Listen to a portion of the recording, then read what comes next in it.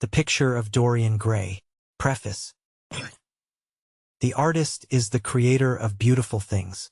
To reveal art and conceal the artist is art's aim. The critic is he who can translate into another manner or a new material his impression of beautiful things. The highest as the lowest form of criticism is a mode of autobiography. Those who find ugly meanings in beautiful things are corrupt without being charming. This is a fault. Those who find beautiful meanings in beautiful things are the cultivated. For these there is hope. They are the elect to whom beautiful things mean only beauty. There is no such thing as a moral or an immoral book. Books are well written or badly written. That is all. The 19th century dislike of realism is the rage of Caliban seeing his own face in a glass. The 19th century dislike of romanticism is the rage of Caliban not seeing his own face in a glass. The moral life of man forms part of the subject matter of the artist, but the morality of art consists in the perfect use of an imperfect medium. No artist desires to prove anything. Even things that are true can be proved. No artist has ethical sympathies. An ethical sympathy in an artist is an unpardonable mannerism of style. No artist is ever morbid. The artist can express everything. Thought and language are to the artist instruments of an art. Vice and virtue are to the artist materials for an art.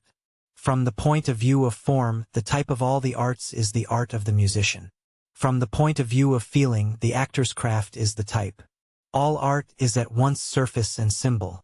Those who go beneath the surface do so at their peril. Those who read the symbol do so at their peril. It is the spectator, and not life, that art really mirrors. Diversity of opinion about a work of art shows that the work is new, complex, and vital. When critics disagree, the artist is in accord with himself. We can forgive a man for making a useful thing as long as he does not admire it. The only excuse for making a useless thing is that one admires it intensely. All art is quite useless. Oscar Wilde. The picture of Dorian Gray. Chapter 1. The studio was filled with the rich odor of roses, and when the light summer wind stirred amidst the trees of the garden, there came through the open door the heavy scent of the lilac, or the more delicate perfume of the pink-flowering thorn. From the corner of the divan of Persian saddlebags on which he was lying, smoking, as was his custom, innumerable cigarettes, Lord Henry Wotton could just catch the gleam of the honey-sweet and honey-colored blossoms of a laburnum, whose tremulous branches seemed hardly able to bear the burden of a beauty so flame-like as theirs. And now and then the fantastic shadows of birds in flight flitted across the long tussore silk curtains that were stretched in front of the huge window, producing a kind of momentary Japanese effect, and making him think of those pallid, jade-faced painters of Tokyo who, through the medium of an art that is necessarily immobile, seek to convey the sense of swiftness and motion. The sullen murmur of the bees shouldering their way through the long unmown grass, or circling with monotonous insistence round the dusty gilt horns of the straggling woodbine, seemed to make the stillness more oppressive. The dim roar of London was like the bourdon note of a distant organ. In the center of the room, clamped to an upright easel, stood the full-length portrait of a young man of extraordinary personal beauty, and in front of it, some little distance away, was sitting the artist himself, Basil Hallward, whose sudden disappearance some years ago caused, at the time, such public excitement and gave rise to so many strange conjectures. As the painter looked at the gracious and comely form he had so skillfully mirrored in his art, a smile of pleasure passed across his face, and seemed about to linger there. But he suddenly started up, and closing his eyes, placed his fingers upon the lids, as though he sought to imprison within his brain some curious dream from which he feared he might awake. "It is your best work, Basil, the best thing you have ever done," said Lord Henry languidly. "You must certainly send it next year to the Grosvenor. The Academy is too large and too vulgar. Whenever I have gone there, there have been either so many people that I have not been able to see the pictures, which was dreadful, or so many pictures that I have not been able to see the people, which was worse. The Grosvenor is really the only place." "I don't think I shall send it anywhere," he answered, tossing his head back in that odd way that used to make his friends laugh at him at Oxford. "No, I won't send it anywhere." Lord Henry elevated his eyebrows and looked at him in amazement through the thin blue wreaths of smoke that curled up in such fanciful whirls from his heavy, opium-tainted cigarette.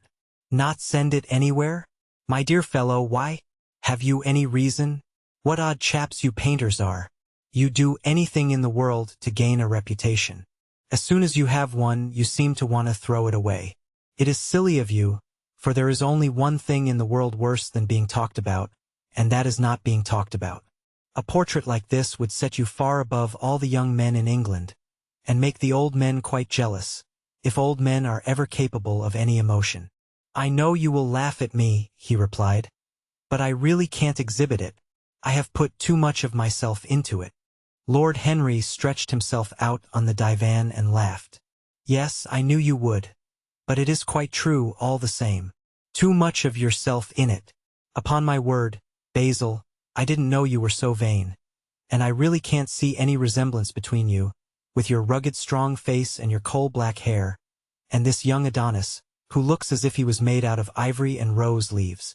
Why, my dear Basil, he is a Narcissus, and you, well, of course you have an intellectual expression and all that. But beauty, real beauty, ends where an intellectual expression begins. Intellect is in itself a mode of exaggeration, and destroys the harmony of any face. The moment one sits down to think, one becomes all nose or all forehead or something horrid. Look at the successful men in any of the learned professions. How perfectly hideous they are. Except, of course, in the church. But then in the church they don't think. A bishop keeps on saying at the age of 80 what he was told to say when he was a boy of 18, and as a natural consequence he always looks absolutely delightful. Your mysterious young friend, whose name you have never told me, but whose picture really fascinates me, never thinks. I feel quite sure of that. He is some brainless beautiful creature who should be always here in winter when we have no flowers to look at, and always here in summer when we want something to chill our intelligence. Don't flatter yourself, Basil. You are not in the least like him. You don't understand me, Harry, answered the artist. Of course I am not like him. I know that perfectly well. Indeed, I should be sorry to look like him. You shrug your shoulders? I am telling you the truth.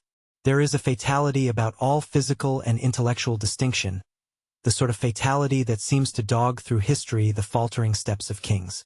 It is better not to be different from one's fellows. The ugly and the stupid have the best of it in this world. They can sit at their ease and gape at the play. If they know nothing of victory, they are at least spared the knowledge of defeat. They live as we all should live, undisturbed, indifferent, and without disquiet. They neither bring ruin upon others, nor ever receive it from alien hands. Your rank and wealth, Harry, my brains, such as they are, my art, whatever it may be worth, Dorian Gray's good looks, we shall all suffer for what the gods have given us, suffer terribly. Dorian Gray? Is that his name? Asked Lord Henry, walking across the studio towards Basil Hallward. Yes, that is his name. I didn't intend to tell it to you. But why not? Oh, I can't explain. When I like people immensely, I never tell their names to anyone. It is like surrendering a part of them. I have grown to love secrecy.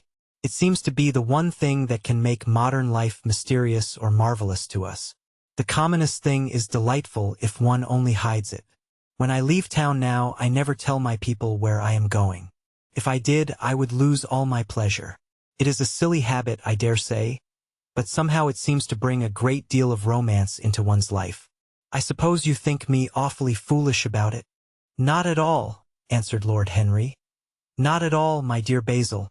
You seem to forget that I am married, and the one charm of marriage is that it makes a life of deception absolutely necessary for both parties. I never know where my wife is, and my wife never knows what I am doing. When we meet, we do meet occasionally, when we dine out together or go down to the Duke's. We tell each other the most absurd stories with the most serious faces. My wife is very good at it. Much better, in fact, than I am. She never gets confused over her dates, and I always do. But when she does find me out, she makes no row at all. I sometimes wish she would, but she merely laughs at me. I hate the way you talk about your married life, Harry, said Basil Hallward, strolling towards the door that led into the garden. I believe that you are really a very good husband, but that you are thoroughly ashamed of your own virtues. You are an extraordinary fellow. You never say a moral thing and you never do a wrong thing. Your cynicism is simply a pose. Being natural is simply a pose, and the most irritating pose I know," cried Lord Henry, laughing. And the two young men went out into the garden together and ensconced themselves on a long bamboo seat that stood in the shade of a tall laurel bush. The sunlight slipped over the polished leaves. In the grass, white daisies were tremulous. After a pause, Lord Henry pulled out his watch. "I am afraid I must be going, Basil," he murmured. "And before I go, I insist on your answering a question I put to you some time ago." "What is that?"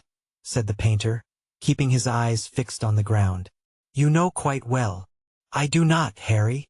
"Well, I will tell you what it is. I want you to explain to me why you won't exhibit Dorian Gray's picture. I want the real reason." "I told you the real reason." "No, you did not. You said it was because there was too much of yourself in it. Now that is childish." "Harry," said Basil Hallward, looking him straight in the face, "every portrait that is painted with feeling is a portrait of the artist, not of the sitter. The sitter is merely the accident, the occasion. It is not he who is revealed by the painter. It is rather the painter who, on the colored canvas, reveals himself. The reason I will not exhibit this picture is that I am afraid that I have shown in it the secret of my own soul." Lord Henry laughed. "And what is that?" he asked. "I will tell you," said Hallward. But an expression of perplexity came over his face.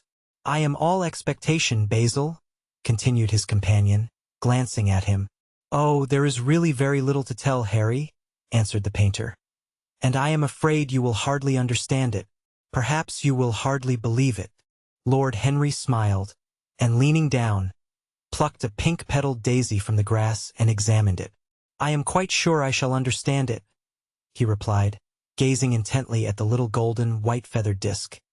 "And as for believing things, I can believe anything, provided that it is quite incredible." The wind shook some blossoms from the trees, and the heavy lilac blooms, with their clustering stars, moved to and fro in the languid air. A grasshopper began to chirrup by the wall, and like a blue thread a long thin dragonfly floated past on its brown gauze wings. Lord Henry felt as if he could hear Basil Hallward's heart beating, and wondered what was coming. "The story is simply this," said the painter after some time. "2 months ago I went to a crush at Lady Brandon's. You know we poor artists have to show ourselves in society from time to time, just to remind the public that we are not savages. With an evening coat and a white tie, as you told me once, anybody, even a stockbroker, can gain a reputation for being civilized. Well, after I had been in the room about 10 minutes, talking to huge overdressed dowagers and tedious academicians, I suddenly became conscious that someone was looking at me. I turned halfway round and saw Dorian Gray for the first time. When our eyes met, I felt that I was growing pale. A curious sensation of terror came over me. I knew that I had come face to face with someone whose mere personality was so fascinating that, if I allowed it to do so, it would absorb my whole nature, my whole soul, my very art itself. I did not want any external influence in my life. You know yourself, Harry, how independent I am by nature. I have always been my own master, had at least always been so, till I met Dorian Gray. Then, but I don't know how to explain it to you. Something seemed to tell me that I was on the verge of a terrible crisis in my life. I had a strange feeling that fate had in store for me exquisite joys and exquisite sorrows. I grew afraid and turned to quit the room. It was not conscience that made me do so. It was a sort of cowardice. I take no credit to myself for trying to escape. Conscience and cowardice are really the same things, Basil. Conscience is the trade name of the firm. That is all. I don't believe that, Harry, and I don't believe you do either. However, whatever was my motive, and it may have been pride, for I used to be very proud, I certainly struggled to the door. There, of course, I stumbled against Lady Brandon. "You are not going to run away so soon, Mr. Hallward?" she screamed out. You know her curiously shrill voice. "Yes, she is a peacock in everything but beauty," said Lord Henry, pulling the daisy to bits with his long, nervous fingers. "I could not get rid of her. She brought me up to royalties, and people with stars and garters, and elderly ladies with gigantic tiaras and parrot noses. She spoke of me as her dearest friend. I had only met her once before, but she took it into her head to Leoneize me. I believe some picture of mine had made a great success at the time, at least had been chattered about in the penny newspapers, which is the 19th century standard of immortality. Suddenly I found myself face to face with the young man whose personality had so strangely stirred me. We were quite close, almost touching. Our eyes met again. It was reckless of me, but I asked Lady Brandon to introduce me to him. Perhaps it was not so reckless, after all. It was simply inevitable. We would have spoken to each other without any introduction. I am sure of that. Dorian told me so afterwards. He, too, felt that we were destined to know each other. And how did Lady Brandon describe this wonderful young man? Asked his companion. I know she goes in for giving a rapid précis of all her guests. I remember her bringing me up to a truculent and red-faced old gentleman covered all over with orders and ribbons, and hissing into my ear, in a tragic whisper which must have been perfectly audible to everybody in the room, the most astounding details. I simply fled. I like to find out people for myself. But Lady Brandon treats her guests exactly as an auctioneer treats his goods. She either explains them entirely away, or tells one everything about them except what one wants to know. Poor Lady Brandon. You are hard on her, Harry, said Hallward listlessly. My dear fellow, she tried to found a salon, and only succeeded in opening a restaurant. How could I admire her? But tell me, what did she say about Mr. Dorian Gray? Oh, something like, charming boy. Poor dear mother and I absolutely inseparable. Quite forget what he does. Afraid he doesn't do anything. Oh yes, plays the piano, or is it the violin, dear Mr. Gray? Neither of us could help laughing, and we became friends at once. Laughter is not at all a bad beginning for a friendship, and it is far the best ending for one, said the young lord, plucking another daisy. Hallward shook his head. You don't understand what friendship is, Harry, he murmured. Or what enmity is, for that matter. You like everyone. That is to say, you are indifferent to everyone. How horribly unjust of you, cried Lord Henry, tilting his hat back and looking up at the little clouds that, like ravelled skeins of glossy white silk, were drifting across the hollowed turquoise of the summer sky. Yes, horribly unjust of you. I make a great difference between people. I choose my friends for their good looks, my acquaintances for their good characters, and my enemies for their good intellects. A man cannot be too careful in the choice of his enemies. I have not got one who is a fool. They are all men of some intellectual power, and consequently they all appreciate me. Is that very vain of me? I think it is rather vain. I should think it was, Harry. But according to your category I must be merely an acquaintance. My dear old Basil, you are much more than an acquaintance, and much less than a friend. A sort of brother, I suppose? Oh, brothers! I don't care for brothers. My elder brother won't die, and my younger brothers seem never to do anything else. Harry! Exclaimed Hallward, frowning. My dear fellow, I am not quite serious, but I can't help detesting my relations. I suppose it comes from the fact that none of us can stand other people having the same faults as ourselves.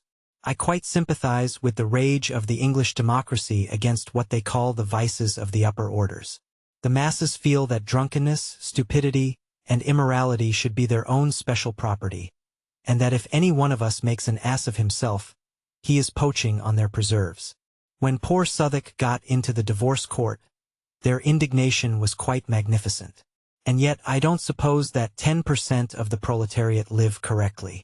I don't agree with a single word that you have said, and, what is more, Harry, I feel sure you don't either.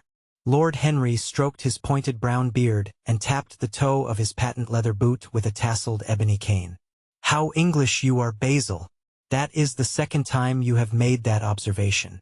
If one puts forward an idea to a true Englishman, always a rash thing to do, he never dreams of considering whether the idea is right or wrong.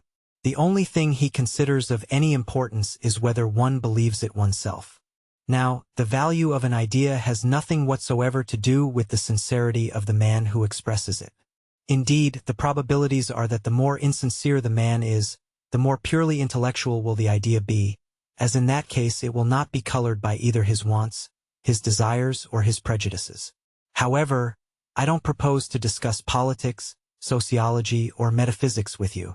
I like persons better than principles, and I like persons with no principles better than anything else in the world. Tell me more about Mr. Dorian Gray. How often do you see him? Every day. I couldn't be happy if I didn't see him every day. He is absolutely necessary to me. How extraordinary! I thought you would never care for anything but your art. He is all my art to me now, said the painter gravely. I sometimes think, Harry, that there are only two eras of any importance in the world's history. The first is the appearance of a new medium for art, and the second is the appearance of a new personality for art also. What the invention of oil painting was to the Venetians, the face of Antinous was to late Greek sculpture, and the face of Dorian Gray will someday be to me. It is not merely that I paint from him, draw from him, sketch from him. Of course, I have done all that. But he is much more to me than a model or a sitter. I won't tell you that I am dissatisfied with what I have done of him, or that his beauty is such that art cannot express it. There is nothing that art cannot express, and I know that the work I have done, since I met Dorian Gray, is good work, is the best work of my life. But in some curious way, I wonder, will you understand me? His personality has suggested to me an entirely new manner in art, an entirely new mode of style. I see things differently. I think of them differently. I can now recreate life in a way that was hidden from me before. A dream of form in days of thought. Who is it who says that? I forget. But it is what Dorian Gray has been to me. The merely visible presence of this lad, for he seems to me little more than a lad, though he is really over 20, his merely visible presence, I wonder, can you realize all that means? Unconsciously he defines for me the lines of a fresh school. A school that is to have in it all the passion of the romantic spirit, all the perfection of the spirit that is Greek. The harmony of soul and body. How much that is! We in our madness have separated the two, and have invented a realism that is vulgar, an ideality that is void. Harry, if you only knew what Dorian Gray is to me. You remember that landscape of mine, for which Agnew offered me such a huge price but which I would not part with. It is one of the best things I have ever done. And why is it so? Because while I was painting it, Dorian Gray sat beside me. Some subtle influence passed from him to me, and for the first time in my life I saw in the plain woodland the wonder I had always looked for and always missed. Basil! This is extraordinary. I must see Dorian Gray. Hallward got up from the seat and walked up and down the garden. After some time he came back. Harry, he said, Dorian Gray is to me simply a motive in art. You might see nothing in him. I see everything in him. He is never more present in my work than when no image of him is there. He is a suggestion, as I have said, of a new manner. I find him in the curves of certain lines, in the loveliness and subtleties of certain colors. That is all. Then why won't you exhibit his portrait? Asked Lord Henry. Because, without intending it, I have put into it some expression of all this curious artistic idolatry, of which, of course, I have never cared to speak to him. He knows nothing about it. He shall never know anything about it. But the world might guess it, and I will not bare my soul to their shallow prying eyes. My heart shall never be put under their microscope. There is too much of myself in the thing, Harry. Too much of myself. Poets are not so scrupulous as you are. They know how useful passion is for publication. Nowadays a broken heart will run to many editions. I hate them for it, cried Hallward. An artist should create beautiful things, but should put nothing of his own life into them. We live in an age when men treat art as if it were meant to be a form of autobiography. We have lost the abstract sense of beauty. Some day I will show the world what it is, and for that reason the world shall never see my portrait of Dorian Gray. I think you are wrong, Basil, but I won't argue with you. It is only the intellectually lost who ever argue. Tell me, is Dorian Gray very fond of you? The painter considered for a few moments. He likes me, he answered after a pause. I know he likes me. Of course I flatter him dreadfully. I find a strange pleasure in saying things to him that I know I shall be sorry for having said. As a rule, he is charming to me, and we sit in the studio and talk of 1,000 things. Now and then, however, he is horribly thoughtless, and seems to take a real delight in giving me pain. Then I feel, Harry, that I have given away my whole soul to someone who treats it as if it were a flower to put in his coat, a bit of decoration to charm his vanity, an ornament for a summer's day. Days in summer, Basil, are apt to linger, murmured Lord Henry. Perhaps you will tire sooner than he will. It is a sad thing to think of, but there is no doubt that genius lasts longer than beauty. That accounts for the fact that we all take such pains to overeducate ourselves. In the wild struggle for existence, we want to have something that endures, and so we fill our minds with rubbish and facts, in the silly hope of keeping our place. The thoroughly well-informed man, that is the modern ideal. And the mind of the thoroughly well-informed man is a dreadful thing. It is like a bric-a-brac shop, all monsters and dust, with everything priced above its proper value. I think you will tire first all the same. Some day you will look at your friend, and he will seem to you to be a little out of drawing, or you won't like his tone of color or something. You will bitterly reproach him in your own heart, and seriously think that he has behaved very badly to you. The next time he calls, you will be perfectly cold and indifferent. It will be a great pity, for it will alter you. What you have told me is quite a romance of art one might call it. And the worst of having a romance of any kind is that it leaves one so unromantic. Harry, don't talk like that. As long as I live, the personality of Dorian Gray will dominate me. You can't feel what I feel. You change too often. Ah, my dear Basil, that is exactly why I can feel it. Those who are faithful know only the trivial side of love. It is the faithless who know love's tragedies. And Lord Henry struck a light on a dainty silver case and began to smoke a cigarette with a self-conscious and satisfied air, as if he had summed up the world in a phrase. There was a rustle of chirping sparrows in the green lacquer leaves of the ivy, and the blue cloud shadows chased themselves across the grass like swallows. How pleasant it was in the garden, and how delightful other people's emotions were. Much more delightful than their ideas, it seemed to him. One's own soul, and the passions of one's friends. Those were the fascinating things in life. He pictured to himself with silent amusement the tedious luncheon that he had missed by staying so long with Basil Hallward. Had he gone to his aunt's, he would have been sure to have met Lord Goodbody there, and the whole conversation would have been about the feeding of the poor and the necessity for model lodging-houses. Each class would have preached the importance of those virtues, for whose exercise there was no necessity in their own lives. The rich would have spoken on the value of thrift, and the idle grown eloquent over the dignity of labor. It was charming to have escaped all that. As he thought of his aunt, an idea seemed to strike him. He turned to Hallward and said, "My dear fellow, I have just remembered." "Remembered what, Harry?" "Where I heard the name of Dorian Gray." "Where was it?" asked Hallward with a slight frown. "Don't look so angry, Basil. It was at my Aunt Lady Agatha's. She told me she had discovered a wonderful young man who was going to help her in the East End, and that his name was Dorian Gray. I am bound to state that she never told me he was good-looking. Women have no appreciation of good looks. At least, good women have not. She said that he was very earnest and had a beautiful nature.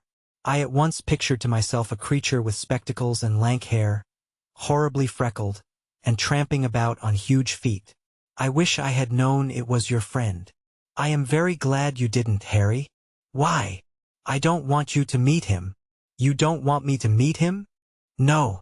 "Mr. Dorian Gray is in the studio, sir," said the butler, coming into the garden.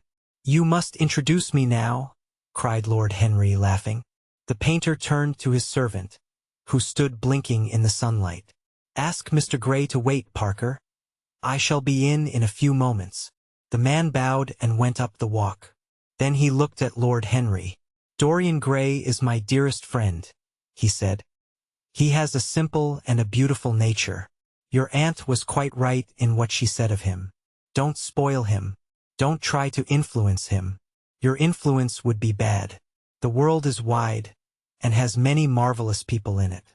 Don't take away from me the one person who gives to my art whatever charm it possesses. My life as an artist depends on him. Mind, Harry, I trust you." He spoke very slowly, and the words seemed wrung out of him almost against his will. "What nonsense you talk," said Lord Henry, smiling, and taking Hallward by the arm. He almost led him into the house. The Picture of Dorian Gray. Chapter 2. As they entered, they saw Dorian Gray. He was seated at the piano with his back to them, turning over the pages of a volume of Schumann's Forest Scenes. "You must lend me these, Basil," he cried. "I want to learn them. They are perfectly charming." "That entirely depends on how you sit today, Dorian." "Oh, I am tired of sitting, and I don't want a life-sized portrait of myself," answered the lad, swinging round on the music stool in a willful, petulant manner. When he caught sight of Lord Henry, a faint blush colored his cheeks for a moment, and he started up. "I beg your pardon, Basil, but I didn't know you had anyone with you. This is Lord Henry Wotton, Dorian, an old Oxford friend of mine. I have just been telling him what a capital sitter you were, and now you have spoiled everything." "You have not spoiled my pleasure in meeting you, Mr. Gray," said Lord Henry, stepping forward and extending his hand. "My aunt has often spoken to me about you. You are one of her favorites, and I am afraid one of her victims also." "I am in Lady Agatha's black books at present," answered Dorian with a funny look of penitence. "I promised to go to a club in Whitechapel with her last Tuesday, and I really forgot all about it. We were to have played a duet together, 3 duets, I believe. I don't know what she will say to me. I am far too frightened to call." "Oh, I will make your peace with my aunt. She is quite devoted to you. And I don't think it really matters about your not being there." The audience probably thought it was a duet. When Aunt Agatha sits down to the piano, she makes quite enough noise for 2 people. "That is very horrid to her, and not very nice to me," answered Dorian, laughing. Lord Henry looked at him. Yes, he was certainly wonderfully handsome, with his finely curved scarlet lips, his frank blue eyes, his crisp gold hair. There was something in his face that made one trust him at once. All the candor of youth was there, as well as all youth's passionate purity. One felt that he had kept himself unspotted from the world. No wonder Basil Hallward worshipped him. "You are too charming to go in for philanthropy, Mr. Gray, far too charming." And Lord Henry flung himself down on the divan and opened his cigarette case. The painter had been busy mixing his colors and getting his brushes ready. He was looking worried, and when he heard Lord Henry's last remark, he glanced at him, hesitated for a moment, and then said, "Harry, I want to finish this picture today. Would you think it awfully rude of me if I asked you to go away?" Lord Henry smiled and looked at Dorian Gray. "Am I to go, Mr. Gray?" he asked. "Oh, please don't, Lord Henry.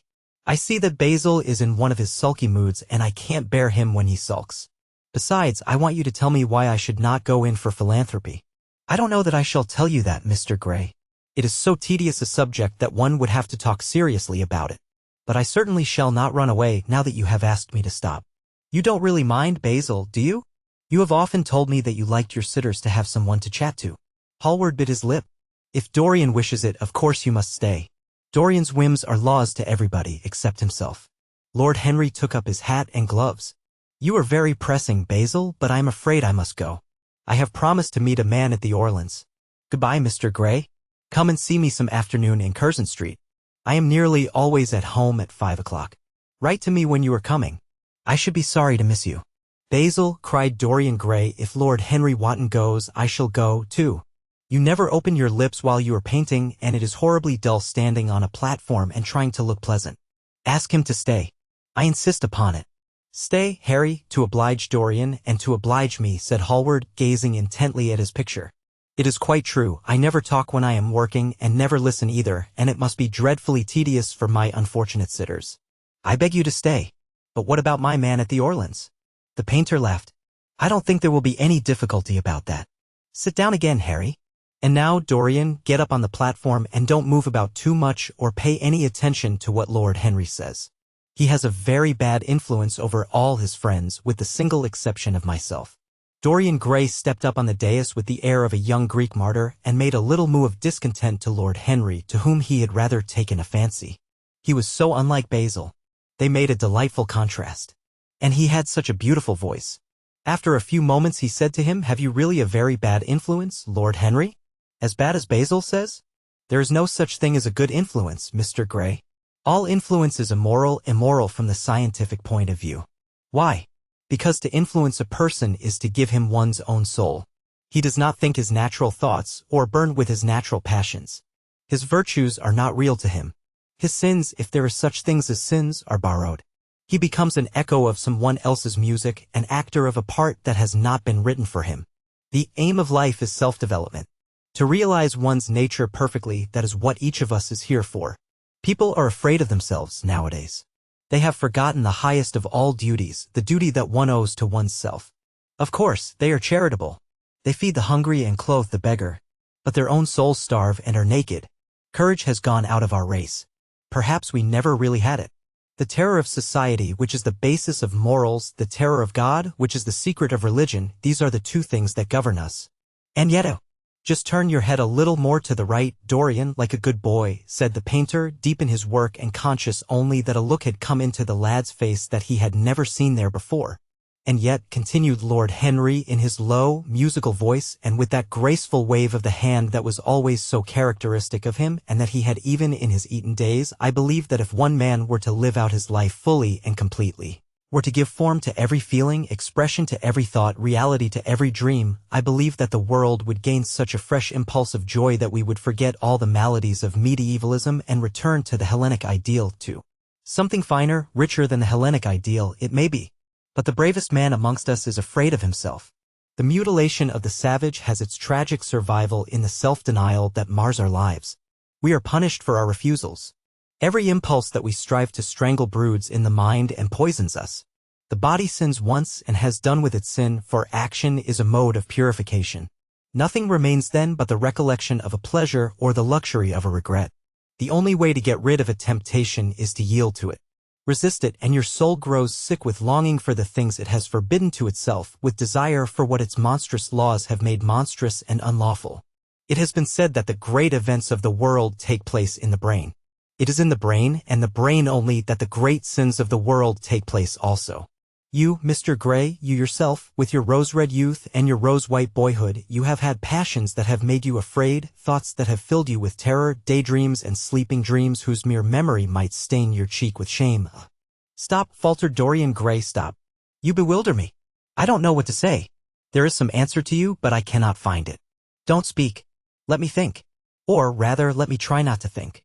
For nearly 10 minutes he stood there, motionless, with parted lips and eyes strangely bright.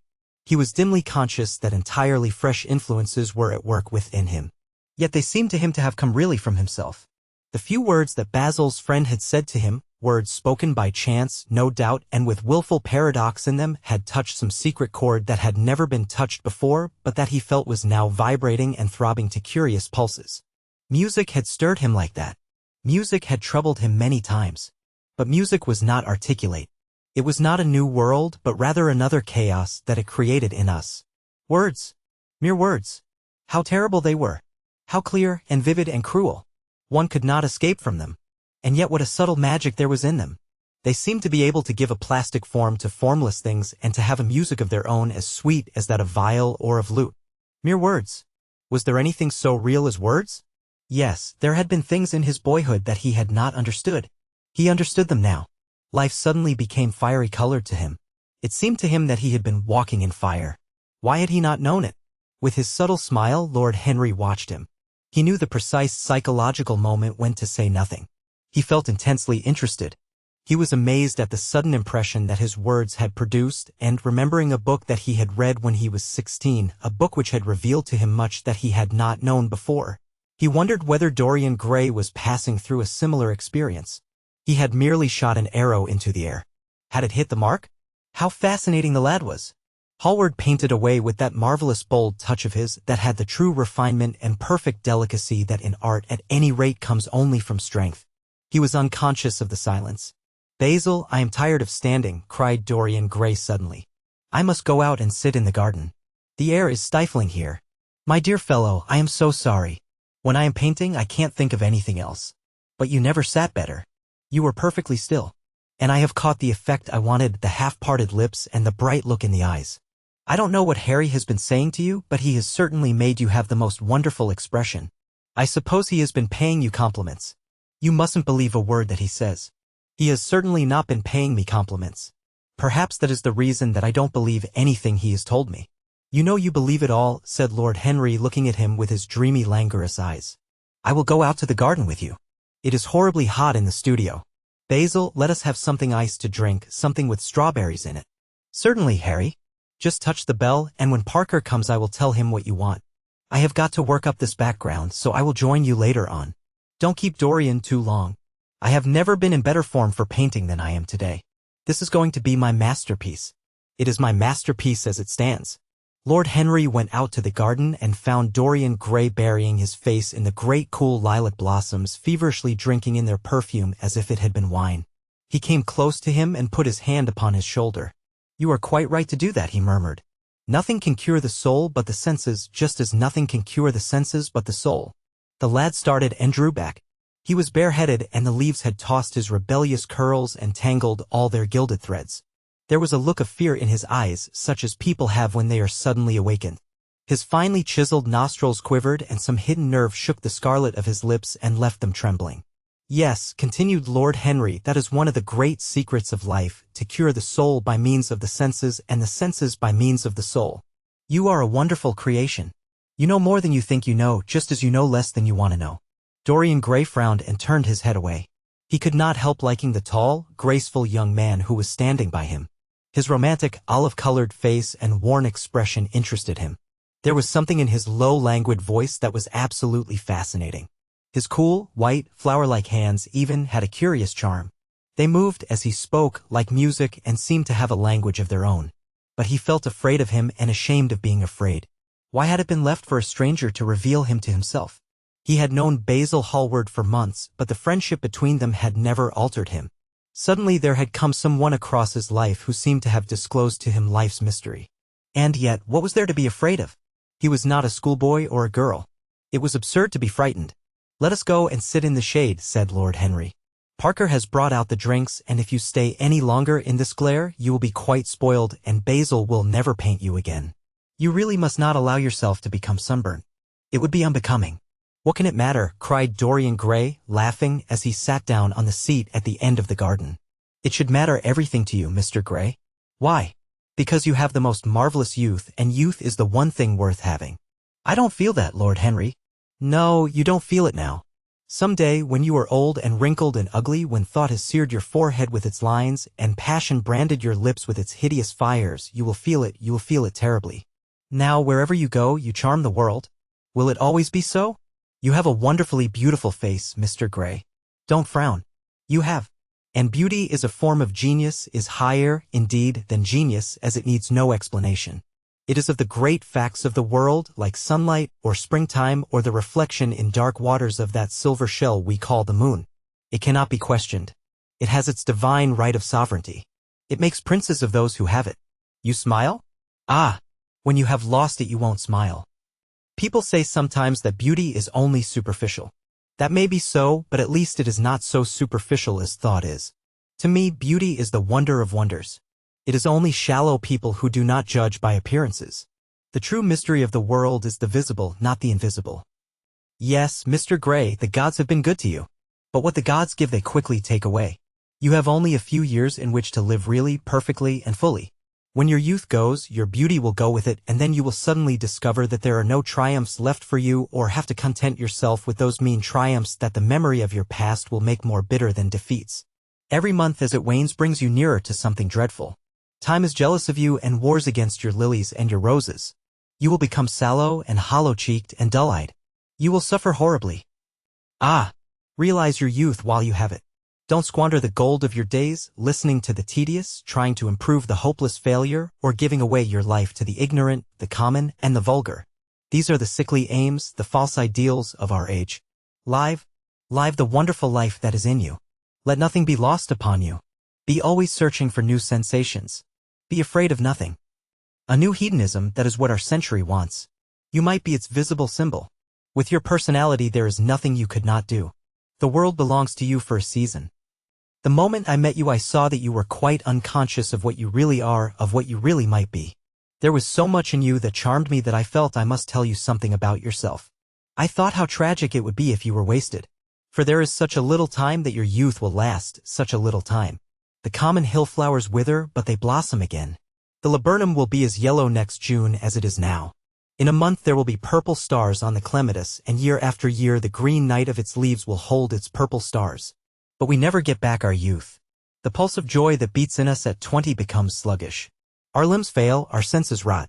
We degenerate into hideous puppets, haunted by the memory of the passions of which we were too much afraid and the exquisite temptations that we had not the courage to yield to. Youth. Youth. There is absolutely nothing in the world but youth. Dorian Gray listened, open-eyed and wondering. The spray of lilac fell from his hand upon the gravel. A furry bee came and buzzed round it for a moment. Then it began to scramble all over the oval stellate globe of the tiny blossoms.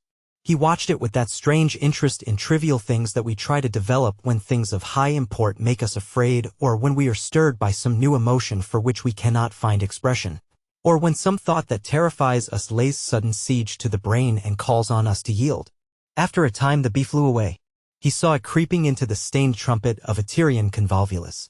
The flower seemed to quiver and then swayed gently to and fro. Suddenly the painter appeared at the door of the studio and made staccato signs for them to come in. They turned to each other and smiled. "I am waiting," he cried. "Do come in. The light is quite perfect and you can bring your drinks." They rose up and sauntered down the walk together. Two green and white butterflies fluttered past them, and in the pear tree at the corner of the garden a thrush began to sing. "You are glad you have met me, Mr. Gray," said Lord Henry, looking at him. "Yes, I am glad now. I wonder, shall I always be glad?"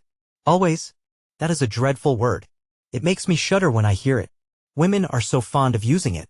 They spoil every romance by trying to make it last forever. It is a meaningless word, too. The only difference between a caprice and a lifelong passion is that the caprice lasts a little longer."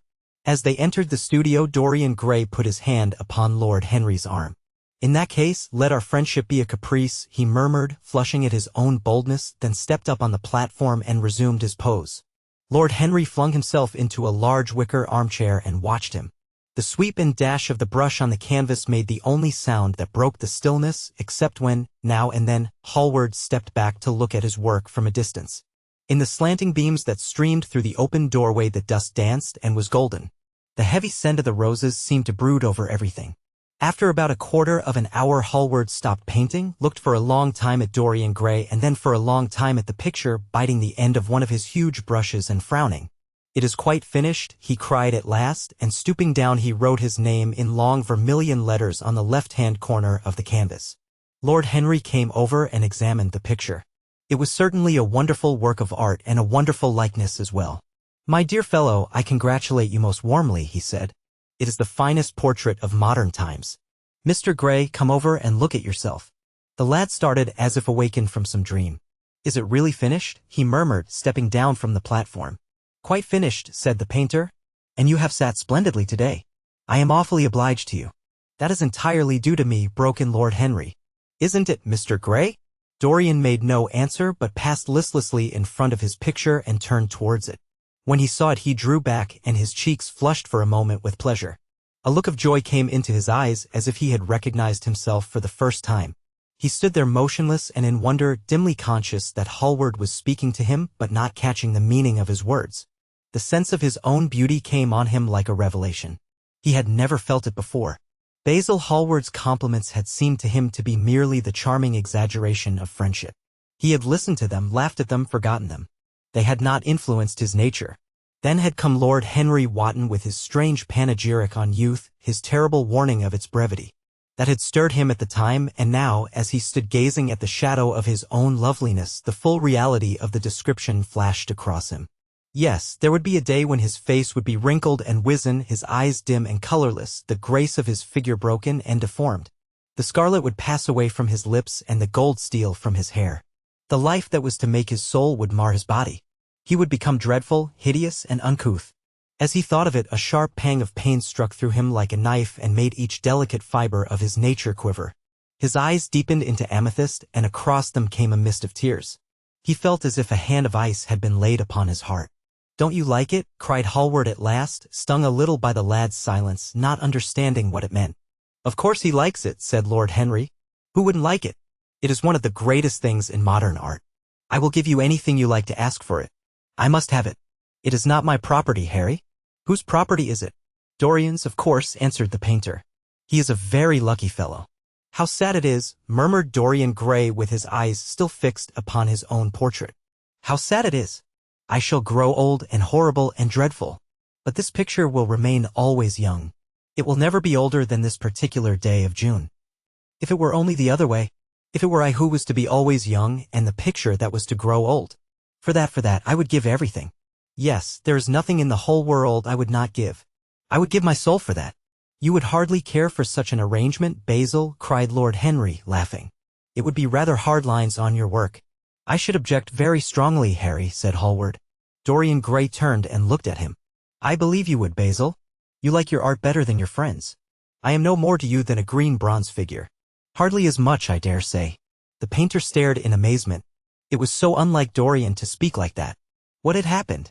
He seemed quite angry. His face was flushed and his cheeks burning. Yes, he continued, I am less to you than your ivory Hermes or your silver fawn. You will like them always. How long will you like me? Till I have my first wrinkle, I suppose? I know now that when one loses one's good looks, whatever they may be, one loses everything. Your picture has taught me that. Lord Henry Wotton is perfectly right. Youth is the only thing worth having. When I find that I am growing old, I shall kill myself. Hallward turned pale and caught his hand. Dorian, he cried, don't talk like that. I have never had such a friend as you, and I shall never have such another. You are not jealous of material things, are you? You who are finer than any of them. I am jealous of everything whose beauty does not die. I am jealous of the portrait you have painted of me. Why should it keep what I must lose? Every moment that passes takes something from me and gives something to it. Oh, if it were only the other way. If the picture could change and I could be always what I am now. Why did you paint it? It will mock me some day, mock me horribly. The hot tears welled into his eyes. He tore his hand away and, flinging himself on the divan, he buried his face in the cushions as though he was praying. This is your doing, Harry, said the painter bitterly. Lord Henry shrugged his shoulders. It is the real Dorian Gray, that is all. It is not. If it is not, what have I to do with it? You should have gone away when I asked you, he muttered. I stayed when you asked me, was Lord Henry's answer. Harry, I can't quarrel with my two best friends at once, but between you both you have made me hate the finest piece of work I have ever done, and I will destroy it. What is it but canvas and color? I will not let it come across our 3 lives and mar them. Dorian Gray lifted his golden head from the pillow and with pallid face and tear-stained eyes looked at him as he walked over to the deal painting table that was set beneath the high-curtained window. What was he doing there? His fingers were straying about among the litter of tin tubes and dry brushes, seeking for something. Yes, it was for the long palette knife with its thin blade of light steel. He had found it at last. He was going to rip up the canvas. With a stifled sob the lad leaped from the couch and, rushing over to Hallward, tore the knife out of his hand and flung it to the end of the studio. Don't, Basil, don't, he cried. It would be murder. I am glad you appreciate my work at last, Dorian, said the painter coldly when he had recovered from his surprise. I never thought you would. Appreciate it? I am in love with it, Basil. It is part of myself. I feel that. Well, as soon as you are dry, you shall be varnished and framed and sent home. Then you can do what you like with yourself. And he walked across the room and rang the bell for tea. You will have tea, of course, Dorian? And so will you, Harry? Or do you object to such simple pleasures? I adore simple pleasures, said Lord Henry. They are the last refuge of the complex. But I don't like scenes except on the stage. What absurd fellows you are, both of you. I wonder who it was defined man as a rational animal. It was the most premature definition ever given. Man is many things, but he is not rational. I am glad he is not, after all, though I wish you chaps would not squabble over the picture. You had much better let me have it, Basil. This silly boy doesn't really want it, and I really do. If you let any one have it but me, Basil, I shall never forgive you, cried Dorian Gray, and I don't allow people to call me a silly boy. You know the picture is yours, Dorian. I gave it to you before it existed. And you know you have been a little silly, Mr. Gray, and that you don't really object to being reminded that you are extremely young. I should have objected very strongly this morning, Lord Henry. Ah, this morning. You have lived since then. There came a knock at the door, and the butler entered with a laden tea tray and set it down upon a small Japanese table. There was a rattle of cups and saucers and the hissing of a fluted Georgian urn. 2 globe-shaped china dishes were brought in by a page. Dorian Gray went over and poured out the tea. The 2 men sauntered languidly to the table and examined what was under the covers. Let us go to the theater tonight, said Lord Henry. There is sure to be something on somewhere. I have promised to dine at White's, but it is only with an old friend, so I can send him a wire to say that I am ill, or that I am prevented from coming in consequence of a subsequent engagement. I think that would be a rather nice excuse. It would have all the surprise of candor. It is such a bore putting on one's dress clothes, muttered Hallward. And when one has them on, they are so horrid. Yes, answered Lord Henry dreamily, the costume of the 19th century is detestable. It is so somber, so depressing. Sin is the only real color element left in modern life. You really must not say things like that before Dorian, Harry. Before which Dorian? The one who is pouring out tea for us, or the one in the picture? Before either. I should like to come to the theater with you, Lord Henry, said the lad. Then you shall come, and you will come too, Basil, won't you? I can't really. I would sooner not. I have a lot of work to do. Well, then you and I will go alone, Mr. Gray. I should like that awfully. The painter bit his lip and walked over, cup in hand, to the picture. I shall stay with the real Dorian, he said sadly. Is it the real Dorian? Cried the original of the portrait, strolling across to him. Am I really like that? Yes, you are just like that. How wonderful, Basil. At least you are like it in appearance. But it will never alter, sighed Hallward. That is something. What a fuss people make about fidelity, exclaimed Lord Henry. Why, even in love it is purely a question for physiology. It has nothing to do with our own will. Young men want to be faithful and are not, old men want to be faithless and cannot, that is all one can say. Don't go to the theater tonight, Dorian, said Hallward. Stop and dine with me. I can't, Basil. Why? Because I have promised Lord Henry Wotton to go with him. He won't like you the better for keeping your promises. He always breaks his own. I beg you not to go. Dorian Gray laughed and shook his head. I entreat you. The lad hesitated and looked over at Lord Henry, who was watching them from the tea table with an amused smile. I must go, Basil, he answered. Very well, said Hallward, and he went over and laid down his cup on the tray. It is rather late, and as you have to dress, you had better lose no time. Goodbye, Harry. Goodbye, Dorian. Come and see me soon. Come tomorrow. Certainly. You won't forget? No, of course not, cried Dorian. And? Harry. Yes, Basil? Remember what I asked you when we were in the garden this morning. I have forgotten it. I trust you. I wish I could trust myself, said Lord Henry, laughing. Come, Mr. Gray, my hansom is outside and I can drop you at your own place. Goodbye, Basil. It has been a most interesting afternoon. As the door closed behind them, the painter flung himself down on a sofa and a look of pain came into his face. The Picture of Dorian Gray. Chapter 3. At 12:30 next day, Lord Henry Wotton strolled from Curzon Street over to the Albany to call on his uncle, Lord Fermor, a genial if somewhat rough-mannered old bachelor, whom the outside world called selfish because it derived no particular benefit from him, but who was considered generous by society as he fed the people who amused him. His father had been our ambassador at Madrid when Isabella was young and prim unthought of, but had retired from the diplomatic service in a capricious moment of annoyance on not being offered the embassy at Paris, a post to which he considered that he was fully entitled by reason of his birth, his indolence, the good English of his dispatches, and his inordinate passion for pleasure. The son, who had been his father's secretary, had resigned along with his chief, somewhat foolishly as was thought at the time, and on succeeding some months later to the title, had set himself to the serious study of the great aristocratic art of doing absolutely nothing. He had 2 large town houses, but preferred to live in chambers as it was less trouble, and took most of his meals at his club.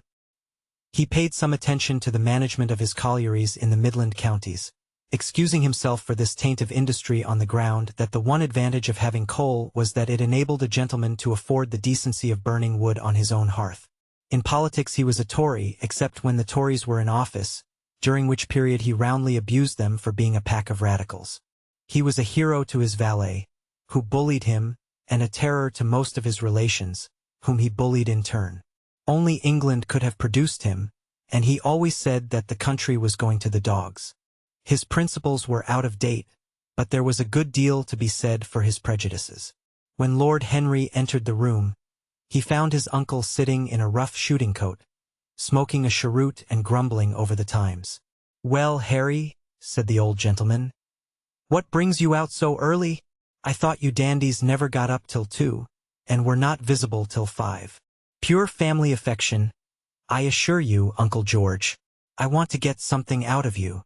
"Money, I suppose?" said Lord Fermor, making a wry face. "Well, sit down and tell me all about it. Young people nowadays imagine that money is everything." "Yes," murmured Lord Henry, settling his buttonhole in his coat. "And when they grow older they know it. But I don't want money. It is only people who pay their bills who want that, Uncle George, and I never pay mine. Credit is the capital of a younger son, and one lives charmingly upon it. Besides, I always deal with Dartmoor's tradesmen, and consequently they never bother me. What I want is information. Not useful information, of course. Useless information. Well, I can tell you anything that is in an English blue book, Harry, although those fellows nowadays write a lot of nonsense. When I was in the diplomatic, things were much better. But I hear they let them in now by examination. What can you expect? Examinations, sir, are pure humbug from beginning to end. If a man is a gentleman, he knows quite enough, and if he is not a gentleman, whatever he knows is bad for him. Mr. Dorian Gray does not belong to blue books, Uncle George, said Lord Henry languidly. Mr. Dorian Gray? Who is he? Asked Lord Fermor, knitting his bushy white eyebrows. That is what I have come to learn, Uncle George. Or rather, I know who he is. He is the last Lord Kelso's grandson. His mother was a Devereux, Lady Margaret Devereux. I want you to tell me about his mother. What was she like? Whom did she marry? You have known nearly everybody in your time, so you might have known her. I am very much interested in Mr. Gray at present. I have only just met him. Kelso's grandson, echoed the old gentleman. Kelso's grandson. Of course. I knew his mother intimately. I believe I was at her christening. She was an extraordinarily beautiful girl, Margaret Devereux, and made all the men frantic by running away with a penniless young fellow. A mere nobody, sir, a subaltern in a foot regiment or something of that kind. Certainly. I remember the whole thing as if it happened yesterday. The poor chap was killed in a duel at Spa a few months after the marriage. There was an ugly story about it. They said Kelso got some rascally adventurer, some Belgian brute, to insult his son-in-law in public. Paid him, sir, to do it, paid him, and that the fellow spitted his man as if he had been a pigeon. The thing was hushed up, but, egad, Kelso ate his chop alone at the club for some time afterwards. He brought his daughter back with him, I was told, and she never spoke to him again. Oh yes, it was a bad business. The girl died, too, died within a year. So she left a son, did she? I had forgotten that. What sort of boy is he? If he is like his mother, he must be a good-looking chap. He is very good-looking, assented Lord Henry. I hope he will fall into proper hands, continued the old man. He should have a pot of money waiting for him if Kelso did the right thing by him. His mother had money, too. All the Selby property came to her, through her grandfather. Her grandfather hated Kelso, thought him a mean dog. He was too. Came to Madrid once when I was there. Egad, I was ashamed of him. The Queen used to ask me about the English noble, who was always quarreling with the cabmen about their fares. They made quite a story of it. I didn't dare show my face at court for a month. I hope he treated his grandson better than he did the Jarvies. I don't know, answered Lord Henry. I fancy that the boy will be well off. He is not of age yet. He has Selby, I know. He told me so. And his mother was very beautiful. Margaret Devereux was one of the loveliest creatures I ever saw, Harry. What on earth induced her to behave as she did, I never could understand. She could have married anybody she chose. Carlington was mad after her. She was romantic, though. All the women of that family were. The men were a poor lot, but, egad, the women were wonderful. Carlington went on his knees to her. Told me so himself. She laughed at him, and there wasn't a girl in London at the time who wasn't after him. And by the way, Harry, talking about silly marriages, what is this humbug your father tells me about Dartmoor wanting to marry an American? Ain't English girls good enough for him? It is rather fashionable to marry Americans just now, Uncle George. I'll back English women against the world, Harry, said Lord Fermor, striking the table with his fist. The betting is on the Americans. They don't last, I am told, muttered his uncle. A long engagement exhausts them, but they are capital at a steeplechase. They take things flying. I don't think Dartmoor has a chance. Who are her people? Grumbled the old gentleman. Has she got any? Lord Henry shook his head. American girls are as clever at concealing their parents as English women are at concealing their past, he said, rising to go. They are pork packers, I suppose? I hope so, Uncle George, for Dartmoor's sake. I am told that pork packing is the most lucrative profession in America, after politics. Is she pretty? She behaves as if she was beautiful. Most American women do. It is the secret of their charm. Why can't these American women stay in their own country? They are always telling us that it is the paradise for women. It is. That is the reason why, like Eve, they are so excessively anxious to get out of it," said Lord Henry. "Goodbye, Uncle George. I shall be late for lunch if I stop any longer. Thanks for giving me the information I wanted. I always like to know everything about my new friends, and nothing about my old ones. Where are you lunching, Harry?" "At Aunt Agatha's. I have asked myself and Mr. Gray. He is her latest protégé." "Humph! Tell your Aunt Agatha, Harry, not to bother me any more with her charity appeals. I am sick of them. Why, the good woman thinks that I have nothing to do but to write checks for her silly fads." "All right, Uncle George, I'll tell her. But it won't have any effect. Philanthropic people lose all sense of humanity. It is their distinguishing characteristic." The old gentleman growled approvingly and rang the bell for his servant. Lord Henry passed up the low arcade into Burlington Street and turned his steps in the direction of Berkeley Square. So that was the story of Dorian Gray's parentage. Crudely as it had been told to him, it had yet stirred him by its suggestion of a strange, almost modern romance. A beautiful woman risking everything for a mad passion. A few wild weeks of happiness cut short by a hideous, treacherous crime. Months of voiceless agony, and then a child born in pain. The mother snatched away by death. The boy left to solitude and the tyranny of an old and loveless man. Yes, it was an interesting background. Opposed the lad, made him more perfect, as it were. Behind every exquisite thing that existed, there was something tragic. Worlds had to be in travail, that the meanest flower might blow. And how charming he had been at dinner the night before, as with startled eyes and lips parted in frightened pleasure, he had sat opposite to him at the club, the red candle shade staining to a richer rose the wakening wonder of his face. Talking to him was like playing upon an exquisite violin. He answered to every touch and thrill of the bow. There was something terribly enthralling in the exercise of influence. No other activity was like it, to project one's soul into some gracious form and let it tarry there for a moment. To hear one's own intellectual views echoed back to one with all the added music of passion and youth. To convey one's temperament into another as though it were a subtle fluid or a strange perfume. There was a real joy in that, perhaps the most satisfying joy left to us in an age so limited and vulgar as our own, an age grossly carnal in its pleasures, and grossly common in its aims. He was a marvelous type, too, this lad, whom by so curious a chance he had met in Basil's studio, or could be fashioned into a marvelous type, at any rate. Grace was his, and the white purity of boyhood, and beauty such as old Greek marbles kept for us. There was nothing that one could not do with him. He could be made a Titan or a toy. What a pity it was that such beauty was destined to fade. And Basil? From a psychological point of view, how interesting he was. The new manner in art, the fresh mode of looking at life, suggested so strangely by the merely visible presence of one who was unconscious of it all.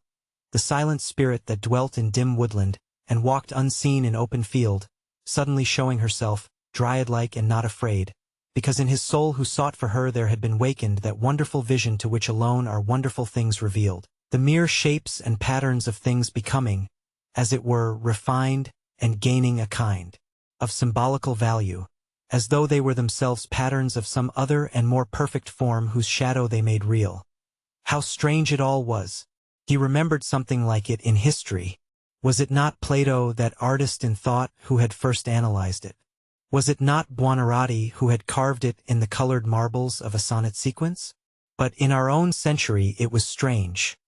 Yes, he would try to be to Dorian Gray what, without knowing it, the lad was to the painter who had fashioned the wonderful portrait. He would seek to dominate him, had already indeed half done so. He would make that wonderful spirit his own. There was something fascinating in this son of love and death. Suddenly he stopped and glanced up at the houses. He found that he had passed his aunts some distance, and, smiling to himself, turned back. When he entered the somewhat somber hall, the butler told him that they had gone in to lunch. He gave one of the footmen his hat and stick and passed into the dining room. "Late as usual, Harry," cried his aunt, shaking her head at him. He invented a facile excuse, and having taken the vacant seat next to her, looked round to see who was there. Dorian bowed to him shyly from the end of the table, a flush of pleasure stealing into his cheek. Opposite was the Duchess of Harley, a lady of admirable good nature and good temper, much liked by everyone who knew her, and of those ample architectural proportions that in women who are not duchesses are described by contemporary historians as stoutness. Next to her sat, on her right, Sir Thomas Burden, a radical member of Parliament, who followed his leader in public life and in private life followed the best cooks, dining with the Tories and thinking with the Liberals, in accordance with a wise and well-known rule. The post on her left was occupied by Mr. Erskine of Treadley, an old gentleman of considerable charm and culture, who had fallen, however, into bad habits of silence, having, as he explained once to Lady Agatha, said everything that he had to say before he was 30. His own neighbor was Mrs. Vandeleur, one of his aunt's oldest friends, a perfect saint amongst women, but so dreadfully dowdy that she reminded one of a badly bound hymn book. Fortunately for him she had on the other side Lord Fodle, a most intelligent middle-aged mediocrity, as bald as a ministerial statement in the House of Commons, with whom she was conversing in that intensely earnest manner which is the one unpardonable error, as he remarked once himself, that all really good people fall into, and from which none of them ever quite escape. "We are talking about poor Dartmoor, Lord Henry?" cried the Duchess, nodding pleasantly to him across the table. "Do you think he will really marry this fascinating young person?" "I believe she has made up her mind to propose to him, Duchess." "How dreadful!" exclaimed Lady Agatha. "Really, someone should interfere. I am told, on excellent authority, that her father keeps an American dry goods store," said Sir Thomas Burden, looking supercilious. "My uncle has already suggested pork packing, Sir Thomas." "Dry goods? What are American dry goods?" asked the Duchess, raising her large hands in wonder and accentuating the verb. "American novels," answered Lord Henry, helping himself to some quail. The Duchess looked puzzled. "Don't mind him, my dear," whispered Lady Agatha. "He never means anything that he says. When America was discovered," said the radical member, and he began to give some wearisome facts. Like all people who try to exhaust a subject, he exhausted his listeners. The Duchess sighed and exercised her privilege of interruption. "I wish to goodness it never had been discovered at all," she exclaimed. "Really, our girls have no chance nowadays. It is most unfair." "Perhaps, after all, America never has been discovered," said Mr. Erskine. "I myself would say that it had merely been detected." "Oh, but I have seen specimens of the inhabitants," answered the Duchess vaguely. "I must confess that most of them are extremely pretty, and they dress well too. They get all their dresses in Paris. I wish I could afford to do the same." "They say that when good Americans die they go to Paris," chuckled Sir Thomas, who had a large wardrobe of Humour's cast-off clothes. "Really? And where do bad Americans go to when they die?" inquired the Duchess. "They go to America," murmured Lord Henry. Sir Thomas frowned. "I am afraid that your nephew is prejudiced against that great country," he said to Lady Agatha. "I have traveled all over it in cars provided by the directors, who, in such matters, are extremely civil. I assure you that it is an education to visit it." "But must we really see Chicago in order to be educated?" asked Mr. Erskine plaintively. "I don't feel up to the journey." Sir Thomas waved his hand. "Mr. Erskine of Treadley has the world on his shelves. We practical men like to see things, not to read about them. The Americans are an extremely interesting people. They are absolutely reasonable. I think that is their distinguishing characteristic." "Yes, Mr. Erskine, an absolutely reasonable people. I assure you there is no nonsense about the Americans." "How dreadful!" cried Lord Henry. "I can stand brute force, but brute reason is quite unbearable. There is something unfair about its use. It is hitting below the intellect." "I do not understand you," said Sir Thomas, growing rather red. "I do, Lord Henry," murmured Mr. Erskine with a smile. "Paradoxes are all very well in their way," rejoined the baronet. "Was that a paradox?" asked Mr. Erskine. "I did not think so. Perhaps it was." Well, the way of paradoxes is the way of truth. To test reality, we must see it on the tightrope. When the verities become acrobats, we can judge them. Dear me, said Lady Agatha. How you men argue. I am sure I never can make out what you are talking about. Oh. The Picture of Dorian Gray. Chapter 4. One afternoon, a month later, Dorian Gray was reclining in a luxurious armchair in the little library of Lord Henry's house in Mayfair. It was, in its way, a very charming room, with its high-paneled wainscoting of olive-stained oak, its cream-colored frieze and ceiling of raised plasterwork, and its brickdust felt carpet strewn with silk, long-fringed Persian rugs. On a tiny satinwood table stood a statuette by Clodion, and beside it lay a copy of Les Cent Nouvelles, bound for Margaret of Valois by Clovis Eve and powdered with the gilt daisies that Queen had selected for her device. Some large blue china jars and parrot tulips were ranged on the mantelshelf, and through the small leaded panes of the window streamed the apricot-colored light of a summer day in London. Lord Henry had not yet come in. He was always late on principle, his principle being that punctuality is the thief of time. So the lad was looking rather sulky as with listless fingers he turned over the pages of an elaborately illustrated edition of Manon Lescaut that he had found in one of the bookcases. The formal monotonous ticking of the Louis Quatorze clock annoyed him. Once or twice he thought of going away. At last he heard a step outside and the door opened. "How late you are, Harry," he murmured. "I am afraid it is not Harry," Mr. Gray answered a shrill voice. He glanced quickly round and rose to his feet. "I beg your pardon. You thought it was my husband. It is only his wife. You must let me introduce myself. I know you quite well by your photographs. I think my husband has got 17 of them." "Not 17, Lady Henry?" "Well, 18 then. And I saw you with him the other night at the opera." She laughed nervously as she spoke and watched him with her vague forget-me-not eyes. She was a curious woman whose dresses always looked as if they had been designed in a rage and put on in a tempest. She was usually in love with somebody, and as her passion was never returned, she had kept all her illusions. She tried to look picturesque, but only succeeded in being untidy. Her name was Victoria, and she had a perfect mania for going to church. "That was at Lohengrin, Lady Henry, I think?" "Yes, it was at dear Lohengrin. I like Wagner's music better than anybody's. It is so loud that one can talk the whole time without other people hearing what one says. That is a great advantage, don't you think so, Mr. Gray?" The same nervous staccato laugh broke from her thin lips, and her fingers began to play with a long tortoiseshell paper knife. Dorian smiled and shook his head. "I am afraid I don't think so, Lady Henry. I never talk during music, at least during good music. If one hears bad music, it is one's duty to drown it in conversation." "Ah, that is one of Harry's views, isn't it, Mr. Gray?" "I always hear Harry's views from his friends. It is the only way I get to know of them. But you must not think I don't like good music. I adore it, but I am afraid of it. It makes me too romantic. I have simply worshipped pianists 2 at a time sometimes, Harry tells me. I don't know what it is about them. Perhaps it is that they are foreigners. They all are, ain't they? Even those that are born in England become foreigners after a time, don't they? It is so clever of them and such a compliment to art. Makes it quite cosmopolitan, doesn't it? You have never been to any of my parties, have you, Mr. Gray? You must come. I can't afford orchids, but I spare no expense in foreigners. They make one's rooms look so picturesque. But here is Harry. Harry, I came in to look for you, to ask you something, I forget what it was, and I found Mr. Gray here. We have had such a pleasant chat about music. We have quite the same ideas.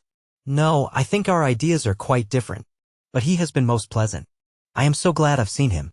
I am charmed, my love, quite charmed, said Lord Henry, elevating his dark, crescent-shaped eyebrows and looking at them both with an amused smile.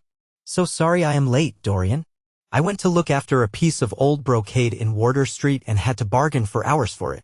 Nowadays people know the price of everything and the value of nothing. I am afraid I must be going, exclaimed Lady Henry, breaking an awkward silence with her silly sudden laugh. I have promised to drive with the Duchess. Goodbye, Mr. Gray. Goodbye, Harry. You are dining out, I suppose? So am I. Perhaps I shall see you at Lady Thornberry's. I dare say, my dear, said Lord Henry, shutting the door behind her as, looking like a bird of paradise that had been out all night in the rain, she flitted out of the room, leaving a faint odor of frangipani. Then he lit a cigarette and flung himself down on the sofa. Never marry a woman with straw-colored hair, Dorian, he said after a few puffs. Why, Harry? Because they are so sentimental. But I like sentimental people. Never marry at all, Dorian. Men marry because they are tired, women because they are curious, both are disappointed. I don't think I am likely to marry, Harry. I am too much in love. That is one of your aphorisms. I am putting it into practice as I do everything that you say. Who are you in love with? Asked Lord Henry after a pause. With an actress, said Dorian Gray, blushing. Lord Henry shrugged his shoulders. That is a rather commonplace debut. You would not say so if you saw her, Harry. Who is she? Her name is Sybil Vane. Never heard of her. No one has. People will someday, however. She is a genius. My dear boy, no woman is a genius. Women are a decorative sex. They never have anything to say, but they say it charmingly. Women represent the triumph of matter over mind, just as men represent the triumph of mind over morals. Harry, how can you? My dear Dorian, it is quite true. I am analyzing women at present, so I ought to know. The subject is not so abstruse as I thought it was. I find that, ultimately, there are only two kinds of women, the plain and the colored. The plain women are very useful.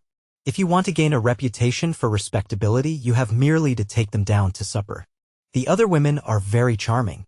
They commit one mistake, however. They paint in order to try and look young. Our grandmothers painted in order to try and talk brilliantly. Rouge and esprit used to go together. That is all over now. As long as a woman can look 10 years younger than her own daughter, she is perfectly satisfied. As for conversation, there are only 5 women in London worth talking to, and 2 of these can't be admitted into decent society. However, tell me about your genius. How long have you known her? Ah, Harry, your views terrify me. Never mind that. How long have you known her? About 3 weeks. And where did you come across her? I will tell you, Harry, but you mustn't be unsympathetic about it. After all, it never would have happened if I had not met you. You filled me with a wild desire to know everything about life. For days after I met you, something seemed to throb in my veins. As I lounged in the park or strolled down Piccadilly, I used to look at everyone who passed me and wonder, with a mad curiosity, what sort of lives they led. Some of them fascinated me. Others filled me with terror. There was an exquisite poison in the air. I had a passion for sensations. Well, one evening about 7 o'clock, I determined to go out in search of some adventure. I felt that this grey, monstrous London of ours, with its myriads of people, its sordid sinners, and its splendid sins, as you once phrased it, must have something in store for me. I fancied 1,000 things. The mere danger gave me a sense of delight. I remembered what you had said to me on that wonderful evening when we first dined together about the search for beauty being the real secret of life. I don't know what I expected, but I went out and wandered eastward, soon losing my way in a labyrinth of grimy streets and black grassless squares. About 8:30 I passed by an absurd little theater with great flaring gas jets and gaudy playbills. A hideous Jew, in the most amazing waistcoat I ever beheld in my life, was standing at the entrance, smoking a vile cigar. He had greasy ringlets and an enormous diamond blazed in the center of a soiled shirt. "Have a box, my lord," he said when he saw me, and he took off his hat with an air of gorgeous servility. There was something about him, Harry, that amused me. He was such a monster. You will laugh at me, I know, but I really went in and paid a whole guinea for the stage box. To the present day, I can't make out why I did so, and yet if I hadn't, my dear Harry, if I hadn't, I should have missed the greatest romance of my life. I see you are laughing. It is horrid of you. I am not laughing, Dorian, at least I am not laughing at you. But you should not say the greatest romance of your life. You should say the first romance of your life. You will always be loved, and you will always be in love with love. A grande passion is the privilege of people who have nothing to do. That is the one use of the idle classes of a country. Don't be afraid. There are exquisite things in store for you. This is merely the beginning. Do you think my nature so shallow? Cried Dorian Gray angrily. No, I think your nature so deep. How do you mean? My dear boy, the people who love only once in their lives are really the shallow people. What they call their loyalty and their fidelity, I call either the lethargy of custom or their lack of imagination. Faithfulness is to the emotional life what consistency is to the life of the intellect, simply a confession of failure. Faithfulness. I must analyze it someday. The passion for property is in it. There are many things that we would throw away if we were not afraid that others might pick them up. But I don't want to interrupt you. Go on with your story. Well, I found myself seated in a horrid little private box with a vulgar drop scene staring me in the face. I looked out from behind the curtain and surveyed the house. It was a tawdry affair, all cupids and cornucopias, like a third-rate wedding cake. The gallery and pit were fairly full, but the 2 rows of dingy stalls were quite empty, and there was hardly a person in what I suppose they called the dress circle. Women went about with oranges and ginger beer, and there was a terrible consumption of nuts going on. It must have been just like the palmy days of the British drama. Just like, I should fancy, and very depressing. I began to wonder what on earth I should do when I caught sight of the playbill. What do you think the play was, Harry? I should think, The Idiot Boy, or Dumb but Innocent. Our fathers used to like that sort of piece, I believe. The longer I live, Dorian, the more keenly I feel that whatever was good enough for our fathers is not good enough for us. In art as in politics, les grands-peurs ont toujours tort. This play was good enough for us, Harry. It was Romeo and Juliet. I must admit that I was rather annoyed at the idea of seeing Shakespeare done in such a wretched hole of a place. Still, I felt interested in a sort of way. At any rate, I determined to wait for the first act. There was a dreadful orchestra presided over by a young Hebrew who sat at a cracked piano that nearly drove me away, but at last the drop scene was drawn up and the play began.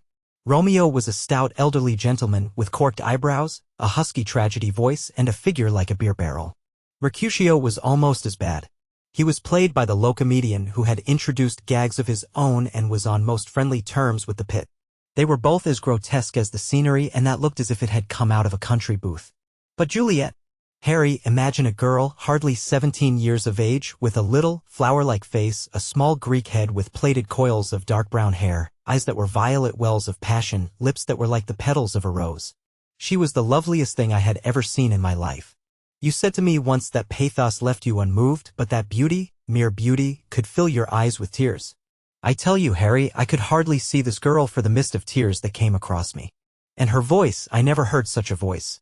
It was very low at first, with deep mellow notes that seemed to fall singly upon one's ear. Then it became a little louder and sounded like a flute or a distant hautboy. In the garden scene it had all the tremulous ecstasy that one hears just before dawn when nightingales are singing. There were moments, later on, when it had the wild passion of violins. You know how a voice can stir one. Your voice and the voice of Sybil Vane are two things that I shall never forget. When I close my eyes, I hear them, and each of them says something different. I don't know which to follow. Why should I not love her? Harry, I do love her. She is everything to me in life. Night after night I go to see her play. One evening she is Rosalind, and the next evening she is Imogen. I have seen her die in the gloom of an Italian tomb, sucking the poison from her lover's lips. I have watched her wandering through the forest of Arden, disguised as a pretty boy in hose and doublet and dainty cap. She has been mad, and has come into the presence of a guilty king, and given him rue to wear and bitter herbs to taste of. She has been innocent, and the black hands of jealousy have crushed her reed-like throat. I have seen her in every age and in every costume. Ordinary women never appeal to one's imagination. They are limited to their century. No glamour ever transfigures them. One knows their minds as easily as one knows their bonnets. One can always find them. There is no mystery in any of them. They ride in the park in the morning and chatter at tea parties in the afternoon. They have their stereotyped smile and their fashionable manner. They are quite obvious. But an actress. How different an actress is. Harry, why didn't you tell me that the only thing worth loving is an actress? Because I have loved so many of them, Dorian. Oh yes, horrid people with dyed hair and painted faces. Don't run down dyed hair and painted faces. There is an extraordinary charm in them, sometimes, said Lord Henry. I wish now I had not told you about Sybil Vane. You could not have helped telling me, Dorian. All through your life you will tell me everything you do. Yes, Harry, I believe that is true. I cannot help telling you things. You have a curious influence over me. If I ever did a crime, I would come and confess it to you. You would understand me. People like you, the willful sunbeams of life, don't commit crimes, Dorian. But I am much obliged for the compliment all the same. And now tell me, reach me the matches, like a good boy, thanks. What are your actual relations with Sybil Vane? Dorian Gray leaped to his feet, with flushed cheeks and burning eyes. Harry, Sybil Vane is sacred. It is only the sacred things that are worth touching, Dorian, said Lord Henry with a strange touch of pathos in his voice. But why should you be annoyed? I suppose she will belong to you someday. When one is in love, one always begins by deceiving oneself, and one always ends by deceiving others. That is what the world calls a romance. You know her at any rate, I suppose? Of course I know her. On the first night I was at the theater, the horrid old Jew came round to the box after the performance was over and offered to take me behind the scenes and introduce me to her. I was furious with him and told him that Juliet had been dead for hundreds of years and that her body was lying in a marble tomb in Verona. I think from his blank look of amazement that he was under the impression that I had taken too much champagne or something. I am not surprised. Then he asked me if I wrote for any of the newspapers. I told him I never even read them. He seemed terribly disappointed at that and confided to me that all the dramatic critics were in a conspiracy against him and that they were every one of them to be bought. I should not wonder if he was quite right there. But on the other hand, judging from their appearance, most of them cannot be at all expensive. Well, he seemed to think they were beyond his means, laughed Dorian. By this time, however, the lights were being put out in the theater, and I had to go. He wanted me to try some cigars that he strongly recommended. I declined. The next night, of course, I arrived at the place again. When he saw me, he made me a low bow and assured me that I was a munificent patron of art. He was a most offensive brute, though he had an extraordinary passion for Shakespeare. He told me once with an air of pride that his 5 bankruptcies were entirely due to the bard, as he insisted on calling him. He seemed to think it a distinction. It was a distinction, my dear Dorian, a great distinction. Most people become bankrupt through having invested too heavily in the prose of life. To have ruined one's self over poetry is an honor. But when did you first speak to Miss Sybil Vane? The 3rd night. She had been playing Rosalind. I could not help going round. I had thrown her some flowers and she had looked at me, at least I fancied that she had. The old Jew was persistent. He seemed determined to take me behind, so I consented. It was curious my not wanting to know her, wasn't it? No, I don't think so. My dear Harry, why? I will tell you some other time. Now I want to know about the girl. Sybil? Oh, she was so shy and so gentle. There is something of a child about her. Her eyes opened wide in exquisite wonder when I told her what I thought of her performance, and she seemed quite unconscious of her power. I think we were both rather nervous. The old Jew stood grinning at the doorway of the dusty green room, making elaborate speeches about us both while we stood looking at each other like children. He would insist on calling me my lord, so I had to assure Sybil that I was not anything of the kind. She said quite simply to me, "You look more like a prince. I must call you Prince Charming." Upon my word, Dorian, Miss Sybil knows how to pay compliments. You don't understand her, Harry. She regarded me merely as a person in a play. She knows nothing of life. She lives with her mother, a faded, tired woman who played Lady Capulet in a sort of magenta dressing wrapper on the first night and looks as if she had seen better days. I know that look. It depresses me, murmured Lord Henry, examining his rings. The Jew wanted to tell me her history, but I said it did not interest me. You were quite right. There is always something infinitely mean about other people's tragedies. Sybil is the only thing I care about. What is it to me where she came from? From her little head to her little feet, she is absolutely and entirely divine. Every night of my life I go to see her act, and every night she is more marvelous. That is the reason, I suppose, that you never dine with me now. I thought you must have some curious romance on hand. You have, but it is not quite what I expected. My dear Harry, we either lunch or sup together every day, and I have been to the opera with you several times, said Dorian, opening his blue eyes in wonder. You always come dreadfully late. Well, I can't help going to see Sybil play, he cried, even if it is only for a single act. I get hungry for her presence, and when I think of the wonderful soul that is hidden away in that little ivory body, I am filled with awe. You can dine with me tonight, Dorian, can't you? He shook his head. Tonight she is Imogen, he answered, and tomorrow night she will be Juliet. When is she Sybil Vane? Never. I congratulate you. How horrid you are. She is all the great heroines of the world in one. She is more than an individual. You laugh, but I tell you she is genius. I love her, and I must make her love me. You, who know all the secrets of life, tell me how to charm Sybil Vane to love me. I want to make Romeo jealous. I want the dead lovers of the world to hear our laughter and grow sad. I want a breath of our passion to stir their dust into consciousness, to wake their ashes into pain. My God, Harry, how I worship her. He was walking up and down the room as he spoke. Hectic spots of red burned on his cheeks. He was terribly excited. Lord Henry watched him with a subtle sense of pleasure. How different he was now from the shy, frightened boy he had met in Basil Hallward's studio. His nature had developed like a flower, had borne blossoms of scarlet flame. Out of its secret hiding place had crept his soul, and desire had come to meet it on the way. And what do you propose to do? Said Lord Henry at last. I want you and Basil to come with me some night and see her act. I have not the slightest fear of the result. You are certain to acknowledge her genius. Then we must get her out of the Jew's hands. She is bound to him for 3 years, at least for 2 years and 8 months from the present time. I shall have to pay him something, of course. When all that is settled, I shall take a West End theater and bring her out properly. She will make the world as mad as she has made me. That would be impossible, my dear boy. Yes, she will. She has not merely consummate art instinct in her, but she has personality also, and you have often told me that it is personalities, not principles, that move the age. Well, what night shall we go? Let me see. Today is Tuesday. Let us fix tomorrow. She plays Julia tomorrow. All right? The Bristol at 8 o'clock, and I will get Basil. Not 8, Harry, please. 6:30. We must be there before the curtain rises. You must see her in the first act where she meets Romeo. 6:30. What an hour. It will be like having a meat tea or reading an English novel. It must be 7. No gentleman dines before 7.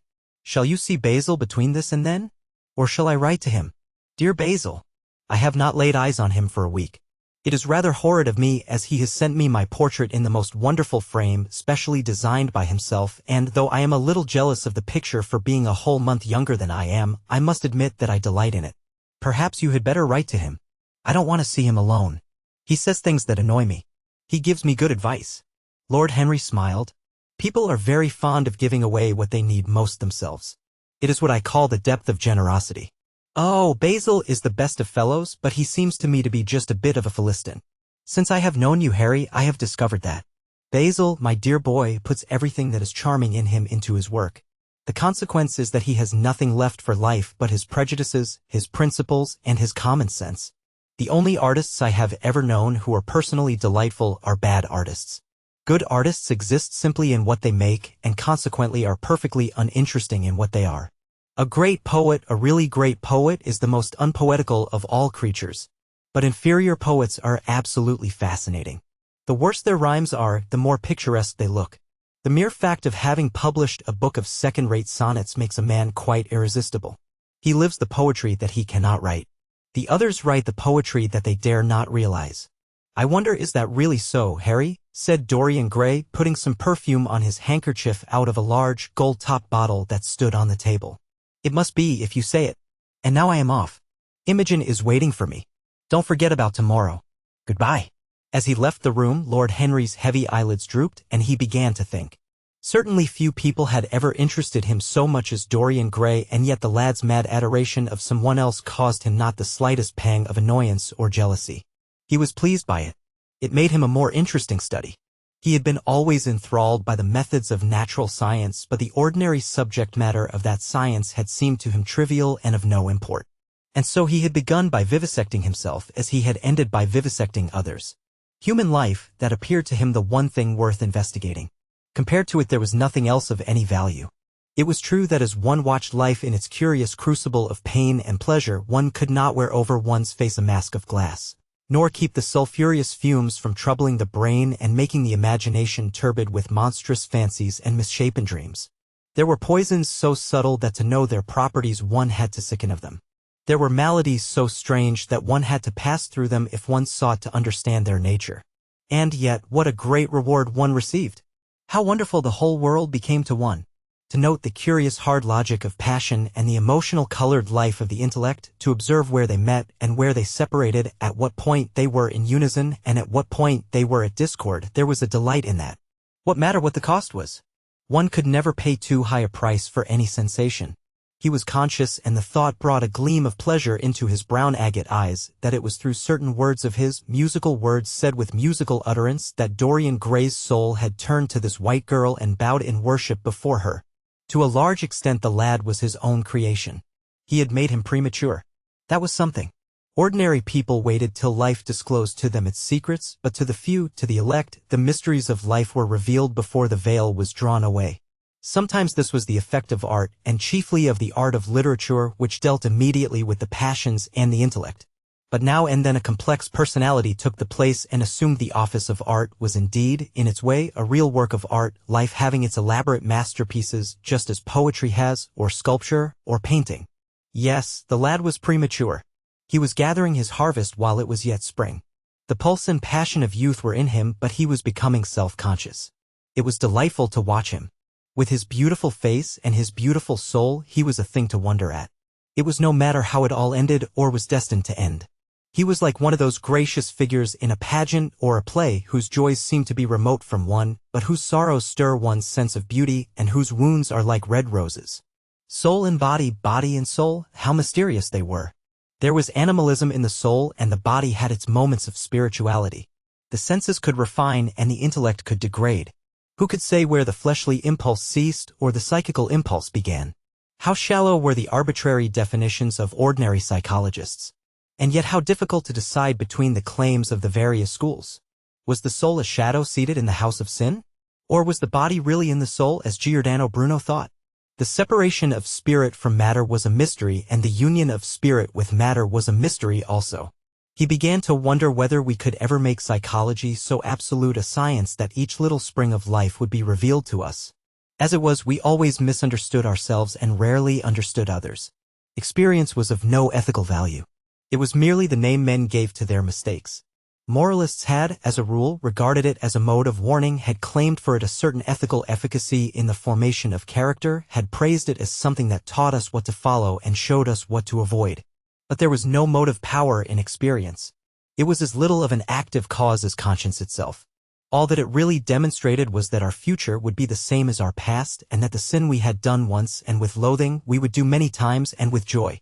It was clear to him that the experimental method was the only method by which one could arrive at any scientific analysis of the passions, and certainly Dorian Gray was a subject made to his hand and seemed to promise rich and fruitful results. His sudden mad love for Sybil Vane was a psychological phenomenon of no small interest. There was no doubt that curiosity had much to do with it, curiosity and the desire for new experiences, yet it was not a simple but rather a very complex passion. What there was in it of the purely sensuous instinct of boyhood had been transformed by the workings of the imagination, changed into something that seemed to the lad himself to be remote from sense, and was for that very reason all the more dangerous. It was the passions about whose origin we deceived ourselves that tyrannized most strongly over us. Our weakest motives were those of whose nature we were conscious. It often happened that when we thought we were experimenting on others, we were really experimenting on ourselves.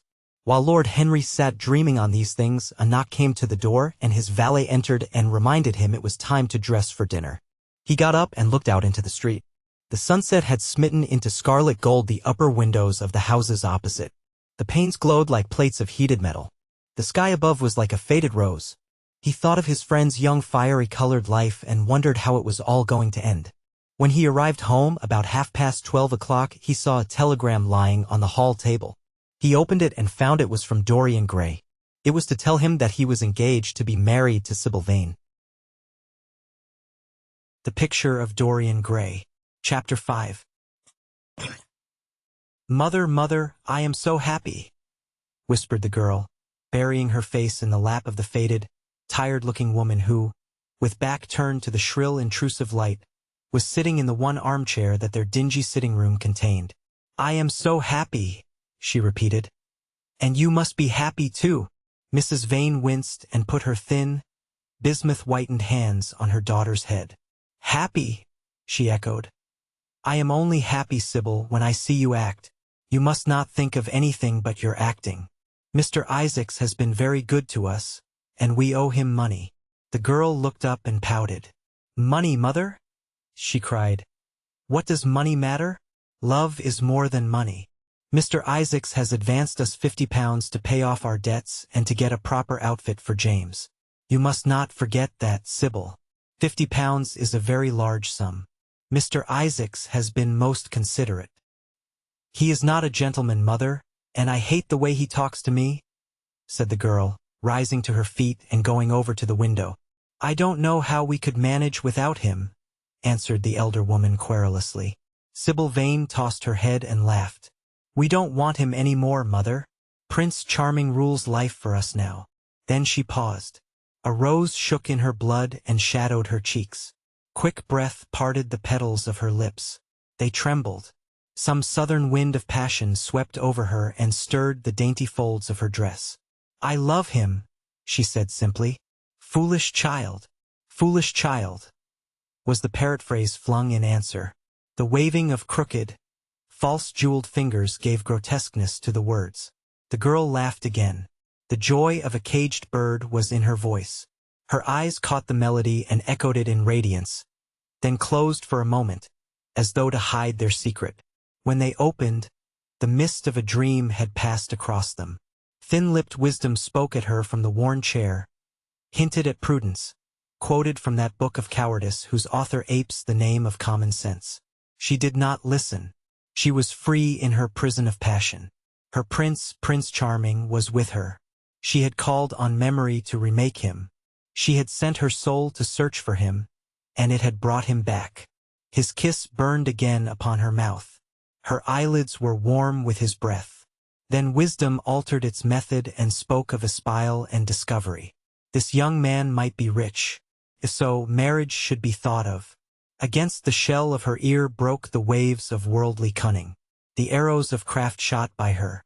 She saw the thin lips moving, and smiled. Suddenly she felt the need to speak. The wordy silence troubled her. "Mother, mother," she cried. "Why does he love me so much? I know why I love him. I love him because he is like what love himself should be. But what does he see in me? I am not worthy of him. And yet why I cannot tell. Though I feel so much beneath him, I don't feel humble. I feel proud, terribly proud. Mother, did you love my father as I love Prince Charming?" The elder woman grew pale beneath the coarse powder that daubed her cheeks, and her dry lips twitched with a spasm of pain. Sybil rushed to her, flung her arms round her neck, and kissed her. "Forgive me, mother. I know it pains you to talk about our father. But it only pains you because you loved him so much. Don't look so sad. I am as happy today as you were 20 years ago. Ah, let me be happy forever. My child, you are far too young to think of falling in love. Besides, what do you know of this young man? You don't even know his name. The whole thing is most inconvenient, and really, when James is going away to Australia, and I have so much to think of, I must say that you should have shown more consideration. However, as I said before, if he is rich—" "Ah, mother, let me be happy." Mrs. Vane glanced at her, and with one of those false theatrical gestures that so often become a mode of second nature to a stage player, clasped her in her arms. At this moment, the door opened and a young lad with rough brown hair came into the room. He was thick-set of figure, and his hands and feet were large and somewhat clumsy in movement. He was not so finely bred as his sister. One would hardly have guessed the close relationship that existed between them. Mrs. Vane fixed her eyes on him and intensified her smile.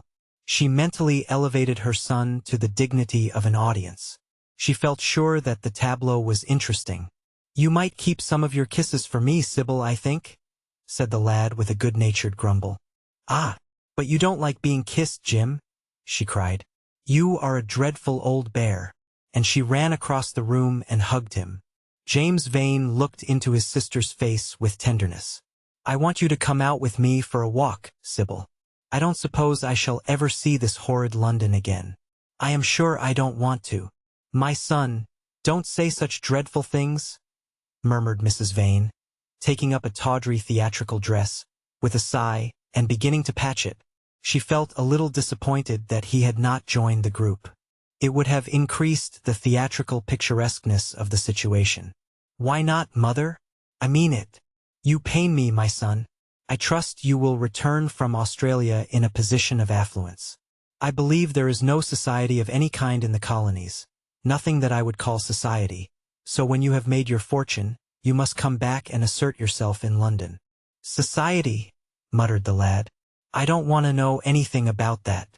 I should like to make some money to take you and Sybil off the stage. I hate it." "Oh, Jim," said Sybil, laughing. "How unkind of you. But are you really going for a walk with me? That will be nice. I was afraid you were going to say goodbye to some of your friends, to Tom Hardy, who gave you that hideous pipe, or Ned Langton, who makes fun of you for smoking it. It is very sweet of you to let me have your last afternoon. Where shall we go?" "Let us go to the park." "I am too shabby," he answered, frowning. "Only swell people go to the park." "Nonsense, Jim," she whispered, stroking the sleeve of his coat. He hesitated for a moment. "Very well," he said at last. "But don't be too long dressing." She danced out of the door. One could hear her singing as she ran upstairs. Her little feet pattered overhead. He walked up and down the room 2 or 3 times. Then he turned to the still figure in the chair. "Mother, are my things ready?" he asked. "Quite ready, James," she answered, keeping her eyes on her work. For some months past she had felt ill at ease when she was alone with this rough, stern son of hers. Her shallow, secret nature was troubled when their eyes met. She used to wonder if he suspected anything. The silence, for he made no other observation, became intolerable to her. She began to complain. Women defend themselves by attacking, just as they attack by sudden and strange surrenders. "I hope you will be contented, James, with your seafaring life," she said. "You must remember that it is your own choice. You might have entered a solicitor's office. Solicitors are a very respectable class, and in the country often dine with the best families." "I hate offices, and I hate clerks," he replied. "But you are quite right. I have chosen my own life. All I say is, watch over Sybil. Don't let her come to any harm. Mother, you must watch over her." "James, you really talk very strangely. Of course I watch over Sybil. I hear a gentleman comes every night to the theater and goes behind to talk to her. Is that right?" "What about that?" "You are speaking about things you don't understand, James. In the profession we are accustomed to receive a great deal of most gratifying attention. I myself used to receive many bouquets at one time. That was when acting was really understood. As for Sybil, I do not know at present whether her attachment is serious or not. But there is no doubt that the young man in question is a perfect gentleman.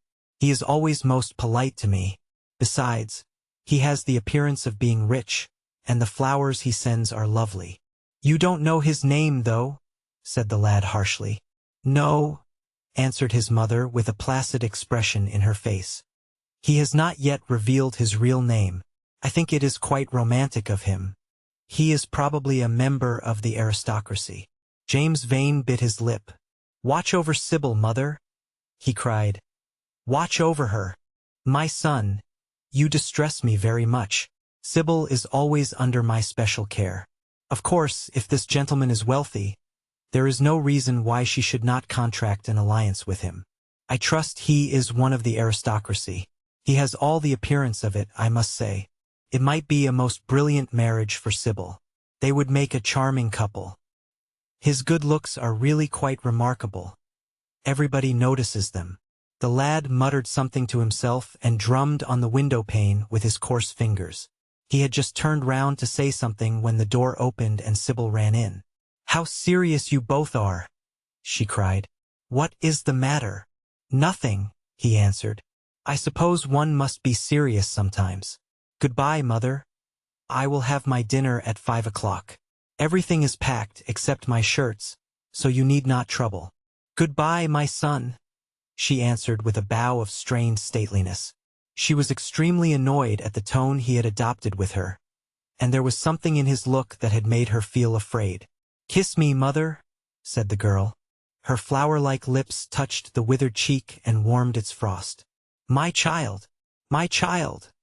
cried Mrs. Vane, looking up to the ceiling in search of an imaginary gallery.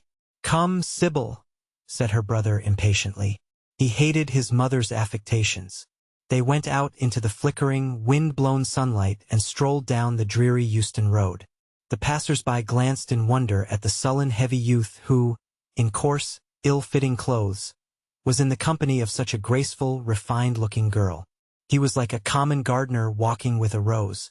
Jim frowned from time to time when he caught the inquisitive glance of some stranger. He had that dislike of being stared at which comes on geniuses late in life and never leaves the commonplace. Sybil, however, was quite unconscious of the effect she was producing. Her love was trembling in laughter on her lips. She was thinking of Prince Charming, and that she might think of him all the more, she did not talk of him, but prattled on about the ship in which Jim was going to sail, about the gold he was certain to find, about the wonderful heiress whose life he was to save from the wicked, red-shirt bushrangers. For he was not to remain a sailor or a supercargo, or whatever he was going to be. Oh no! A sailor's existence was dreadful. Fancy being cooped up in a horrid ship, with the hoarse, hump-backed waves trying to get in, and a black wind blowing the masts down and tearing the sails into long screaming ribbons. He was to leave the vessel at Melbourne, bid a polite goodbye to the captain, and go off at once to the goldfields. Before a week was over he was to come across a large nugget of pure gold. the largest nugget that had ever been discovered, and bring it down to the coast in a wagon guarded by 6 mounted policemen. The bushrangers were to attack them 3 times, and be defeated with immense slaughter. Or no, he was not to go to the goldfields at all. They were horrid places, where men got intoxicated, and shot each other in barrooms, and used bad language. He was to be a nice sheep farmer, and one evening, as he was riding home, he was to see the beautiful heiress being carried off by a robber on a black horse, and give chase and rescue her. Of course, she would fall in love with him, and he with her, and they would get married and come home and live in an immense house in London. Yes, there were delightful things in store for him. But he must be very good, and not lose his temper, or spend his money foolishly. She was only a year older than he was, but she knew so much more of life. He must be sure, also, to write to her by every mail, and to say his prayers each night before he went to sleep. God was very good, and would watch over him. She would pray for him, too, and in a few years he would come back quite rich and happy. The lad listened sulkily to her and made no answer. He was heartsick at leaving home. Yet it was not this alone that made him gloomy and morose. Inexperienced though he was, he had still a strong sense of the danger of Sybil's position. This young dandy who was making love to her could mean her no good. He was a gentleman, and he hated him for that, hated him through some curious race instinct for which he could not account, and which for that reason was all the more dominant within him. He was conscious also of the shallowness and vanity of his mother's nature, and in that saw infinite peril for Sybil and Sybil's happiness. Children begin by loving their parents. As they grow older they judge them. Sometimes they forgive them. His mother. He had something on his mind to ask of her, something that he had brooded on for many months of silence. A chance phrase that he had heard at the theater, a whispered sneer that had reached his ears one night as he waited at the stage door, had set loose a train of horrible thoughts. He remembered it as if it had been the lash of a hunting crop across his face. His brows knit together into a wedge-like furrow, and with a twitch of pain he bit his underlip. "You are not listening to a word I am saying, Jim," cried Sybil. "And I am making the most delightful plans for your future. Do say something. What do you want me to say?" "Oh, that you will be a good boy and not forget us," she answered, smiling at him. He shrugged his shoulders. "You are more likely to forget me than I am to forget you, Sybil." She flushed. "What do you mean, Jim?" she asked.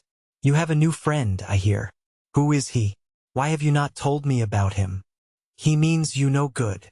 "Stop, Jim," she exclaimed. "You must not say anything against him. I love him." "Why, you don't even know his name," answered the lad. "Who is he? I have a right to know." "He is called Prince Charming. Don't you like the name?" "Oh, you silly boy, you should never forget it. If you only saw him, you would think him the most wonderful person in the world. Some day you will meet him when you come back from Australia. You will like him so much. Everybody likes him, and I love him. I wish you could come to the theater tonight. He is going to be there, and I am to play Juliet. Oh, how I shall play it. Fancy, Jim, to be in love and play Juliet, to have him sitting there, to play for his delight. I am afraid I may frighten the company, frighten or enthrall them. To be in love is to surpass oneself. Poor dreadful Mr. Isaacs will be shouting genius to his loafers at the bar. He has preached me as a dogma. Tonight he will announce me as a revelation. I feel it, and it is all his only Prince Charming, my wonderful lover, my God of graces. But I am poor beside him. Poor? What does that matter? When poverty creeps in at the door, love flies in through the window. Our proverbs want rewriting. They were made in winter, and it is summer now. Springtime for me, I think, a very dance of blossoms in blue skies. "He is a gentleman," said the lad sullenly. "A prince," she cried musically. "What more do you want?" "He wants to enslave you. I shudder at the thought of being free. I want you to beware of him. To see him is to worship him. To know him is to trust him. Sybil, you are mad about him." She laughed and took his arm. "You dear old Jim, you talk as if you were 100. Some day you will be in love yourself. Then you will know what it is. Don't look so sulky. Surely you should be glad to think that, though you are going away, you leave me happier than I have ever been before. Life has been hard for us both, terribly hard and difficult. But it will be different now. You are going to a new world, and I have found one. Here are 2 chairs. Let us sit down and see the smart people go by. They took their seats amidst a crowd of watchers. The tulip beds across the road flamed like throbbing rings of fire. A white dust, tremulous cloud of orris root it seemed, hung in the panting air. The brightly colored parasols danced and dipped like monstrous butterflies. She made her brother talk of himself, his hopes, his prospects. He spoke slowly and with effort. They passed words to each other as players at a game pass counters. Sybil felt oppressed. She could not communicate her joy. A faint smile curving that sullen mouth was all the echo she could win. After some time she became silent. Suddenly she caught a glimpse of golden hair and laughing lips, and in an open carriage with 2 ladies Dorian Gray drove past. She started to her feet. "There he is," she cried. "Who?" said Jim Vane. "Prince Charming," she answered, looking after the Victoria. He jumped up and seized her roughly by the arm. "Show him to me." "Which is he? Point him out." "I must see him," he exclaimed. But at that moment the Duke of Berwick's foreign hand came between, and when it had left the space clear, the carriage had swept out of the park. "He is gone," murmured Sybil sadly. "I wish you had seen him. I wish I had, for as sure as there is a God in heaven, if he ever does you any wrong, I shall kill him." She looked at him in horror. He repeated his words. They cut the air like a dagger. The people round began to gape.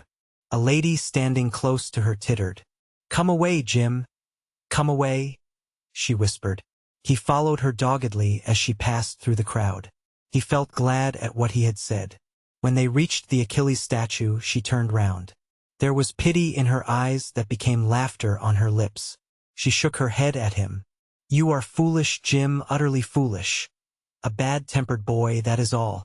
How can you say such horrible things? You don't know what you are talking about. You are simply jealous and unkind.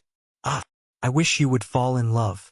Love makes people good, and what you said was wicked." "I am 16, he answered, "and I know what I am about. Mother is no help to you. She doesn't understand how to look after you. I wish now that I was not going to Australia at all. I have a great mind to chuck the whole thing up. I would, if my articles hadn't been signed." "Oh, don't be so serious, Jim.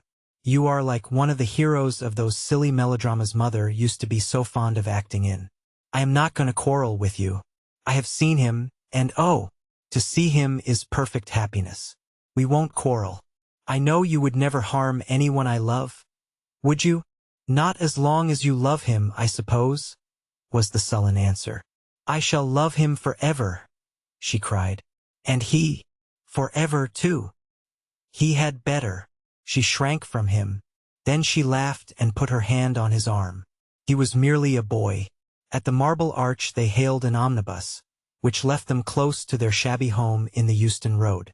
It was after 5 o'clock, and Sybil had to lie down for a couple of hours before acting.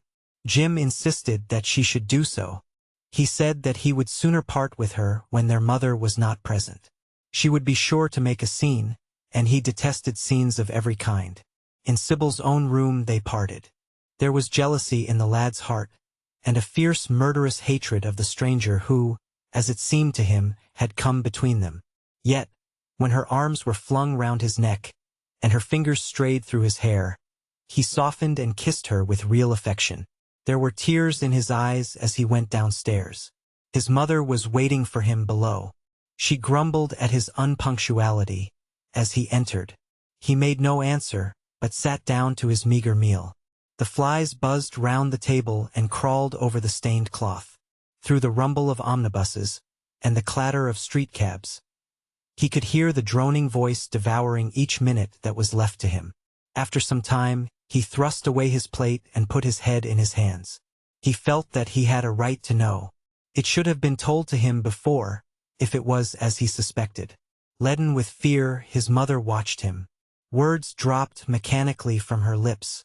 A tattered lace handkerchief twitched in her fingers. When the clock struck 6, he got up and went to the door. Then he turned back and looked at her. Their eyes met. In hers he saw a wild appeal for mercy. It enraged him. "Mother, I have something to ask you," he said. Her eyes wandered vaguely about the room. She made no answer. "Tell me the truth. I have a right to know. Were you married to my father?" She heaved a deep sigh. It was a sigh of relief. The terrible moment, the moment that night and day, for weeks and months, she had dreaded, had come at last, and yet she felt no terror. Indeed, in some measure it was a disappointment to her. The vulgar directness of the question called for a direct answer. The situation had not been gradually led up to. It was crude. It reminded her of a bad rehearsal. "No," she answered, wondering at the harsh simplicity of life. "My father was a scoundrel then," cried the lad, clenching his fists. She shook her head. "I knew he was not free. We loved each other very much. If he had lived, he would have made provision for us. Don't speak against him, my son. He was your father and a gentleman. Indeed, he was highly connected." An oath broke from his lips. "I don't care for myself," he exclaimed. "But don't let Sybil. It is a gentleman, isn't it, who is in love with her or says he is? Highly connected, too, I suppose." For a moment a hideous sense of humiliation came over the woman. Her head drooped. She wiped her eyes with shaking hands. "Sybil has a mother," she murmured. "I had none." The lad was touched. He went towards her and stooping down he kissed her. "I am sorry if I have pained you by asking about my father," he said. "But I could not help it. I must go now. Goodbye. Don't forget that you will have only one child now to look after. And believe me that if this man wrongs my sister, I will find out who he is, track him down, and kill him like a dog. I swear it." The exaggerated folly of the threat, the passionate gesture that accompanied it, the mad melodramatic words, made life seem more vivid to her. She was familiar with the atmosphere. She breathed more freely, and for the first time for many months she really admired her son. She would have liked to have continued the scene on the same emotional scale, but he cut her short. Trunks had to be carried down and mufflers looked for. The lodging house drudge bustled in and out. There was the bargaining with the cabman. The moment was lost in vulgar details. It was with a renewed feeling of disappointment that she waved the tattered lace handkerchief from the window as her son drove away. She was conscious that a great opportunity had been wasted. She consoled herself by telling Sybil how desolate she felt her life would be, now that she had only one child to look after. She remembered the phrase. It had pleased her. Of the threat she said nothing. It was vividly and dramatically expressed. She felt that they would all laugh at it someday. The Picture of Dorian Gray. Chapter 6. "I suppose you have heard the news, Basil," said Lord Henry that evening as Hallward was shown into a little private room at the Bristol where dinner had been laid for 3. "No, Harry," answered the artist, giving his hat and coat to the bowing waiter. "What is it?" "Nothing about politics, I hope. They don't interest me. There is hardly a single person in the House of Commons worth painting, though many of them would be the better for a little whitewashing." "Dorian Gray is engaged to be married," said Lord Henry, watching him as he spoke. Hallward started and then frowned. "Dorian engaged to be married," he cried. "Impossible." "It is perfectly true." "To whom?" "To some little actress or other."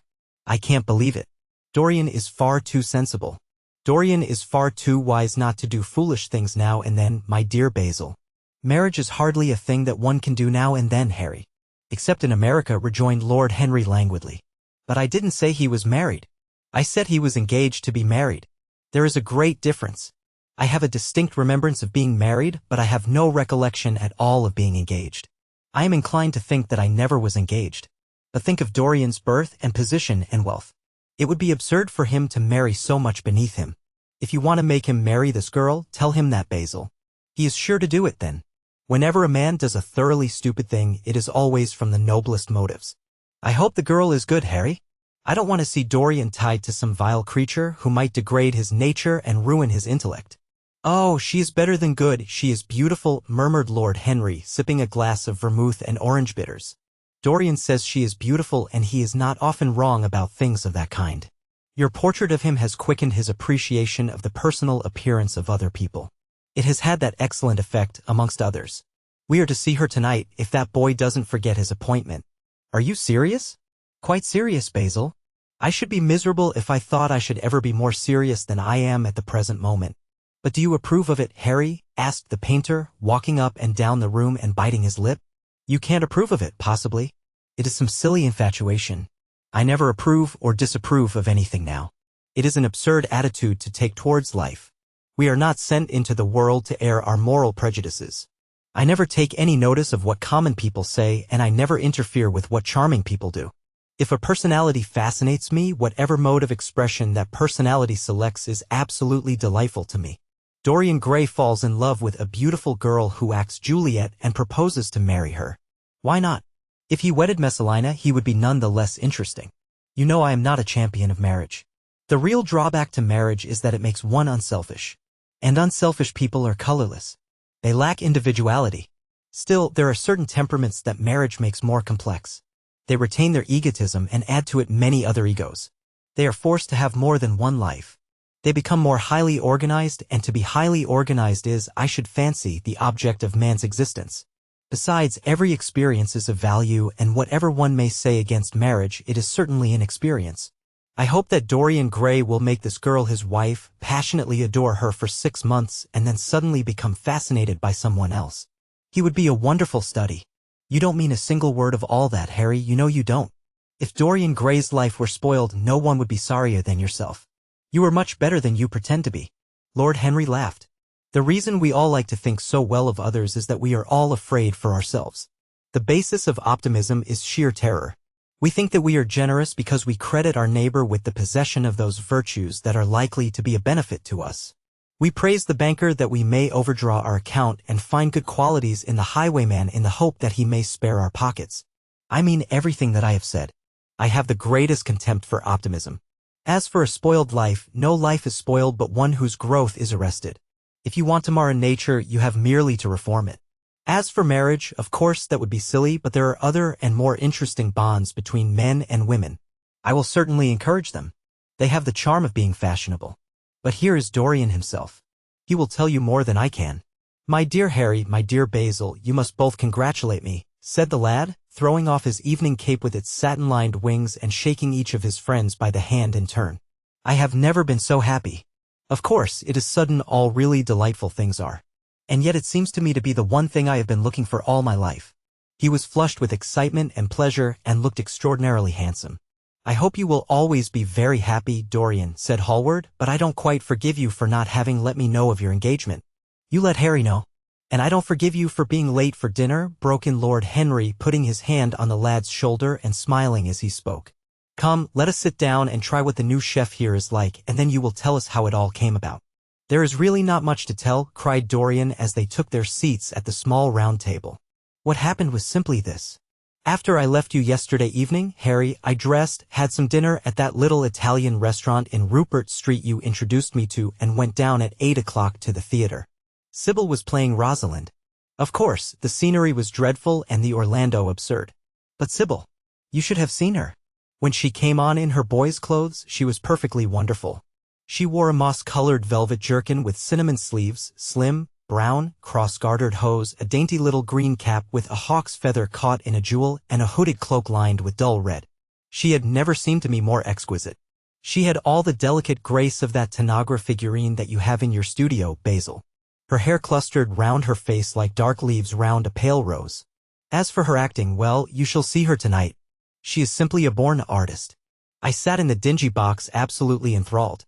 I forgot that I was in London and in the 19th century. I was away with my love in a forest that no man had ever seen. After the performance was over, I went behind and spoke to her. As we were sitting together, suddenly there came into her eyes a look that I had never seen there before. My lips moved towards hers.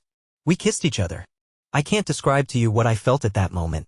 It seemed to me that all my life had been narrowed to one perfect point of rose-colored joy.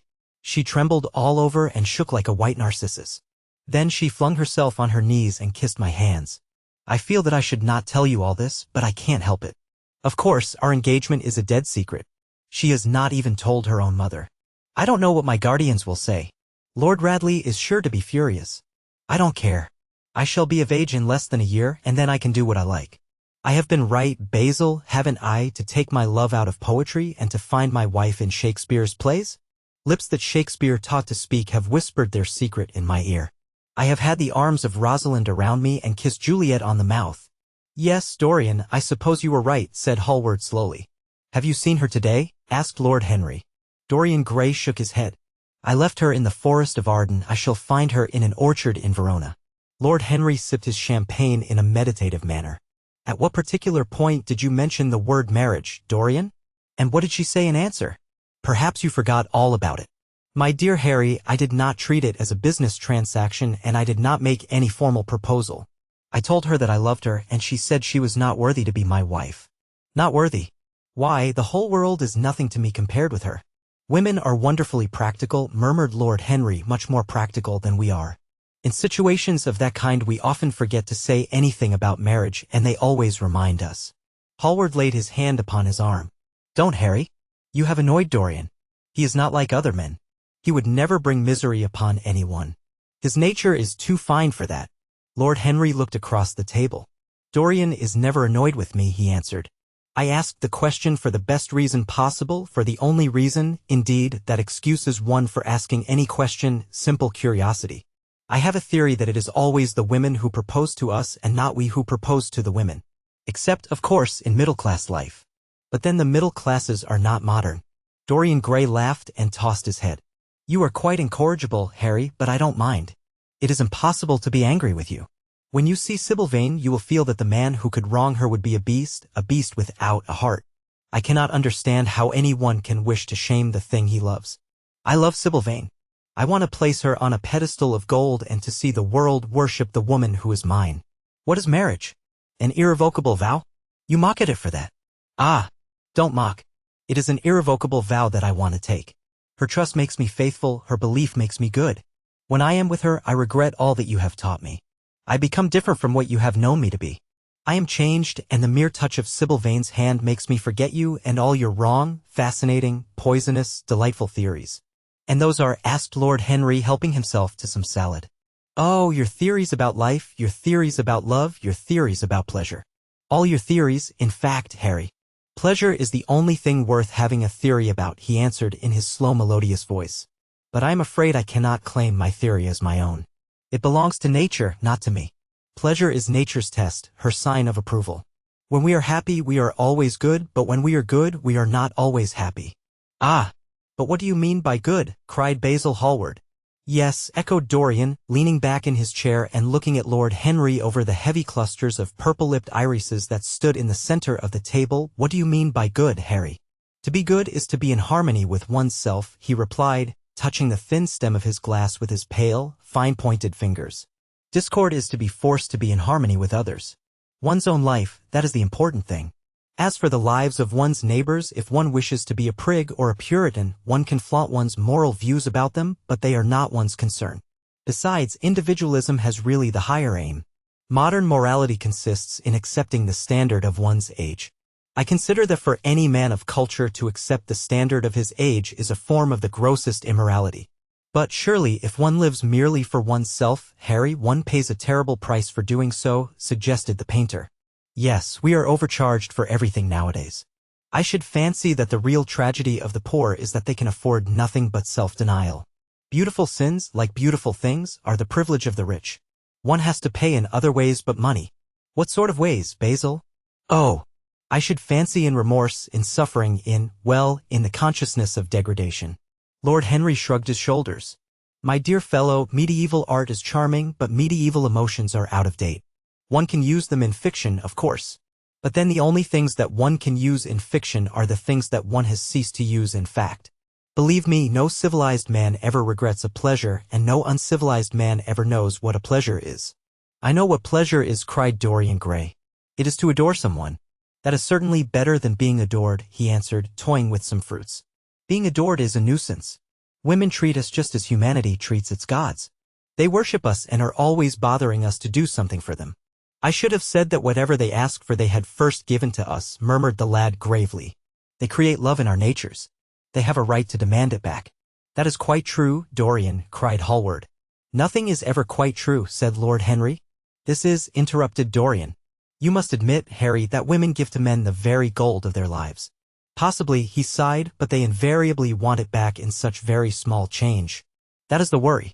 Women, as some witty Frenchman once put it, inspire us with the desire to do masterpieces and always prevent us from carrying them out. Harry, you are dreadful. I don't know why I like you so much. You will always like me, Dorian, he replied. Will you have some coffee, you fellows? Waiter, bring coffee and fine champagne and some cigarettes. No, don't mind the cigarettes, I have some. Basil, I can't allow you to smoke cigars. You must have a cigarette. A cigarette is the perfect type of a perfect pleasure. It is exquisite and it leaves one unsatisfied. What more can one want? Yes, Dorian, you will always be fond of me. I represent to you all the sins you have never had the courage to commit. What nonsense you talk, Harry, cried the lad, taking a light from a fire-breathing silver dragon that the waiter had placed on the table. Let us go down to the theater. When Sybil comes on the stage you will have a new ideal of life. She will represent something to you that you have never known. I have known everything, said Lord Henry with a tired look in his eyes, but I am always ready for a new emotion. I am afraid, however, that for me at any rate there is no such thing. Still, your wonderful girl may thrill me. I love acting. It is so much more real than life. Let us go. Dorian, you will come with me. I am so sorry, Basil, but there is only room for 2 in the brougham. You must follow us in a hansom. They got up and put on their coats, sipping their coffee standing. The painter was silent and preoccupied. There was a gloom over him. He could not bear this marriage, and yet it seemed to him to be better than many other things that might have happened. After a few minutes, they all passed downstairs. He drove off by himself, as had been arranged, and watched the flashing lights of the little brougham in front of him. A strange sense of loss came over him. He felt that Dorian Gray would never again be to him all that he had been in the past. Life had come between them. His eyes darkened, and the crowded, flaring streets became blurred to his eyes. When the cab drew up at the theater, it seemed to him that he had grown years older. The Picture of Dorian Gray. Chapter 7. For some reason or other, the house was crowded that night, and the fat Jew manager who met them at the door was beaming from ear to ear with an oily, tremulous smile. He escorted them to their box with a sort of pompous humility, waving his fat jeweled hands and talking at the top of his voice. Dorian Gray loathed him more than ever. He felt as if he had come to look for Miranda and had been met by Caliban. Lord Henry, upon the other hand, rather liked him. At least he declared he did, and insisted on shaking him by the hand and assuring him that he was proud to meet a man who had discovered a real genius and gone bankrupt over a poet. Hallward amused himself with watching the faces in the pit.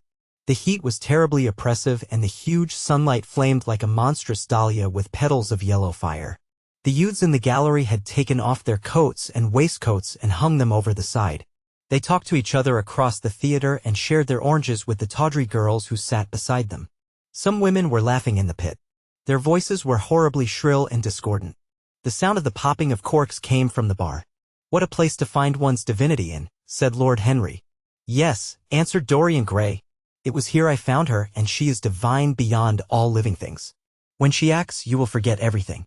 These common rough people, with their coarse faces and brutal gestures, become quite different when she is on the stage. They sit silently and watch her. They weep and laugh as she wills them to do. She makes them as responsive as a violin. She spiritualizes them, and one feels that they are of the same flesh and blood as oneself. The same flesh and blood as oneself. Oh, I hope not, exclaimed Lord Henry, who was scanning the occupants of the gallery through his opera glass. Don't pay any attention to him, Dorian, said the painter. I understand what you mean, and I believe in this girl. Anyone you love must be marvelous, and any girl who has the effect you describe must be fine and noble. To spiritualize one's age, that is something worth doing. If this girl can give a soul to those who have lived without one, if she can create the sense of beauty in people whose lives have been sordid and ugly, if she can strip them of their selfishness and lend them tears for sorrows that are not their own, she is worthy of all your adoration, worthy of the adoration of the world. This marriage is quite right.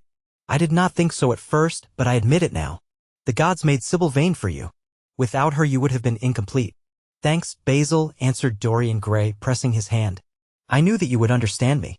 Harry is so cynical, he terrifies me. But here is the orchestra. It is quite dreadful, but it only lasts for about 5 minutes. Then the curtain rises and you will see the girl to whom I am going to give all my life, to whom I have given everything that is good in me. A quarter of an hour afterwards, amidst an extraordinary turmoil of applause, Sybil Vane stepped onto the stage. Yes, she was certainly lovely to look at, one of the loveliest creatures Lord Henry thought that he had ever seen. There was something of the fawn in her shy grace and startled eyes. A faint blush, like the shadow of a rose in a mirror of silver, came to her cheeks as she glanced at the crowded, enthusiastic house. She stepped back a few paces and her lips seemed to tremble. Basil Hallward leaped to his feet and began to applaud. Motionless and as one in a dream, sat Dorian Gray, gazing at her. Lord Henry peered through his glasses, murmuring, "Charming. Charming." The scene was the hall of Capulet's house, and Romeo in his pilgrim's dress had entered with Mercutio and his other friends. The band, such as it was, struck up a few bars of music, and the dance began. Through the crowd of ungainly, shabbily dressed actors, Sybil Vane moved like a creature from a finer world. Her body swayed while she danced as a plant sways in the water. The curves of her throat were the curves of a white lily. Her hands seemed to be made of cool ivory. Yet she was curiously listless. She showed no sign of joy when her eyes rested on Romeo. The few words she had to speak, "Good pilgrim, you do wrong your hand too much," which mannerly devotion shows in this, for saints have hands that pilgrims' hands do touch, and palm to palm is holy palmer's kiss. With the brief dialogue that follows were spoken in a thoroughly artificial manner. The voice was exquisite, but from the point of view of tone it was absolutely false. It was wrong in color. It took away all the life from the verse. It made the passion unreal. Dorian Gray grew pale as he watched her. He was puzzled and anxious. Neither of his friends dared to say anything to him. She seemed to them to be absolutely incompetent. They were horribly disappointed. Yet they felt that the true test of any Juliet is the balcony scene of the second act. They waited for that. If she failed there was nothing in her. She looked charming as she came out in the moonlight. That could not be denied. But the stodginess of her acting was unbearable and grew worse as she went on. Her gestures became absurdly artificial. She overemphasized everything that she had to say. The beautiful passage, "Thou knowest the mask of night is on my face, else would a maiden blush but paint my cheek for that which thou hast heard me speak tonight," was declaimed with the painful precision of a schoolgirl who has been taught to recite by some second-rate professor of elocution. When she leaned over the balcony and came to those wonderful lines, "Although I joy in thee, I have no joy of this contract tonight. It is too rash, too unadvised, too sudden, too like the lightning, which doth cease to be ere one can say, it lightens. Sweet, good night. This bud of love by summer's ripening breath may prove a beauteous flower when next we meet." She spoke the words as though they conveyed no meaning to her. It was not nervousness. Indeed, so far from being nervous, she was absolutely self-contained. It was simply bad art. She was a complete failure. Even the common, uneducated audience of the pit and gallery lost their interest in the play. They got restless and began to talk loudly and to whistle. The Jew manager, who was standing at the back of the dress circle, stamped and swore with rage. The only person unmoved was the girl herself.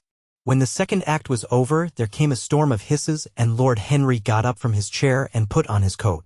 "She is quite beautiful, Dorian," he said, "but she can't act. Let us go." "I am going to see the play through," answered the lad in a hard, bitter voice. "I am awfully sorry that I have made you waste an evening, Harry. I apologize to you both." "My dear Dorian, I should think Miss Vane was ill," interrupted Hallward. "We will come some other night." "I wish she were ill," he rejoined. "But she seems to me to be simply callous and cold. She has entirely altered. Last night she was a great artist. This evening she is merely a commonplace, mediocre actress." "Don't talk like that about anyone you love, Dorian. Love is a more wonderful thing than art." "They are both simply forms of imitation," remarked Lord Henry. "But do let us go. Dorian, you must not stay here any longer. It is not good for one's morals to see bad acting. Besides, I don't suppose you will want your wife to act, so what does it matter if she plays Juliet like a wooden doll? She is very lovely, and if she knows as little about life as she does about acting, she will be a delightful experience. There are only two kinds of people who are really fascinating: people who know absolutely everything and people who know absolutely nothing." "Good heavens, my dear boy, don't look so tragic. The secret of remaining young is never to have an emotion that is unbecoming. Come to the club with Basil and myself. We will smoke cigarettes and drink to the beauty of Sybil Vane. She is beautiful. What more can you want?" "Go away, Harry," cried the lad. "I want to be alone." "Basil, you must go." "Ah, can't you see that my heart is breaking?" The hot tears came to his eyes. His lips trembled, and rushing to the back of the box, he leaned up against the wall, hiding his face in his hands. "Let us go, Basil," said Lord Henry with a strange tenderness in his voice, and the two young men passed out together. A few moments afterwards the footlights flared up and the curtain rose on the third act. Dorian Gray went back to his seat. He looked pale and proud and indifferent. The play dragged on and seemed interminable. Half of the audience went out tramping in heavy boots and laughing. The whole thing was a fiasco. The last act was played to almost empty benches. The curtain went down on a titter and some groans. As soon as it was over, Dorian Gray rushed behind the scenes into the green room. The girl was standing there alone with a look of triumph on her face. Her eyes were lit with an exquisite fire. There was a radiance about her. Her parted lips were smiling over some secret of their own. When he entered, she looked at him and an expression of infinite joy came over her. "How badly I acted tonight, Dorian," she cried. "Horribly," he answered, gazing at her in amazement. "Horribly. It was dreadful. Are you ill? You have no idea what it was. You have no idea what I suffered." The girl smiled. "Dorian," she answered, lingering over his name with long-drawn music in her voice, as though it were sweeter than honey to the red petals of her mouth. "Dorian, you should have understood. But you understand now, don't you?" "Understand what?" he asked angrily. "Why I was so bad tonight. Why I shall always be bad. Why I shall never act well again." He shrugged his shoulders. "You were ill, I suppose. When you were ill you shouldn't act. You make yourself ridiculous. My friends were bored. I was bored." She seemed not to listen to him. She was transfigured with joy. An ecstasy of happiness dominated her. "Dorian, Dorian," she cried, "before I knew you, acting was the one reality of my life. It was only in the theater that I lived. I thought that it was all true. I was Rosalind one night and Portia the other. The joy of Beatrice was my joy and the sorrows of Cordelia were mine also. I believed in everything. The common people who acted with me seemed to me to be godlike. The painted scenes were my world. I knew nothing but shadows and I thought them real. You came, oh my beautiful love, and you freed my soul from prison. You taught me what reality really is. Tonight, for the first time in my life, I saw through the hollowness, the sham, the silliness of the empty pageant in which I had always played. Tonight, for the first time, I became conscious that the Romeo was hideous and old and painted, that the moonlight in the orchard was false, that the scenery was vulgar, and that the words I had to speak were unreal, were not my words, were not what I wanted to say. You had brought me something higher, something of which all art is but a reflection. You had made me understand what love really is. My love. My love. Prince Charming. Prince of Life. I have grown sick of shadows. You were more to me than all art can ever be. What have I to do with the puppets of a play? When I came on tonight I could not understand how it was that everything had gone from me. I thought that I was going to be wonderful. I found that I could do nothing. Suddenly it dawned on my soul what it all meant. The knowledge was exquisite to me. I heard them hissing and I smiled. What could they know of love such as ours? Take me away, Dorian, take me away with you, where we can be quite alone. I hate the stage. I might mimic a passion that I do not feel, but I cannot mimic one that burns me like fire. Oh, Dorian, Dorian, you understand now what it signifies? Even if I could do it, it would be profanation for me to play at being in love. You have made me see that. He flung himself down on the sofa and turned away his face. You have killed my love, he muttered. She looked at him in wonder and laughed. He made no answer. She came across to him and with her little fingers stroked his hair. She knelt down and pressed his hands to her lips.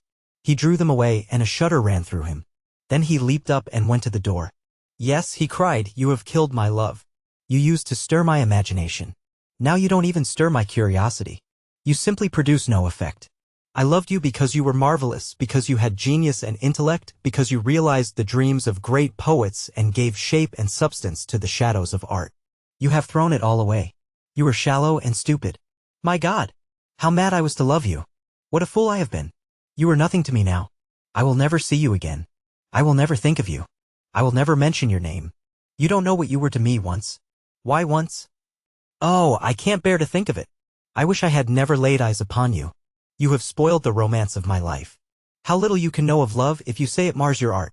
Without your art, you are nothing. I would have made you famous, splendid, magnificent. The world would have worshipped you and you would have borne my name. What are you now? A third-rate actress with a pretty face. The girl grew white and trembled. She clenched her hands together and her voice seemed to catch in her throat. You are not serious, Dorian, she murmured. You are acting. Acting. I leave that to you. You do it so well, he answered bitterly.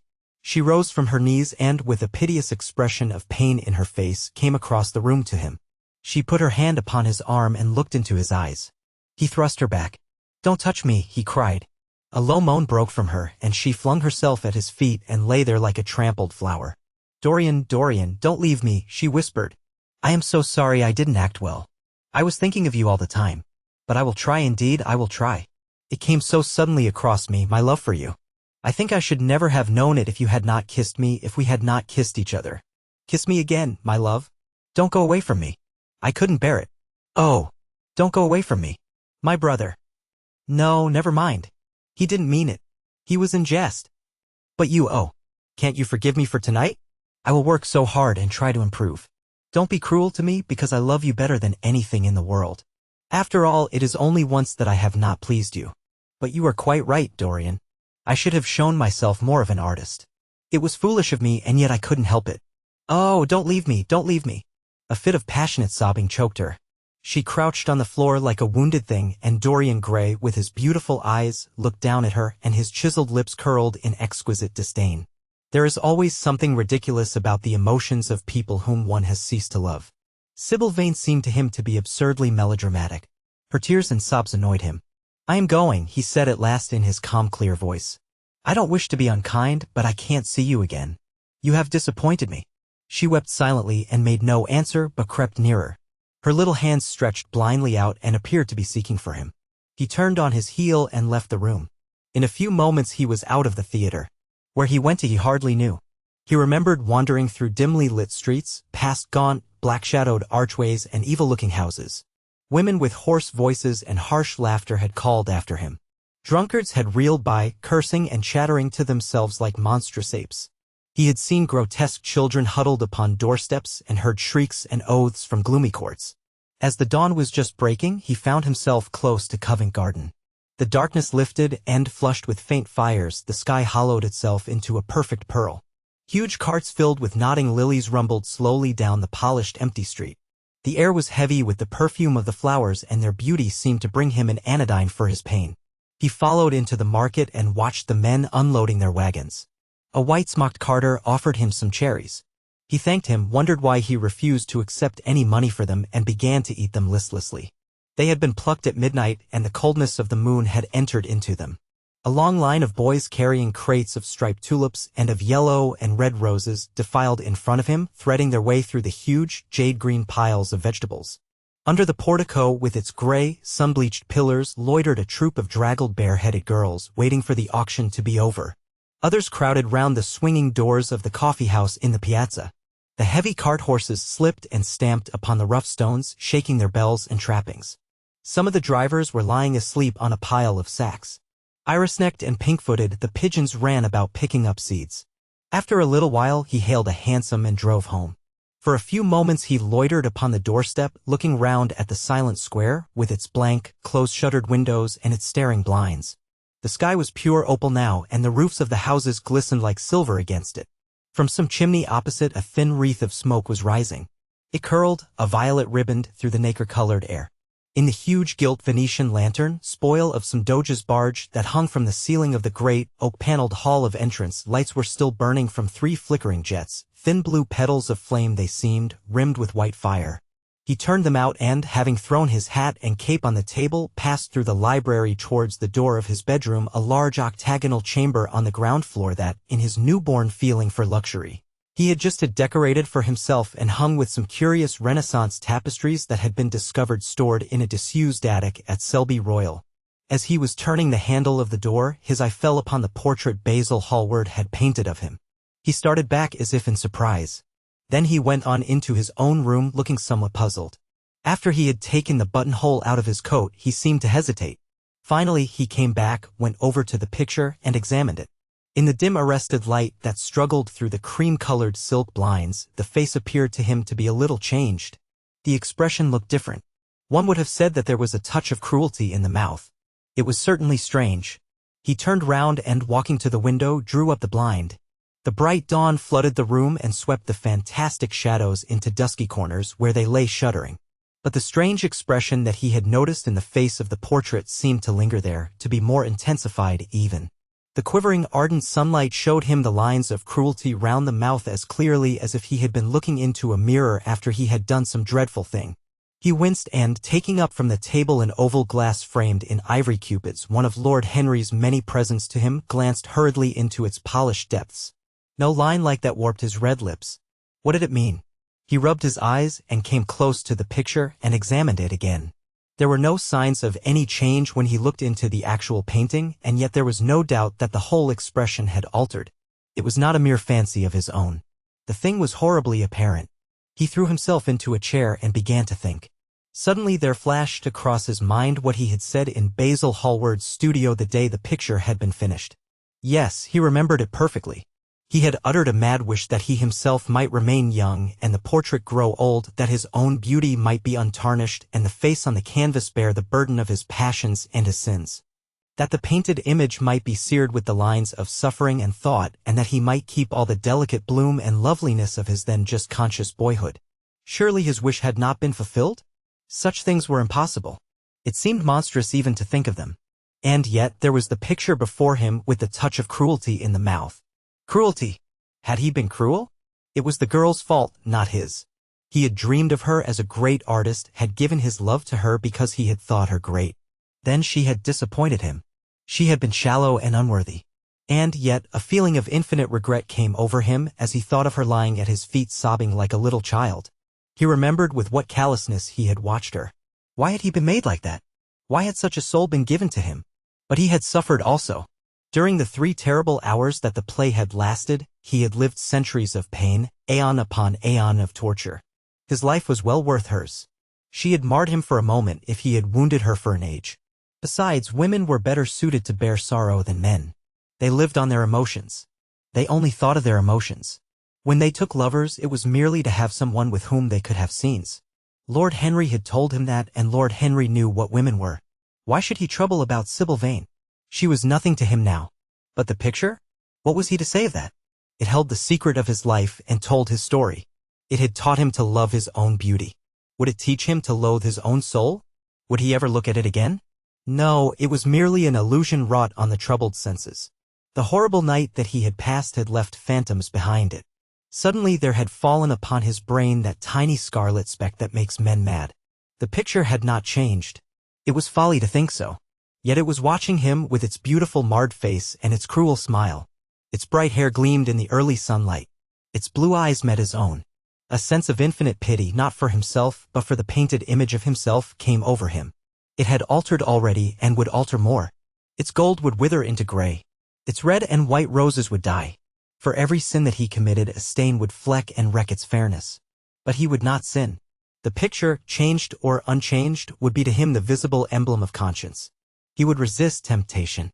He would not see Lord Henry any more, would not, at any rate, listen to those subtle poisonous theories that in Basil Hallward's garden had first stirred within him the passion for impossible things. He would go back to Sybil Vane, make her amends, marry her, try to love her again. Yes, it was his duty to do so. She must have suffered more than he had. Poor child. He had been selfish and cruel to her. The fascination that she had exercised over him would return. They would be happy together. His life with her would be beautiful and pure. He got up from his chair and drew a large screen right in front of the portrait, shuddering as he glanced at it. How horrible, he murmured to himself, and he walked across to the window and opened it. When he stepped out onto the grass, he drew a deep breath. The fresh morning air seemed to drive away all his somber passions. He thought only of Sybil. A faint echo of his love came back to him. He repeated her name over and over again. The birds that were singing in the dew-drenched garden seemed to be telling the flowers about her. The Picture of Dorian Gray. Chapter 8. It was long past noon when he awoke. His valet had crept several times on tiptoe into the room to see if he was stirring, and had wondered what made his young master sleep so late. Finally his bell sounded, and Victor came in softly with a cup of tea and a pile of letters on a small tray of old Sevres china, and drew back the olive satin curtains, with their shimmering blue lining, that hung in front of the 3 tall windows. "Monsieur has well slept this morning," he said, smiling. "What o'clock is it, Victor?" asked Dorian Gray drowsily. 1 hour and a quarter, monsieur. How late it was. He sat up and, having sipped some tea, turned over his letters. One of them was from Lord Henry, and had been brought by hand that morning. He hesitated for a moment, and then put it aside. The others he opened listlessly. They contained the usual collection of cards, invitations to dinner, tickets for private views, programs of charity concerts, and the like that are showered on fashionable young men every morning during the season. There was a rather heavy bill for a chased silver Louis Quinze toilet set that he had not yet had the courage to send on to his guardians, who were extremely old-fashioned people and did not realize that we live in an age when unnecessary things are our only necessities. And there were several very courteously worded communications from Jermyn Street moneylenders offering to advance any sum of money at a moment's notice and at the most reasonable rates of interest. After about 10 minutes he got up, and throwing on an elaborate dressing gown of silk-embroidered cashmere wool, passed into the onyx-paved bathroom. The cool water refreshed him after his long sleep. He seemed to have forgotten all that he had gone through. A dim sense of having taken part in some strange tragedy came to him once or twice, but there was the unreality of a dream about it. As soon as he was dressed, he went into the library and sat down to a light French breakfast that had been laid out for him on a small round table close to the open window. It was an exquisite day. The warm air seemed laden with spices. A bee flew in and buzzed round the blue dragon bowl that, filled with sulphur-yellow roses, stood before him. He felt perfectly happy. Suddenly his eye fell on the screen that he had placed in front of the portrait, and he started. "Too cold for monsieur?" asked his valet, putting an omelette on the table. "I shut the window?" Dorian shook his head. "I am not cold," he murmured. Was it all true? Had the portrait really changed? Or had it been simply his own imagination that had made him see a look of evil where there had been a look of joy? Surely a painted canvas could not alter? The thing was absurd. It would serve as a tale to tell Basil some day. It would make him smile. And yet, how vivid was his recollection of the whole thing. First in the dim twilight, and then in the bright dawn, he had seen the touch of cruelty round the warped lips. He almost dreaded his valet leaving the room. He knew that when he was alone he would have to examine the portrait. He was afraid of certainty. When the coffee and cigarettes had been brought and the man turned to go, he felt a wild desire to tell him to remain. As the door was closing behind him, he called him back. The man stood waiting for his orders. Dorian looked at him for a moment. "I am not at home to anyone, Victor," he said with a sigh. The man bowed and retired. Then he rose from the table, lit a cigarette, and flung himself down on a luxuriously cushioned couch that stood facing the screen. The screen was an old one, of gilt Spanish leather, stamped and wrought with a rather florid Louis Quatorze pattern. He scanned it curiously, wondering if ever before it had concealed the secret of a man's life. Should he move it aside after all? Why not let it stay there? What was the use of knowing? If the thing was true, it was terrible. If it was not true, why trouble about it? But what if, by some fate or deadlier chance, eyes other than his spied behind and saw the horrible change? What should he do if Basil Hallward came and asked to look at his own picture? Basil would be sure to do that. No, the thing had to be examined, and at once. Anything would be better than this dreadful state of doubt. He got up and locked both doors. At least he would be alone when he looked upon the mask of his shame. Then he drew the screen aside and saw himself face to face. It was perfectly true. The portrait had altered. As he often remembered afterwards, and always with no small wonder, he found himself at first gazing at the portrait with a feeling of almost scientific interest. That such a change should have taken place was incredible to him. And yet it was a fact. Was there some subtle affinity between the chemical atoms that shaped themselves into form and color on the canvas and the soul that was within him? Could it be that what that soul thought, they realized? That what it dreamed, they made true? Or was there some other, more terrible reason? He shuddered and felt afraid, and, going back to the couch, lay there, gazing at the picture in sickened horror. One thing, however, he felt that it had done for him. It had made him conscious how unjust, how cruel, he had been to Sybil Vane. It was not too late to make reparation for that. She could still be his wife. His unreal and selfish love would yield to some higher influence, would be transformed into some nobler passion, and the portrait that Basil Hallward had painted of him would be a guide to him through life, would be to him what holiness is to some and conscience to others, and the fear of God to us all. There were opiates for remorse, drugs that could lull the moral sense to sleep. But here was a visible symbol of the degradation of sin. Here was an ever-present sign of the ruin men brought upon their souls. 3 o'clock struck, and 4, and the half-hour rang its double chime, but Dorian Gray did not stir. He was trying to gather up the scarlet threads of life and to weave them into a pattern, to find his way through the sanguine labyrinth of passion through which he was wandering. He did not know what to do or what to think.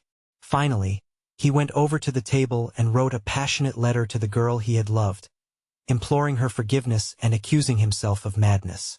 He covered page after page with wild words of sorrow and wilder words of pain. There is a luxury in self-reproach.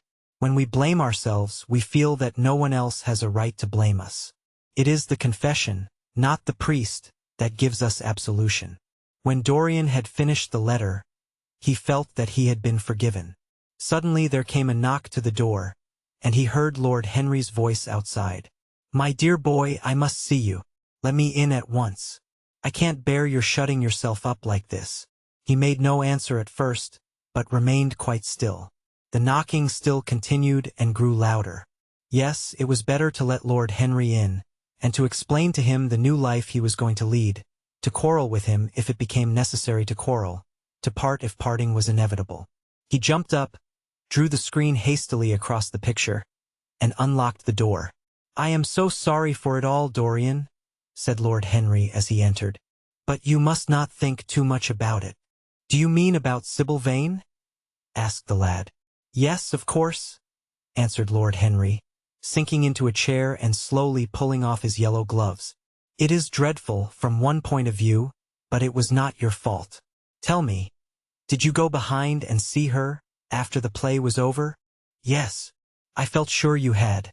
Did you make a scene with her?" "I was brutal, Harry, perfectly brutal, but it is all right now. I am not sorry for anything that has happened. It has taught me to know myself better." "Ah, Dorian, I am so glad you take it in that way. I was afraid I would find you plunged in remorse and tearing that nice curly hair of yours." "I have got through all that," said Dorian, shaking his head and smiling. "I am perfectly happy now. I know what conscience is, to begin with. It is not what you told me it was. It is the divinest thing in us. Don't sneer at it, Harry, any more, at least not before me. I want to be good. I can't bear the idea of my soul being hideous. A very charming artistic basis for ethics, Dorian. I congratulate you on it. But how are you going to begin?" "By marrying Sybil Vane." "Marrying Sybil Vane!" cried Lord Henry, standing up and looking at him in perplexed amazement. "But, my dear Dorian—" "Yes, Harry, I know what you are going to say. Something dreadful about marriage. Don't say it. Don't ever say things of that kind to me again. 2 days ago I asked Sybil to marry me. I am not going to break my word to her. She is to be my wife." "Your wife? Dorian, didn't you get my letter? I wrote to you this morning, and sent the note down by my own man." "Your letter? Oh yes, I remember. I have not read it yet, Harry. I was afraid there might be something in it that I wouldn't like. You cut life to pieces with your epigrams." "You know nothing then? What do you mean?" Lord Henry walked across the room, and sitting down by Dorian Gray, took both his hands in his own and held them tightly. "Dorian," he said, "my letter, don't be frightened, was to tell you that Sybil Vane is dead." A cry of pain broke from the lad's lips, and he leaped to his feet, tearing his hands away from Lord Henry's grasp. "Dead? Sybil dead? It is not true. It is a horrible lie. How dare you say it?" "It is quite true, Dorian," said Lord Henry gravely. "It is in all the morning papers. I wrote down to you to ask you not to see anyone till I came. There will have to be an inquest, of course, and you must not be mixed up in it. Things like that make a man fashionable in Paris. But in London people are so prejudiced. Here one should never make one's debut with a scandal. One should reserve that to give an interest to one's old age. I suppose they don't know your name at the theater?" If they don't, it is all right. Did anyone see you going round to her room? That is an important point. Dorian did not answer for a few moments. He was dazed with horror. Finally he stammered, in a stifled voice. Harry, did you say an inquest? What did you mean by that? Did Sybil? Oh, Harry, I can't bear it. But be quick. Tell me everything at once. I have no doubt it was not an accident, Dorian, though it must be put in that way to the public. It seems that as she was leaving the theater with her mother, about 12:30 or so, she said she had forgotten something upstairs. They waited some time for her, but she did not come down again. They ultimately found her lying dead on the floor of her dressing room. She had swallowed something by mistake, some dreadful thing they use at theaters. I don't know what it was, but it had either prussic acid or white lead in it. I should fancy it was prussic acid, as she seems to have died instantaneously. Harry, it is terrible, cried the lad. Yes. It is very tragic, of course. But you must not get yourself mixed up in it. I see by the standard that she was 17. I should have thought she was almost younger than that. She looked such a child, and seemed to know so little about acting. Dorian, you mustn't let this thing get on your nerves. You must come and dine with me, and afterwards we will look in at the opera. It is a Paddy night, and everybody will be there. You can come to my sister's box. She has got some smart women with her. So I have murdered Sybil Vane, said Dorian Gray half to himself. Murdered her as surely as if I had cut her little throat with a knife. Yet the roses are not less lovely for all that. The birds sing just as happily in my garden. And tonight I am to dine with you and then go on to the opera and sup somewhere, I suppose, afterwards. How extraordinarily dramatic life is. If I had read all this in a book, Harry, I think I would have wept over it.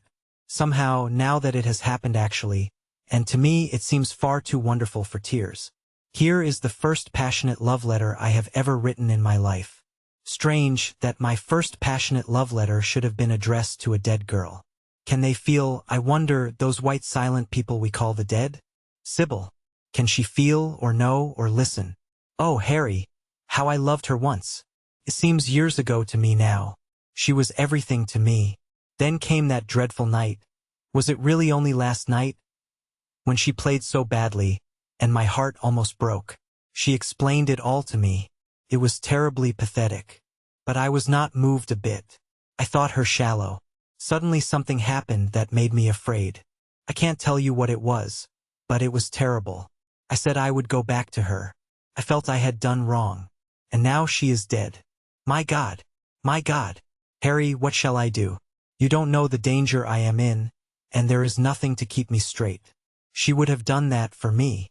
She had no right to kill herself. It was selfish of her.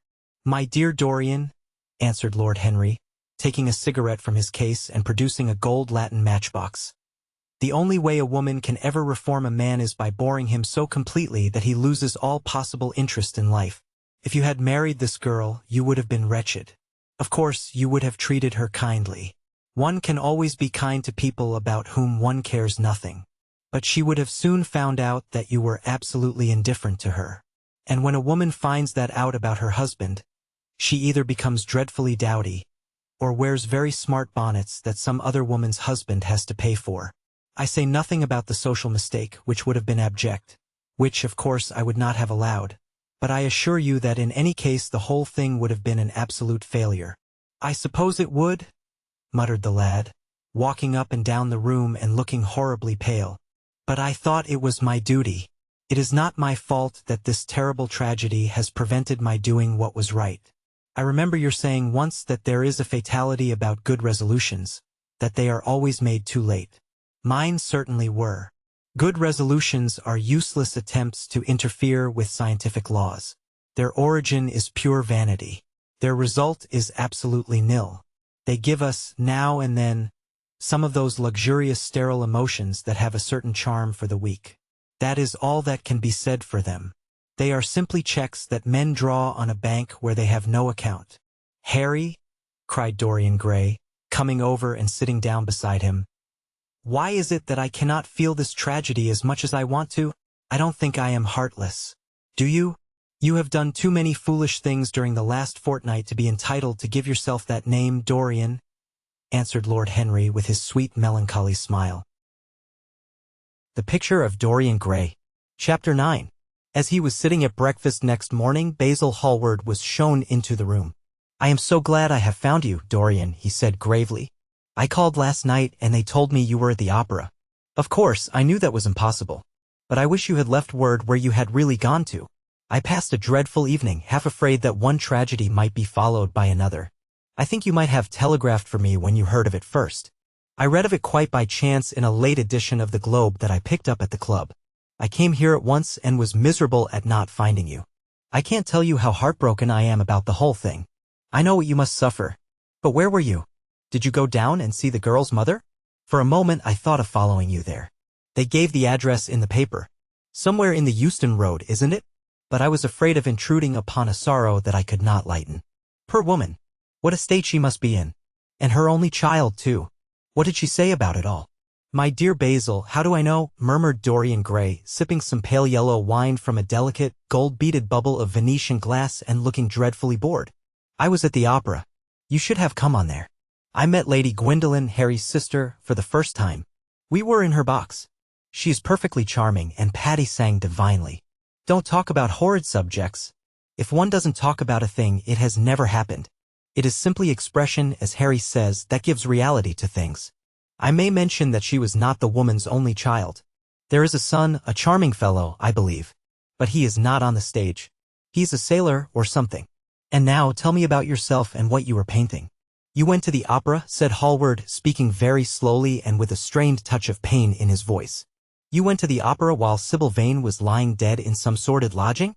You can talk to me of other women being charming and of Patty singing divinely before the girl you loved has even the quiet of a grave to sleep in? Why, man, there are horrors in store for that little white body of hers." "Stop, Basil." "I won't hear it," cried Dorian, leaping to his feet. "You must not tell me about things. What is done is done. What is past is past. You call yesterday the past? What has the actual lapse of time got to do with it? It is only shallow people who require years to get rid of an emotion. A man who is master of himself can end a sorrow as easily as he can invent a pleasure. I don't want to be at the mercy of my emotions. I want to use them, to enjoy them, and to dominate them. Dorian, this is horrible. Something has changed you completely. You look exactly the same wonderful boy who, day after day, used to come down to my studio to sit for his picture. But you were simple, natural, and affectionate then. You were the most unspoiled creature in the whole world. Now, I don't know what has come over you. You talk as if you had no heart, no pity in you. It is all Harry's influence. I see that." The lad flushed up and, going to the window, looked out for a few moments on the green, flickering, sun-lashed garden. "I owe a great deal to Harry, Basil," he said at last, "more than I owe to you. You only taught me to be vain. Well, I am punished for that, Dorian, or shall be some day." "I don't know what you mean, Basil," he exclaimed, turning round. "I don't know what you want. What do you want?" "I want the Dorian Gray I used to paint," said the artist sadly. "Basil," said the lad, going over to him and putting his hand on his shoulder, "you have come too late. Yesterday when I heard that Sybil Vane had killed herself." "Killed herself? Good heavens!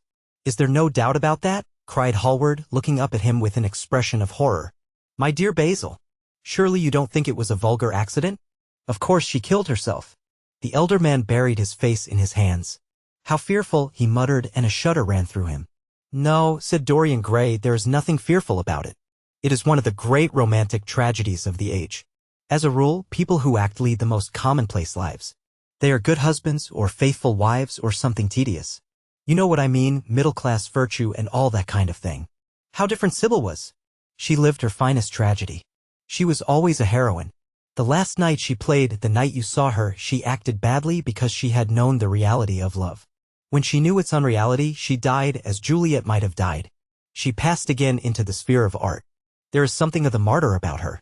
Her death has all the pathetic uselessness of martyrdom, all its wasted beauty. But, as I was saying, you must not think I have not suffered.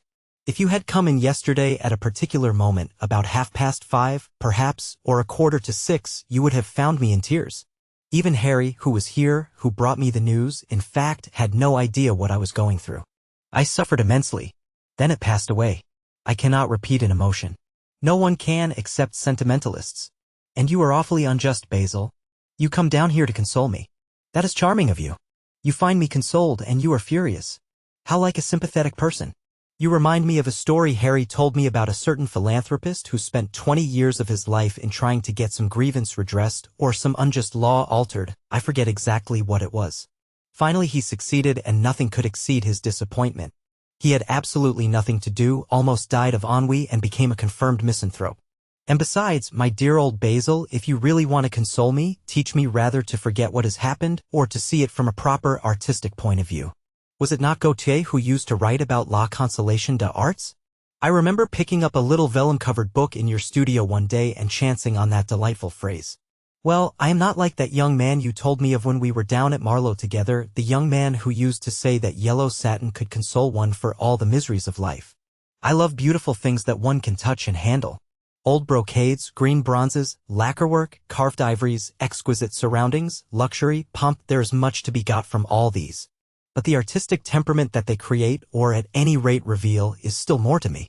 To become the spectator of one's own life, as Harry says, is to escape the suffering of life. I know you were surprised at my talking to you like this. You have not realized how I have developed. I was a schoolboy when you knew me. I am a man now. I have new passions, new thoughts, new ideas. I am different, but you must not like me less. I am changed, but you must always be my friend. Of course, I am very fond of Harry. But I know that you are better than he is. You are not stronger, you are too much afraid of life, but you are better. And how happy we used to be together. Don't leave me, Basil, and don't quarrel with me. I am what I am. There is nothing more to be said. The painter felt strangely moved. The lad was infinitely dear to him, and his personality had been the great turning point in his art. He could not bear the idea of reproaching him anymore. After all, his indifference was probably merely a mood that would pass away. There was so much in him that was good, so much in him that was noble. Well, Dorian, he said at length with a sad smile, I won't speak to you again about this horrible thing after today. I only trust your name won't be mentioned in connection with it. The inquest is to take place this afternoon. Have they summoned you? Dorian shook his head, and a look of annoyance passed over his face at the mention of the word inquest. There was something so crude and vulgar about everything of the kind. They don't know my name, he answered. But surely she did? Only my Christian name, and that I am quite sure she never mentioned to anyone. She told me once that they were all rather curious to learn who I was, and that she invariably told them my name was Prince Charming. It was pretty of her. You must do me a drawing of Sybil, Basil. I should like to have something more of her than the memory of a few kisses and some broken, pathetic words. I will try and do something, Dorian, if it would please you. But you must come and sit to me yourself again. I can't get on without you. I can never sit to you again, Basil. It is impossible, he exclaimed, starting back. The painter stared at him. My dear boy, what nonsense, he cried. Do you mean to say you don't like what I did of you? Where is it? Why have you pulled the screen in front of it? Let me look at it. It is the best thing I have ever done. Do take the screen away, Dorian. It is simply disgraceful of your servant hiding my work like that. I felt the room looked different as I came in. My servant has nothing to do with it, Basil. You don't imagine I let him arrange my room for me? He settles my flowers for me sometimes, that is all. No, I did it myself. The light was too strong on the portrait. Too strong? Surely not, my dear fellow. It is an admirable place for it. Let me see it. And Hallward walked towards the corner of the room. A cry of terror broke from Dorian Gray's lips, and he rushed between the painter and the screen. Basil, he said, looking very pale, you must not look at it. I don't wish you to. Not look at my own work. You are not serious. Why shouldn't I look at it? Exclaimed Hallward, laughing. If you try to look at it, Basil, on my word of honor, I will never speak to you again as long as I live. I am quite serious. I don't offer any explanation, and you are not to ask for any. But, remember, if you touch the screen, everything is over between us. Hallward was thunderstruck. He looked at Dorian Gray in absolute amazement. He had never seen him like this before. The lad was actually pallid with rage. His hands were clenched, and the pupils of his eyes were like discs of blue fire. He was trembling all over. Dorian, don't speak. But what's the matter? Of course I won't look at it if you don't want me to, he said, rather coldly, turning on his heel and going over towards the window. But really, it seems rather absurd that I shouldn't see my own work, especially as I am going to exhibit it in Paris in the autumn. I shall probably have to give it another coat of varnish before that, so I must see it some day, and why not today? To exhibit it. You want to exhibit it? Exclaimed Dorian Gray, a strange sense of terror creeping over him. Was the world going to be shown his secret? Were people to gape at the mystery of his life? That was impossible. Something he did not know what had to be done at once.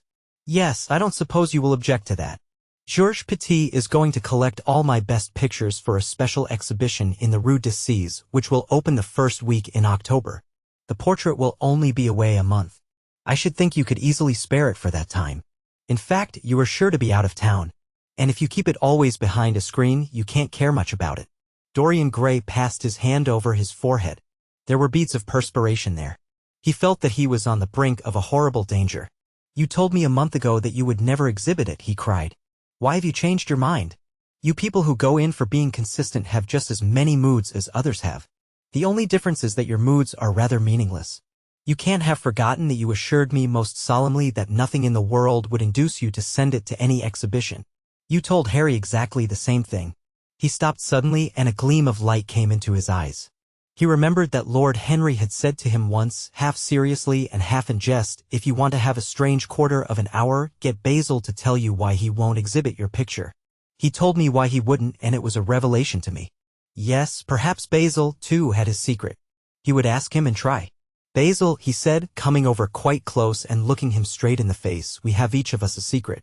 Let me know yours and I shall tell you mine. What was your reason for refusing to exhibit my picture? The painter shuddered in spite of himself. Dorian, if I told you, you might like me less than you do and you would certainly laugh at me. I could not bear your doing either of those two things. If you wish me never to look at your picture again, I am content. I have always you to look at. If you wish the best work I have ever done to be hidden from the world, I am satisfied. Your friendship is dearer to me than any fame or reputation. No, Basil, you must tell me, insisted Dorian Gray. I think I have a right to know. His feeling of terror had passed away and curiosity had taken its place. He was determined to find out Basil Hallward's mystery. Let us sit down, Dorian, said the painter, looking troubled. Let us sit down. And just answer me one question.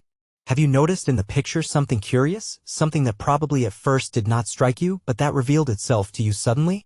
Basil, cried the lad, clutching the arms of his chair with trembling hands and gazing at him with wild, startled eyes. I see you did. Don't speak.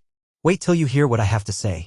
Dorian, from the moment I met you, your personality had the most extraordinary influence over me. I was dominated, soul, brain, and power, by you. You became to me the visible incarnation of that unseen ideal whose memory haunts us artists like an exquisite dream. I worshipped you. I grew jealous of every one to whom you spoke. I wanted to have you all to myself. I was only happy when I was with you. When you were away from me, you were still present in my art. Of course, I never let you know anything about this. It would have been impossible. You would not have understood it. I hardly understood it myself. I only knew that I had seen perfection face to face and that the world had become wonderful to my eyes, too wonderful, perhaps, for in such mad worships there is peril, the peril of losing them no less than the peril of keeping them. Weeks and weeks went on and I grew more and more absorbed in you. Then came a new development. I had drawn you as Paris in dainty armor and as Adonis with huntsman's cloak and polished boar spear. Crowned with heavy lotus blossoms you had sat on the prow of Adrian's barge, gazing across the green turbid Nile. You had leaned over the still pool of some Greek woodland and seen in the water's silent silver the marvel of your own face. And it had all been what art should be, unconscious, ideal, and remote. One day, a fatal day I sometimes think, I determined to paint a wonderful portrait of you as you actually are, not in the costume of dead ages, but in your own dress and in your own time. Whether it was the realism of the method or the mere wonder of your own personality thus directly presented to me without mist or veil, I cannot tell. But I know that as I worked at it, every flake and film of color seemed to me to reveal my secret. I grew afraid that others would know of my idolatry. I felt, Dorian, that I had told too much, that I had put too much of myself into it. Then it was that I resolved never to allow the picture to be exhibited. You were a little annoyed, but then you did not realize all that it meant to me. Harry, to whom I talked about it, laughed at me. But I did not mind that. When the picture was finished and I sat alone with it, I felt that I was right. Well, after a few days the thing left my studio, and as soon as I had got rid of the intolerable fascination of its presence, it seemed to me that I had been foolish in imagining that I had seen anything in it. More than that you were extremely good-looking and that I could paint. Even now I cannot help feeling that it is a mistake to think that the passion one feels in creation is ever really shown in the work one creates. Art is always more abstract than we fancy. Form and color tell us of form and color, that is all. It often seems to me that art conceals the artist far more completely than it ever reveals him. And so when I got this offer from Paris, I determined to make your portrait the principal thing in my exhibition. It never occurred to me that you would refuse. I see now that you were right. The picture cannot be shown. You must not be angry with me, Dorian, for what I have told you. As I said to Harry once, you were made to be worshipped. Dorian Gray drew a long breath. The color came back to his cheeks and a smile played about his lips. The peril was over. He was safe for the time. Yet he could not help feeling infinite pity for the painter who had just made this strange confession to him and wondered if he himself would ever be so dominated by the personality of a friend. Lord Henry had the charm of being very dangerous. But that was all. He was too clever and too cynical to be really fond of. Would there ever be someone who would fill him with a strange idolatry? Was that one of the things that life had in store? It is extraordinary to me, Dorian, said Hallward, that you should have seen this in the portrait. Did you really see it? I saw something in it, he answered, something that seemed to me very curious. Well, you don't mind my looking at the thing now? Dorian shook his head. You must not ask me that, Basil. I could not possibly let you stand in front of that picture. You will someday, surely? Never.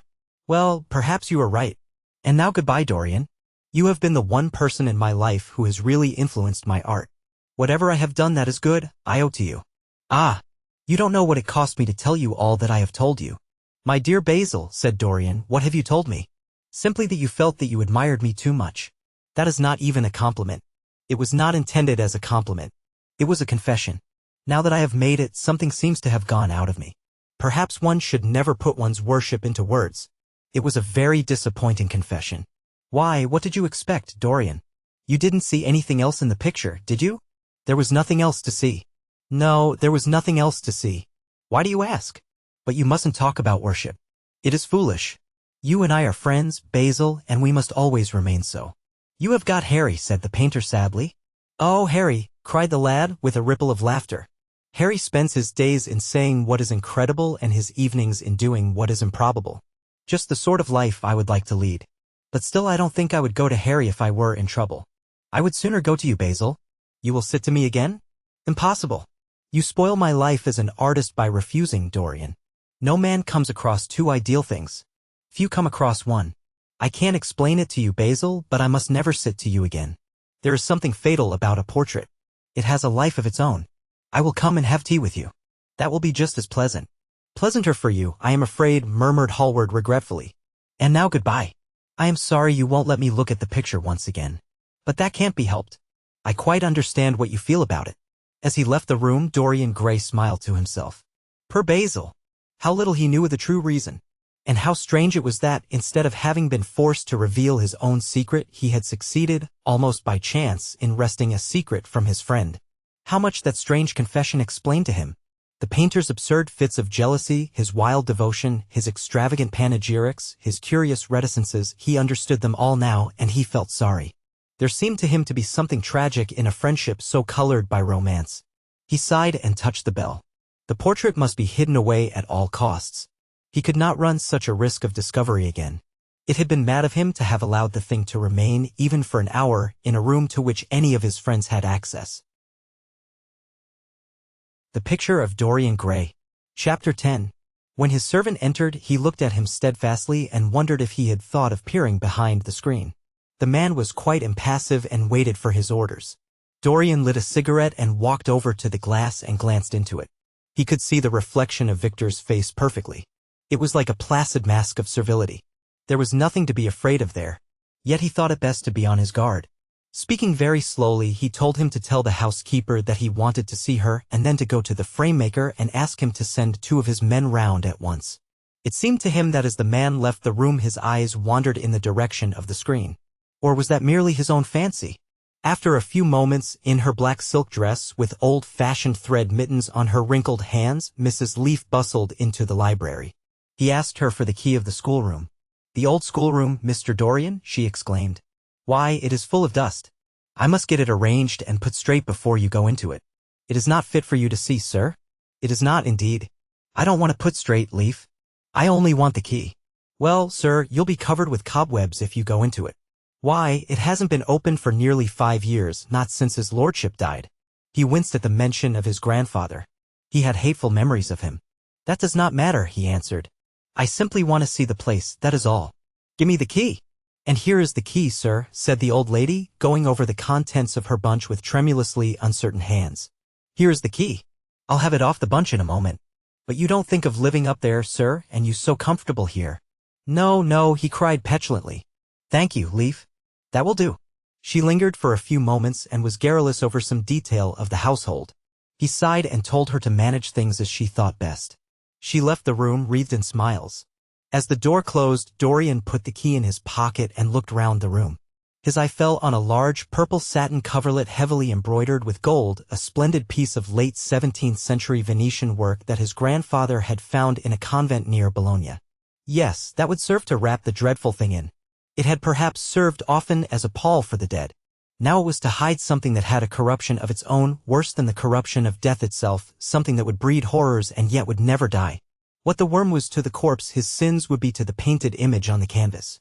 They would mar its beauty and eat away its grace. They would defile it and make it shameful. And yet the thing would still live on. It would be always alive. He shuddered, and for a moment he regretted that he had not told Basil the true reason why he had wished to hide the picture away. Basil would have helped him to resist Lord Henry's influence and the still more poisonous influences that came from his own temperament. The love that he bore him, for it was really love, had nothing in it that was not noble and intellectual. It was not that mere physical admiration of beauty that is born of the senses and that dies when the senses tire. It was such love as Michelangelo had known, and Montaigne, and Winckelmann, and Shakespeare himself. Yes, Basil could have saved him. But it was too late now. The past could always be annihilated. Regret, denial, or forgetfulness could do that. But the future was inevitable. There were passions in him that would find their terrible outlet, dreams that would make the shadow of their evil real. He took up from the couch the great purple and gold texture that covered it and, holding it in his hands, passed behind the screen. Was the face on the canvas viler than before? It seemed to him that it was unchanged, and yet his loathing of it was intensified. Gold hair, blue eyes, and rose-red lips, they all were there. It was simply the expression that had altered. That was horrible in its cruelty. Compared to what he saw in it of censure or rebuke, how shallow Basil's reproaches about Sybil Vane had been. How shallow, and of what little account. His own soul was looking out at him from the canvas and calling him to judgment. A look of pain came across him, and he flung the rich pall over the picture. As he did so, a knock came to the door. He passed out as his servant entered. "The persons are here, monsieur." He felt that the man must be got rid of at once. He must not be allowed to know where the picture was being taken to. There was something sly about him, and he had thoughtful, treacherous eyes. Sitting down at the writing table, he scribbled a note to Lord Henry asking him to send him round something to read and reminding him that they were to meet at 8:15 that evening. "Wait for an answer," he said, handing it to him, "and show the men in here." In 2 or 3 minutes there was another knock, and Mr. Hubbard himself, the celebrated frame-maker of South Audley Street, came in with a somewhat rough-looking young assistant. Mr. Hubbard was a florid, red-whiskered little man whose admiration for art was considerably tempered by the inveterate impecuniosity of most of the artists who dealt with him. As a rule, he never left his shop. He waited for people to come to him. But he always made an exception in favor of Dorian Gray. There was something about Dorian that charmed everybody. It was a pleasure even to see him. "What can I do for you, Mr. Gray?" he said, rubbing his fat freckled hands. "I thought I would do myself the honor of coming round in person. I have just got a beauty of a frame, sir. Picked it up at a sale. Old Florentine. Came from Fonthill, I believe. Admirably suited for a religious subject, Mr. Gray. I am so sorry you have given yourself the trouble of coming round, Mr. Hubbard. I shall certainly drop in and look at the frame, though I don't go in much at present for religious art, but today I only want a picture carried to the top of the house for me. It is rather heavy, so I thought I would ask you to lend me a couple of your men. No trouble at all, Mr. Gray. I am delighted to be of any service to you. Which is the work of art, sir?" "This," replied Dorian, moving the screen back. "Can you move it, covering it all, just as it is?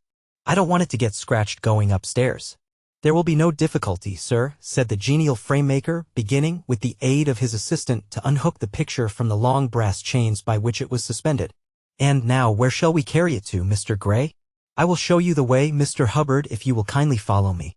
Or perhaps you had better go in front. I am afraid it is right at the top of the house. We will go up by the front staircase, as it is wider." He held the door open for them, and they passed out into the hall and began the ascent. The elaborate character of the frame had made the picture extremely bulky, and now and then, in spite of the obsequious protests of Mr. Hubbard, who had the true tradesman's spirited dislike of seeing a gentleman doing anything useful, Dorian put his hand to it so as to help them. "Something of a load to carry, sir," gasped the little man when they reached the top landing. And he wiped his shiny forehead.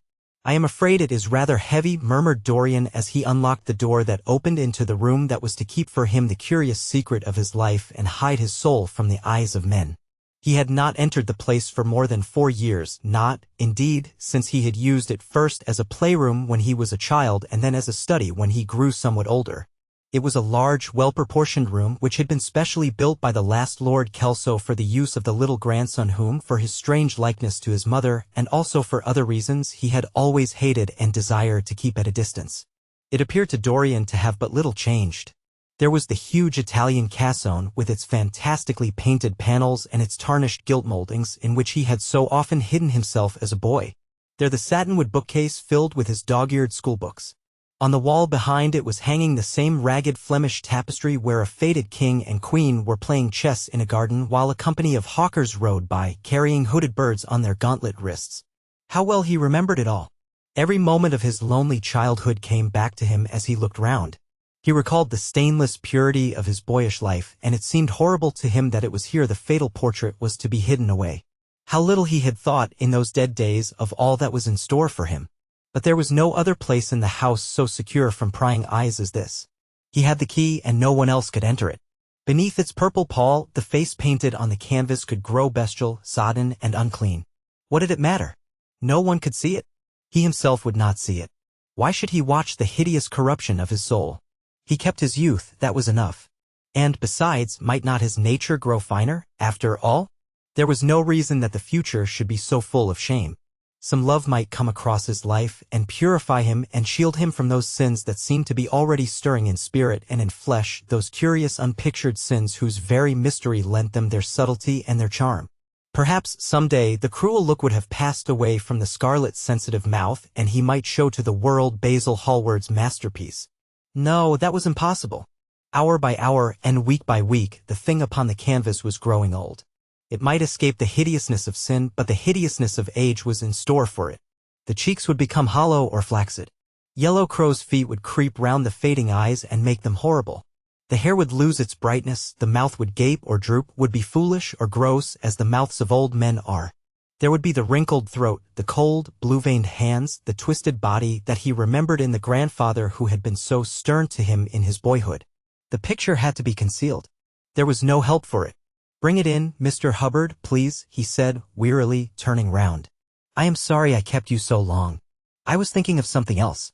"Always glad to have a rest, Mr. Gray," answered the frame-maker, who was still gasping for breath. "Where shall we put it, sir?" "Oh, anywhere. Here, this will do. I don't want to have it hung up. Just lean it against the wall." "Thanks. Might one look at the work of art, sir?" Dorian started. "It would not interest you, Mr. Hubbard," he said, keeping his eye on the man. He felt ready to leap upon him and fling him to the ground if he dared to lift the gorgeous hanging that concealed the secret of his life. "I shan't trouble you any more now. I am much obliged for your kindness in coming round." Not at all, Mr. Gray. Ever ready to do anything for you, sir." And Mr. Hubbard tramped downstairs, followed by the assistant, who glanced back at Dorian with a look of shy wonder in his rough, uncomely face. He had never seen anyone so marvelous. When the sound of their footsteps had died away, Dorian locked the door and put the key in his pocket. He felt safe now. No one would ever look upon the horrible thing. No eye but his would ever see his shame. On reaching the library, he found that it was just after 5 o'clock and that the tea had been already brought up. On a little table of dark perfumed wood thickly encrusted with nacre, a present from Lady Radley, his guardian's wife, a pretty professional invalid who had spent the preceding winter in Cairo, was lying a note from Lord Henry. And beside it was a book bound in yellow paper, the cover slightly torn and the edges soiled. A copy of the 3rd edition of the St. James's Gazette had been placed on the tea tray. It was evident that Victor had returned. He wondered if he had met the men in the hall as they were leaving the house and had wormed out of them what they had been doing. He would be sure to miss the picture, had no doubt missed it already while he had been laying the tea things. The screen had not been set back and a blank space was visible on the wall. Perhaps some night he might find him creeping upstairs and trying to force the door of the room. It was a horrible thing to have a spy in one's house. He had heard of rich men who had been blackmailed all their lives by some servant who had read a letter or overheard a conversation or picked up a card with an address or found beneath a pillow a withered flower or a shred of crumpled lace. He sighed and, having poured himself out some tea, opened Lord Henry's note. It was simply to say that he sent him round the evening paper and a book that might interest him and that he would be at the club at 8:15. He opened the St. James's languidly and looked through it. A red pencil mark on the 5th page caught his eye. It drew attention to the following paragraph. Inquest on an actress. An inquest was held this morning at the Bell Tavern, Hoxton Road, by Mr. Danby, the district coroner, on the body of Sybil Vane, a young actress recently engaged at the Royal Theatre, Holborn. A verdict of death by misadventure was returned. Considerable sympathy was expressed for the mother of the deceased, who was greatly affected during the giving of her own evidence and that of Dr. Birrell, who had made the post-mortem examination of the deceased. He frowned and, tearing the paper in two, went across the room and flung the pieces away. How ugly it all was. And how horribly real ugliness made things. He felt a little annoyed with Lord Henry for having sent him the report.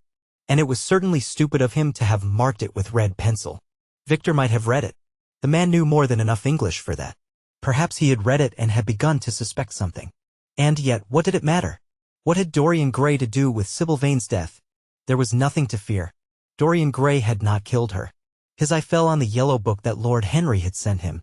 What was it, he wondered?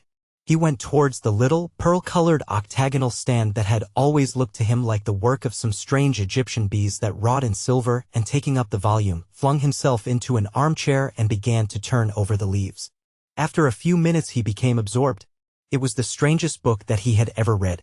It seemed to him that in exquisite raiment and to the delicate sound of flutes, the sins of the world were passing in dumb show before him.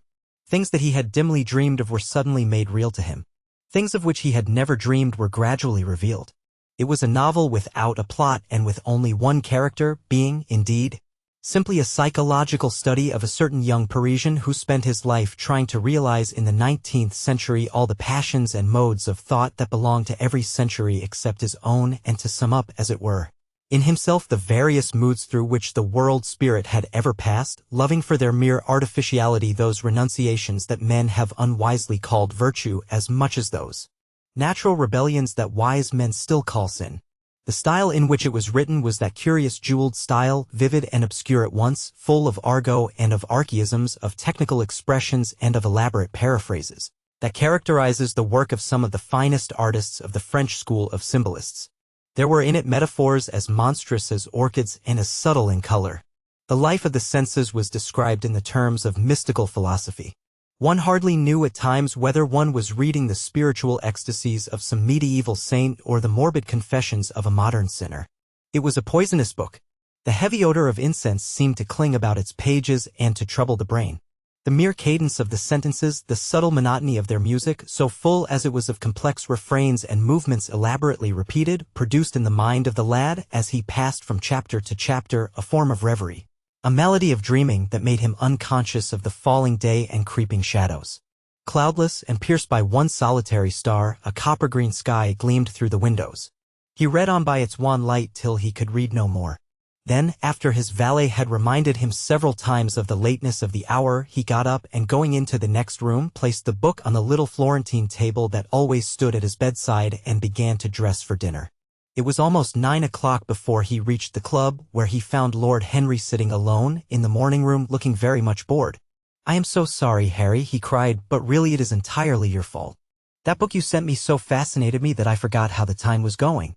"Yes, I thought you would like it," replied his host, rising from his chair. "I didn't say I liked it, Harry. I said it fascinated me. There is a great difference." "Ah, you have discovered that?" murmured Lord Henry. And they passed into the dining room. The Picture of Dorian Gray. Chapter 11. For years, Dorian Gray could not free himself from the influence of this book. Or perhaps it would be more accurate to say that he never sought to free himself from it. He procured from Paris no less than 9 large paper copies of the first edition, and had them bound in different colors, so that they might suit his various moods and the changing fancies of a nature over which he seemed, at times, to have almost entirely lost control. The hero, the wonderful young Parisian in whom the romantic and the scientific temperaments were so strangely blended, became to him a kind of prefiguring type of himself. And, indeed, the whole book seemed to him to contain the story of his own life, written before he had lived it. In one point he was more fortunate than the novel's fantastic hero. He never indeed had any cause to know, that somewhat grotesque dread of mirrors, and polished metal surfaces, and still water which came upon the young Parisian so early in his life, and was occasioned by the sudden decay of a beau that had once, apparently, been so remarkable. It was with an almost cruel joy, and perhaps in nearly every joy, as certainly in every pleasure cruelty has its place, that he used to read the latter part of the book with its really tragic, if somewhat overemphasized, account of the sorrow and despair of one who had himself lost what in others, and the world, he had most dearly valued. For the wonderful beauty that had so fascinated Basil Hallward, and many others besides him, seemed never to leave him. Even those who had heard the most evil things against him, and from time to time strange rumors about his mode of life crept through London and became the chatter of the clubs, could not believe anything to his dishonor when they saw him. He had always the look of one who had kept himself unspotted from the world. Men who talked grossly became silent when Dorian Gray entered the room. There was something in the purity of his face that rebuked them. His mere presence seemed to recall to them the memory of the innocence that they had tarnished. They wondered how one so charming and graceful as he was could have escaped the stain of an age that was at once sordid and sensual. Often, on returning home from one of those mysterious and prolonged absences that gave rise to such strange conjecture among those who were his friends, or thought that they were so, he himself would creep upstairs to the locked room, open the door with the key that never left him now, and stand with a mirror in front of the portrait that Basil Hallward had painted of him, looking now at the evil and aging face on the canvas, and now at the fair young face that laughed back at him from the polished glass. The very sharpness of the contrast used to quicken his sense of pleasure. He grew more and more enamored of his own beauty, more and more interested in the corruption of his own soul. He would examine with minute care, and sometimes with a monstrous and terrible delight, the hideous lines that seared the wrinkling forehead or crawled around the heavy sensual mouth, wondering sometimes which were the more horrible, the signs of sin or the signs of age. He would place his white hands beside the coarse, bloated hands of the picture, and smile. He mocked the misshapen body and the failing limbs. There were moments, indeed, at night, when, lying sleepless in his own delicately scented chamber, or in the sordid room of the little ill-famed tavern near the docks which, under an assumed name and in disguise, it was his habit to frequent, he would think of the ruin he had brought upon his soul with a pity that was all the more poignant because it was purely selfish. But moments such as these were rare. That curiosity about life which Lord Henry had first stirred in him, as they sat together in the garden of their friend, seemed to increase with gratification. The more he knew, the more he desired to know. He had mad hungers that grew more ravenous as he fed them. Yet he was not really reckless, at any rate in his relations to society. Once or twice every month during the winter, and on each Wednesday evening while the season lasted, he would throw open to the world his beautiful house and have the most celebrated musicians of the day to charm his guests with the wonders of their art. His little dinners, in the settling of which Lord Henry always assisted him, were noted as much for the careful selection and placing of those invited, as for the exquisite taste shown in the decoration of the table, with its subtle symphonic arrangements of exotic flowers, and embroidered cloths, and antique plate of gold and silver. Indeed, there were many, especially among the very young men, who saw or fancied that they saw, in Dorian Gray the true realization of a type of which they had often dreamed in Eton or Oxford days, a type that was to combine something of the real culture of the scholar with all the grace and distinction and perfect manner of a citizen of the world. To them he seemed to be of the company of those whom Dante describes as having sought to make themselves perfect by the worship of beauty. Like Gautier, he was one for whom the visible world existed. And certainly, to him life itself was the first, the greatest of the arts, and for it all the other arts seemed to be but a preparation. Fashion, by which what is really fantastic becomes for a moment universal, and dandyism, which, in its own way, is an attempt to assert the absolute modernity of beauty, had, of course, their fascination for him. His mode of dressing, and the particular styles that from time to time he affected, had their marked influence on the young exquisites of the Mayfair balls and Pall Mall club windows, who copied him in everything that he did, and tried to reproduce the accidental charm of his graceful, though to him only half-serious, fopperies. For, while he was but too ready to accept the position that was almost immediately offered to him on his coming of age, and found, indeed, a subtle pleasure in the thought that he might really become to the London of his own day what to imperial Neronian Rome the author of the Satyricon once had been, yet in his inmost heart he desired to be something more than a mere arbiter elegantiarum, to be consulted on the wearing of a jewel, or the knotting of a necktie, or the conduct of a cane. He sought to elaborate some new scheme of life that would have its reasoned philosophy and its ordered principles, and find in the spiritualizing of the senses its highest realization. The worship of the senses has often, and with much justice, been decried, men feeling a natural instinct of terror about passions and sensations that seem stronger than themselves, and that they are conscious of sharing with the less highly organized forms of existence. But it appeared to Dorian Gray that the true nature of the senses had never been understood, and that they had remained savage and animal merely because the world had sought to starve them into submission or to kill them by pain, instead of aiming at making them elements of a new spirituality, of which a fine instinct for beauty was to be the dominant characteristic. As he looked back upon man moving through history, he was haunted by a feeling of loss. So much had been surrendered, and to such little purpose. There had been mad willful rejections, monstrous forms of self-torture and self-denial, whose origin was fear and whose result was a degradation infinitely more terrible than that fancied degradation from which, in their ignorance, they had sought to escape. Nature, in her wonderful irony, driving out the anchorite to feed with the wild animals of the desert and giving to the hermit the beasts of the field as his companions. Yes, there was to be, as Lord Henry had prophesied, a new hedonism that was to recreate life and to save it from that harsh, uncomely Puritanism that is having, in our own day, its curious revival. It was to have its service of the intellect, certainly, yet it was never to accept any theory or system that would involve the sacrifice of any mode of passionate experience. Its aim, indeed, was to be experience itself, and not the fruits of experience, sweet or bitter as they might be. Of the asceticism that deadens the senses, as of the vulgar profligacy that dulls them, it was to know nothing. But it was to teach man to concentrate himself upon the moments of a life that is itself but a moment. There are few of us who have not sometimes wakened before dawn, either after one of those dreamless nights that make us almost enamored of death, or one of those nights of horror and misshapen joy, when through the chambers of the brain sweep phantoms more terrible than reality itself, and instinct with that vivid life that lurks in all grotesques, and that lends to Gothic art its enduring vitality, this art being, one might fancy, especially the art of those whose minds have been troubled with the malady of reverie. Gradually white fingers creep through the curtains, and they appear to tremble. In black fantastic shapes, dumb shadows crawl into the corners of the room and crouch there. Outside, there is the stirring of birds among the leaves, or the sound of men going forth to their work, or the sigh and sob of the wind coming down from the hills and wandering round the silent house, as though it feared to wake the sleepers and yet must needs call forth sleep from her purple cave. Veil after veil of thin dusky gauze is lifted, and by degrees the forms and colors of things are restored to them, and we watch the dawn remaking the world in its antique pattern. The wan mirrors get back their mimic life. The flameless tapers stand where we had left them, and beside them lies the half-cut book that we had been studying, or the wired flower that we had worn at the ball, or the letter that we had been afraid to read, or that we had read too often. Nothing seems to us changed. Out of the unreal shadows of the night comes back the real life that we had known.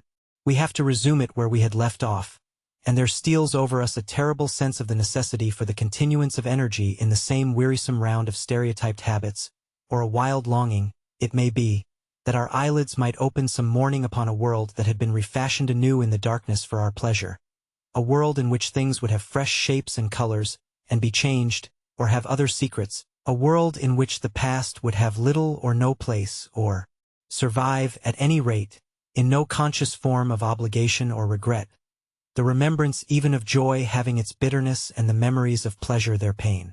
It was the creation of such worlds as these that seemed to Dorian Gray to be the true object, or amongst the true objects, of life. And in his search for sensations that would be at once new and delightful, and possess that element of strangeness that is so essential to romance, he would often adopt certain modes of thought that he knew to be really alien to his nature, abandon himself to their subtle influences, and then, having, as it were, caught their color and satisfied his intellectual curiosity, leave them with that curious indifference that is not incompatible with a real ardor of temperament, and that, indeed, according to certain modern psychologists, is often a condition of it. It was rumored of him once that he was about to join the Roman Catholic communion, and certainly the Roman ritual had always a great attraction for him.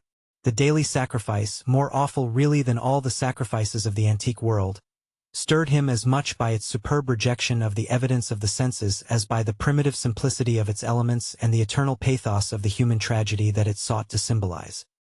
He loved to kneel down on the cold marble pavement and watch the priest, in his stiff flowered dalmatic, slowly and with white hands moving aside the veil of the tabernacle, or raising aloft the jeweled, lantern-shaped monstrance with that pallid wafer that at times, one would fain think, is indeed the panis caelestis, the bread of angels, or, robed in the garments of the Passion of Christ, breaking the host into the chalice and smiting his breast for his sins. The fuming censers that the grave boys, in their lace and scarlet, tossed into the air like great gilt flowers had their subtle fascination for him. As he passed out, he used to look with wonder at the black confessionals and long to sit in the dim shadow of one of them and listen to men and women whispering through the worn grating the true story of their lives. But he never fell into the error of arresting his intellectual development by any formal acceptance of creed or system, or of mistaking, for a house in which to live, and in that is but suitable for the sojourn of a night, or for a few hours of a night in which there are no stars and the moon is in travail. Mysticism, with its marvelous power of making common things strange to us, and the subtle antinomianism that always seems to accompany it, moved him for a season. And for a season he inclined to the materialistic doctrines of the Darwinismus movement in Germany, and found a curious pleasure in tracing the thoughts and passions of men to some pearly cell in the brain, or some white nerve in the body, delighting in the conception of the absolute dependence of the spirit on certain physical conditions, morbid or healthy, normal or diseased. Yet, as has been said of him before, no theory of life seemed to him to be of any importance compared with life itself. He felt keenly conscious of how barren all intellectual speculation is when separated from action and experiment. He knew that the senses, no less than the soul, have their spiritual mysteries to reveal. And so he would now study perfumes and the secrets of their manufacture, distilling heavily scented oils and burning odorous gums from the East. He saw that there was no mood of the mind that had not its counterpart in the sensuous life, and set himself to discover their true relations, wondering what there was in frankincense that made one mystical, and in ambergris that stirred one's passions, and in violets that woke the memory of dead romances, and in musk that troubled the brain, and in champak that stained the imagination, and seeking often to elaborate a real psychology of perfumes, and to estimate the several influences of sweet, smelling roots and scented pollen-laden flowers, of aromatic balms and of dark and fragrant woods, of spikenard that sickens, of hovenia that makes men mad, and of aloes that are said to be able to expel melancholy from the soul. At another time he devoted himself entirely to music, and in a long latticed room, with a vermilion and gold ceiling and walls of olive-green lacquer, he used to give curious concerts in which mad gypsies tore wild music from little zither, or grave, yellow-shawled Tunisians plucked at the strained strings of monstrous lutes, while grinning Negroes beat monotonously upon copper drums and, crouching upon scarlet mats, slim turbaned Indians blew through long pipes of reed or brass and charmed, or feigned to charm, great hooded snakes and horrible horned adders. The harsh intervals and shrill discords of barbaric music stirred him at times when Schubert's Grace, and Chopin's Beautiful Sorrows, and the mighty harmonies of Beethoven himself, fell unheeded on his ear. He collected together from all parts of the world the strangest instruments that could be found, either in the tombs of dead nations or among the few savage tribes that have survived contact with Western civilizations, and loved to touch and try them.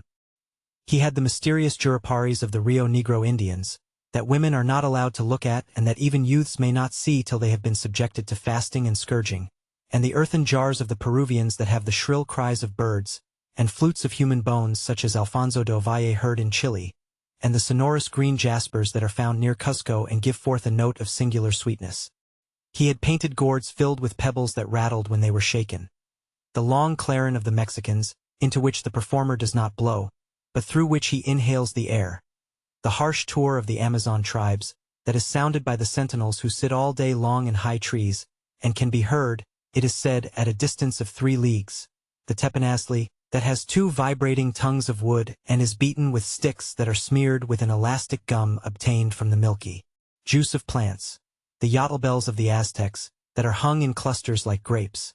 And a huge cylindrical drum, covered with the skins of great serpents, like the one that Bernal Diaz saw when he went with Cortez into the Mexican temple, and of whose doleful sound he has left us so vivid a description. The fantastic character of these instruments fascinated him, and he felt a curious delight in the thought that art, like nature, has her monsters, things of bestial shape and with hideous voices. Yet, after some time, he wearied of them and would sit in his box at the opera, either alone or with Lord Henry, listening in rapt pleasure to Tannhauser, and seeing in the prelude to that great work of art a presentation of the tragedy of his own soul. On one occasion he took up the study of jewels, and appeared at a costume ball as Anne de Joyeuse, Admiral of France, in a dress covered with 560 pearls. This taste enthralled him for years, and, indeed, may be said never to have left him. He would often spend a whole day settling and resettling in their cases the various stones that he had collected, such as the olive-green chrysoberyl that turns red by lamplight, the cymophane with its wire-like line of silver, the pistachio-colored peridot, rose-pink and wine-yellow topazes, carbuncles of fiery scarlet with tremulous, four-rayed stars, flame-red cinnamon stones, orange and violet spinels, and amethysts with their alternate layers of ruby and sapphire. He loved the red gold of the sunstone, and the moonstone's pearly whiteness, and the broken rainbow of the milky opal. He procured from Amsterdam 3 emeralds of extraordinary size and richness of color, and had a turquoise de la Vieille Roche that was the envy of all the connoisseurs. He discovered wonderful stories, also, about jewels. In Alfonso's Clericalis Disciplina a serpent was mentioned with eyes of real jacinth, and in the romantic history of Alexander, the conqueror of Amathia was said to have found in the Vale of Jordan snakes, with collars of real emeralds growing on their backs. There was a gem in the brain of the dragon, Philostratus told us, and by the exhibition of golden letters and a scarlet robe, the monster could be thrown into a magical sleep and slain. According to the great alchemist, Pierre de Boniface, the diamond rendered a man invisible, and the agate of India made him eloquent. The cornelian appeased anger, and the hyacinth provoked sleep, and the amethyst drove away the fumes of wine. The garnet cast out demons, and the hydropicus deprived the moon of her color. The selenite waxed and waned with the moon, and the malocious, that discovers thieves, could be affected only by the blood of kids. Leonardus Camillus had seen a white stone taken from the brain of a newly killed toad. That was a certain antidote against poison. The bezoar, that was found in the heart of the Arabian deer, was a charm that could cure the plague. In the nests of Arabian birds was the aspilates, that, according to Democritus, kept the wearer from any danger by fire. The king of Ceylon rode through his city with a large ruby in his hand, as the ceremony of his coronation. The gates of the palace of John the priest were made of sardius, with the horn of the horned snake inwrought, so that no man might bring poison within. Over the gable were 2 golden apples in which were 2 carbuncles, so that the gold might shine by day and the carbuncles by night. In Lodge's strange romance, A Marguerite of America, it was stated that in the chamber of the queen one could behold all the chaste ladies of the world, enchased out of silver, looking through fair mirrors of chrysolites, carbuncles, sapphires, and green emeralds. Marco Polo had seen the inhabitants of Zipangu place rose-colored pearls in the mouths of the dead. A sea monster had been enamored of the pearl that the diver brought to King Perozes, and had slain the thief, and mourned for 7 moons over its loss. When the Huns lured the king into the great pit, he flung it away. Procopius tells the story, nor was it ever found again, though the Emperor Anastasius offered 500 weight of gold pieces for it. The king of Malabar had shown to a certain Venetian a rosary of 304 pearls, one for every god that he worshipped. When the Duke de Valentinois, son of Alexander VI, visited Louis XII of France, his horse was loaded with gold leaves, according to Brantome, and his cap had double rows of rubies that threw out a great light. Charles of England had ridden in stirrups hung with 421 diamonds.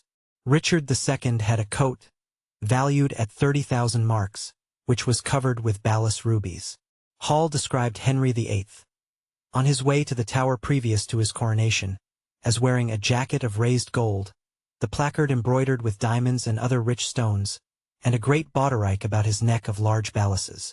The favorites of James I wore earrings of emeralds set in gold filigrane. Edward II gave to Piers Gaveston a suit of red gold armor studded with jacinths, a collar of gold roses set with turquoise stones, and a skullcap parseam with pearls. Henry II wore jeweled gloves reaching to the elbow, and had a hawk glove sewn with 12 rubies and 52 great orients. The ducal hat of Charles the Rash, the last Duke of Burgundy of his race, was hung with pear-shaped pearls and studded with sapphires. How exquisite life had once been! How gorgeous in its pomp and decoration! Even to read of the luxury of the dead was wonderful. Then he turned his attention to embroideries and to the tapestries that performed the office of frescoes in the chill rooms of the northern nations of Europe, as he investigated the subject, and he always had an extraordinary faculty of becoming absolutely absorbed for the moment in whatever he took up. He was almost saddened by the reflection of the ruin that time brought on beautiful and wonderful things. He, at any rate, had escaped that. Summer followed summer, and the yellow jonquils bloomed and died many times, and nights of horror repeated the story of their shame, but he was unchanged. No winter marred his face or stained his flower-like bloom. How different it was with material things. Where had they passed to? Where was the great crocus-colored robe, on which the gods fought against the giants, that had been worked by brown girls for the pleasure of Athena? Where the huge velarium that Nero had stretched across the Colosseum at Rome, that Titan sail of purple on which was represented the starry sky, and Apollo driving a chariot drawn by white, gilt-reined steeds? He longed to see the curious table napkins wrought for the priest of the sun, on which were displayed all the dainties and viands that could be wanted for a feast, the mortuary cloth of King Chilperic with its 300 golden bees, the fantastic robes that excited the indignation of the Bishop of Pontus and were figured with lions, panthers, bears, dogs, forests, rocks, hunters, all, in fact, that a painter can copy from nature, and the coat that Charles of Orleans once wore, on the sleeves of which were embroidered the verses of a song beginning Madame je suis tout joyeux, the musical accompaniment of the words being wrought in gold thread, and each note, of square shape in those days, formed with 4 pearls. He read of the room that was prepared at the palace at Rheims for the use of Queen Joan of Burgundy, and was decorated with 1,321 parrots, made in broidery, and blazoned with the king's arms, and 561 butterflies, whose wings were similarly ornamented with the arms of the queen, the whole worked in gold. Catherine de Medicis had a mourning bed made for her of black velvet powdered with crescents and suns. Its curtains were of damask, with leafy wreaths and garlands, figured upon a gold and silver ground, and fringed along the edges with broideries of pearls, and it stood in a room hung with rows of the queen's devices in cut black velvet upon cloth of silver. Louis XIV had gold-embroidered caryatids 15 feet high in his apartment.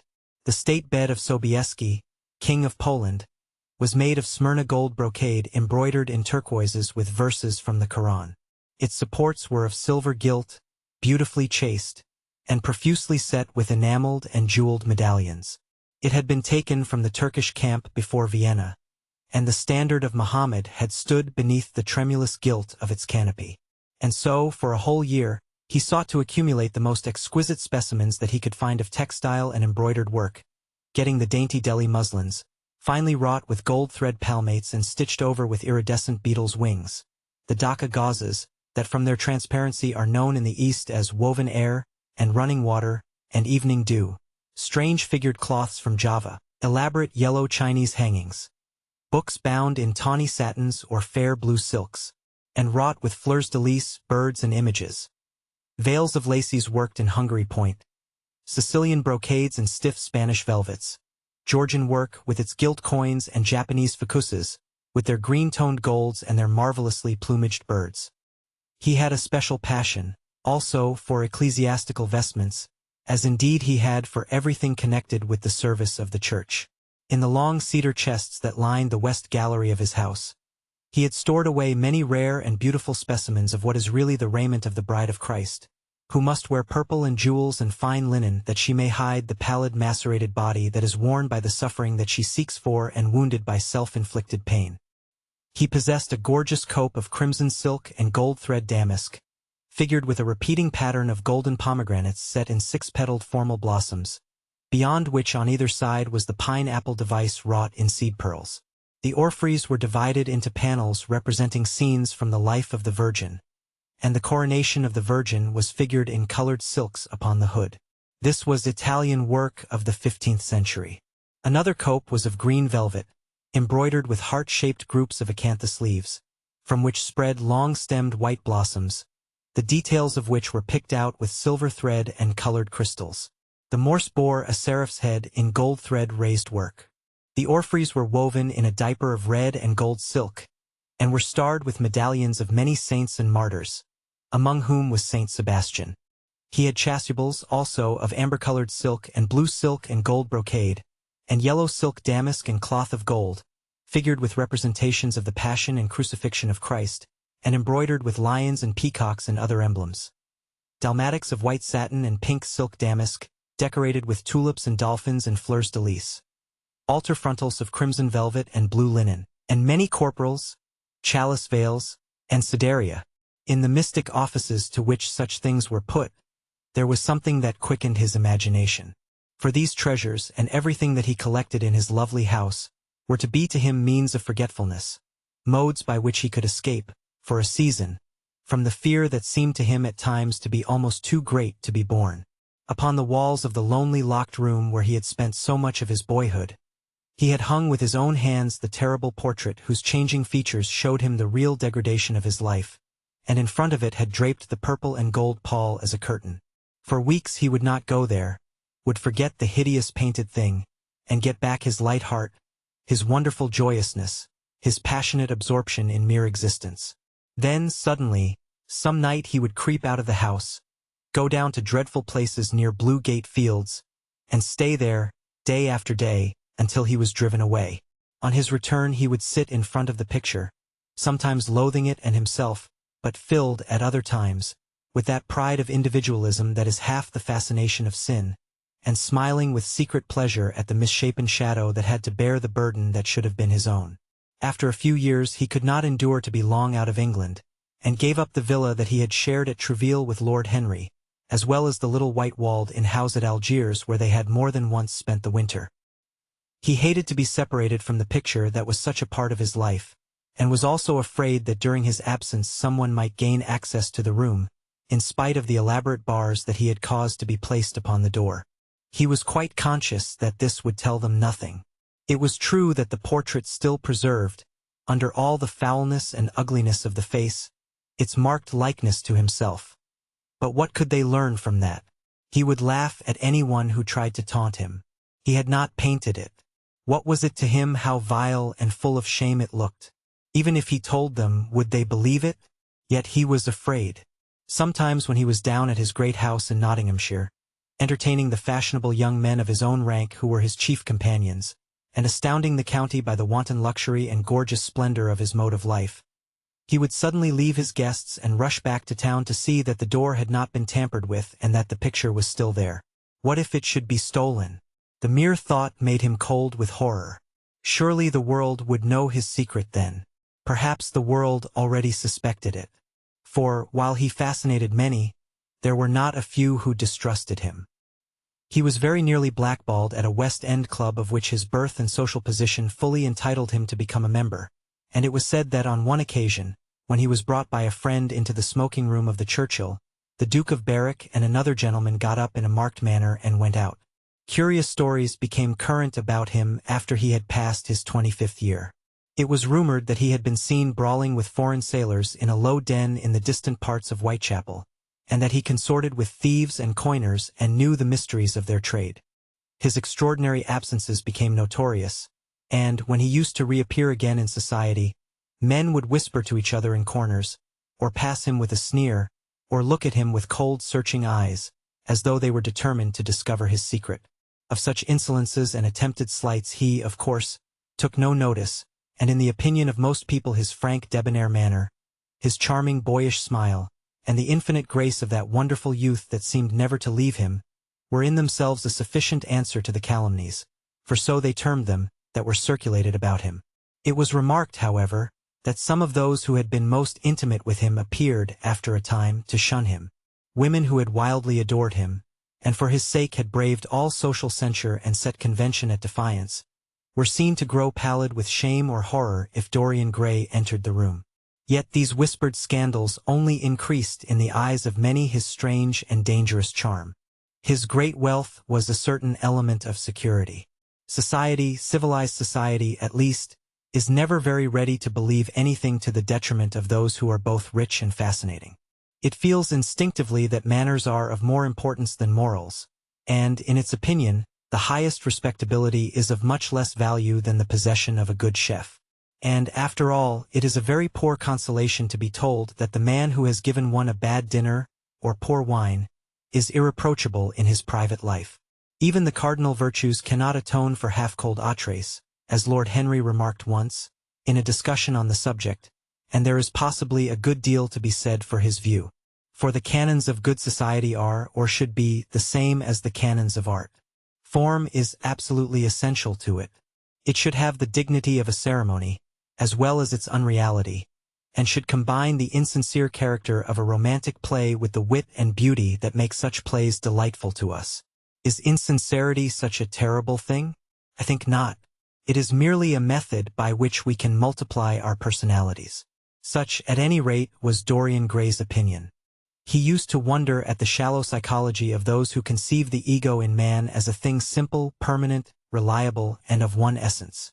To him, man was a being with myriad lives and myriad sensations, a complex multiform creature that bore within itself strange legacies of thought and passion, and whose very flesh was tainted with the monstrous maladies of the dead.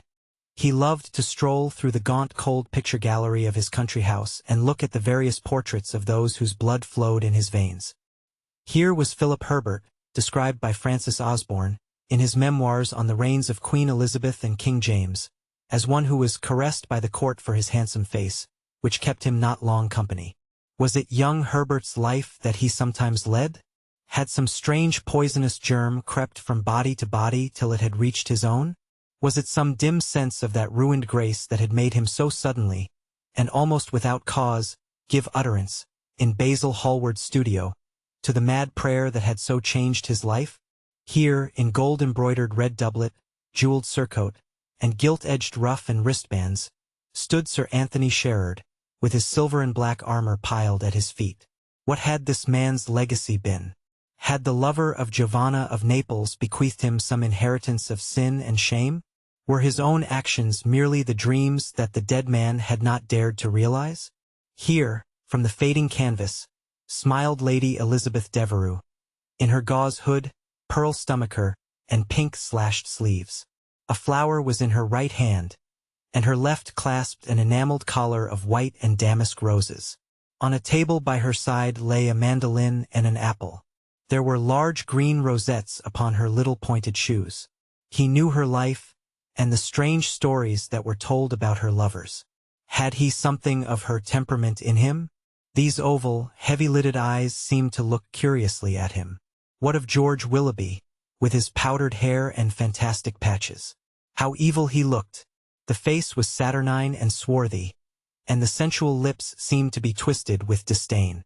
Delicate lace ruffles fell over the lean yellow hands that were so overladen with rings. He had been a macaroni of the 18th century, and the friend, in his youth, of Lord Ferrars. What of the second Lord Beckenham, the companion of the Prince Regent in his wildest days, and one of the witnesses at the secret marriage with Mrs. Fitzherbert? How proud and handsome he was, with his chestnut curls and insolent pose! What passions had he bequeathed? The world had looked upon him as infamous. He had led the orgies at Carlton House. The star of the Garter glittered upon his breast. Beside him hung the portrait of his wife, a pallid, thin-lipped woman in black. Her blood also stirred within him. How curious it all seemed! And his mother with her Lady Hamilton face and her moist, wine-dashed lips. He knew what he had got from her. He had got from her his beauty, and his passion for the beauty of others. She laughed at him in her loose bacchanti dress. There were vine leaves in her hair. The purple spilled from the cup she was holding. The carnations of the painting had withered, but the eyes were still wonderful in their depth and brilliancy of color. They seemed to follow him wherever he went. Yet one had ancestors in literature as well as in one's own race, nearer perhaps in type and temperament, many of them, and certainly with an influence of which one was more absolutely conscious. There were times when it appeared to Dorian Gray that the whole of history was merely the record of his own life, not as he had lived it in act and circumstance, but as his imagination had created it for him, as it had been in his brain and in his passions. He felt that he had known them all, those strange terrible figures that had passed across the stage of the world and made sin so marvelous and evil so full of subtlety.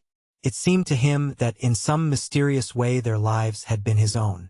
The hero of the wonderful novel that had so influenced his life had himself known this curious fancy. In the 7th chapter he tells how, crowned with laurel, lest lightning might strike him, he had sat, as Tiberius, in a garden at Capri, reading the shameful books of Elephantis, while dwarfs and peacocks strutted round him and the flute-player mocked the swinger of the censer. And, as Caligula, had caroused with the green-shirt jockeys in their stables and supped in an ivory manger with a jewel-frontlet horse, and, as Domitian, had wandered through a corridor lined with marble mirrors, looking round with haggard eyes for the reflection of the dagger that was to end his days, and sick with that ennui, that terrible tedium vitae, that comes on those to whom life denies nothing, and had peered through a clear emerald at the red shambles of the circus and then, in a litter of pearl and purple drawn by silver-shod mules, been carried through the street of pomegranates to a house of gold and heard men cry on Nero Caesar as he passed by, and, as Elagabalus, had painted his face with colors and plied the distaff among the women, and brought the moon from Carthage and given her in mystic marriage to the sun. Over and over again Dorian used to read this fantastic chapter, and the 2 chapters immediately following, in which, as in some curious tapestries or cunningly wrought enamels, were pictured the awful and beautiful forms of those whom vice and blood and weariness had made monstrous or mad. Filippo, Duke of Milan, who slew his wife and painted her lips with a scarlet poison that her lover might suck death from the dead thing he fondled. Pietro Barbi, the Venetian, known as Paul II, who sought in his vanity to assume the title of Formosus, and whose tiara, valued at 200,000 florins, was bought at the price of a terrible sin. John Maria Visconti, who used hounds to chase living men and whose murdered body was covered with roses by a harlot who had loved him. The Borgia on his white horse, with fratricide riding beside him and his mantle stained with the blood of Parato. Pietro Riario, the young Cardinal Archbishop of Florence, child and minion of Sixtus IV, whose beauty was equaled only by his debauchery, and who received Leonora of Aragon in a pavilion of white and crimson silk, filled with nymphs and centaurs, and gilded a boy that he might serve at the feast as Ganymede or Hylas. Ezelin, whose melancholy could be cured only by the spectacle of death, and who had a passion for red blood, as other men have for red wine, the son of the fiend, as was reported, and one who had cheated his father at dice when gambling with him for his own soul. Giambattista Cibo, who in mockery took the name of innocent and into whose torpid veins the blood of 3 lads was infused by a Jewish doctor. Sigismondo Malatesta, the lover of Isata and the lord of Rimini, whose effigy was burned at Rome as the enemy of God and man, who strangled Polissena with a napkin, and gave poison to Ginevra d'Este in a cup of emerald, and in honor of a shameful passion built a pagan church for Christian worship. Charles VI, who had so wildly adored his brother's wife that a leper had warned him of the insanity that was coming on him, and who, when his brain had sickened and grown strange, could only be soothed by Saracen cards painted with the images of love and death and madness. And in his trimmed jerkin and jeweled cap and acanthus-like curls, Griffinetto Baglioni, who slew a store with his bride, and Simonetto with his page, and whose comeliness was such that, as he lay dying in the yellow piazza of Perugia, those who had hated him could not choose but weep, and Atlanta, who had cursed him, blessed him. There was a horrible fascination in them all. He saw them at night, and they troubled his imagination in the day.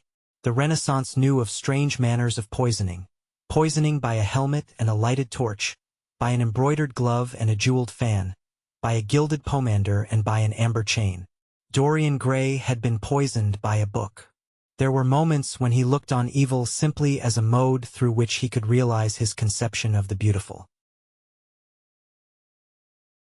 The Picture of Dorian Gray. Chapter 12.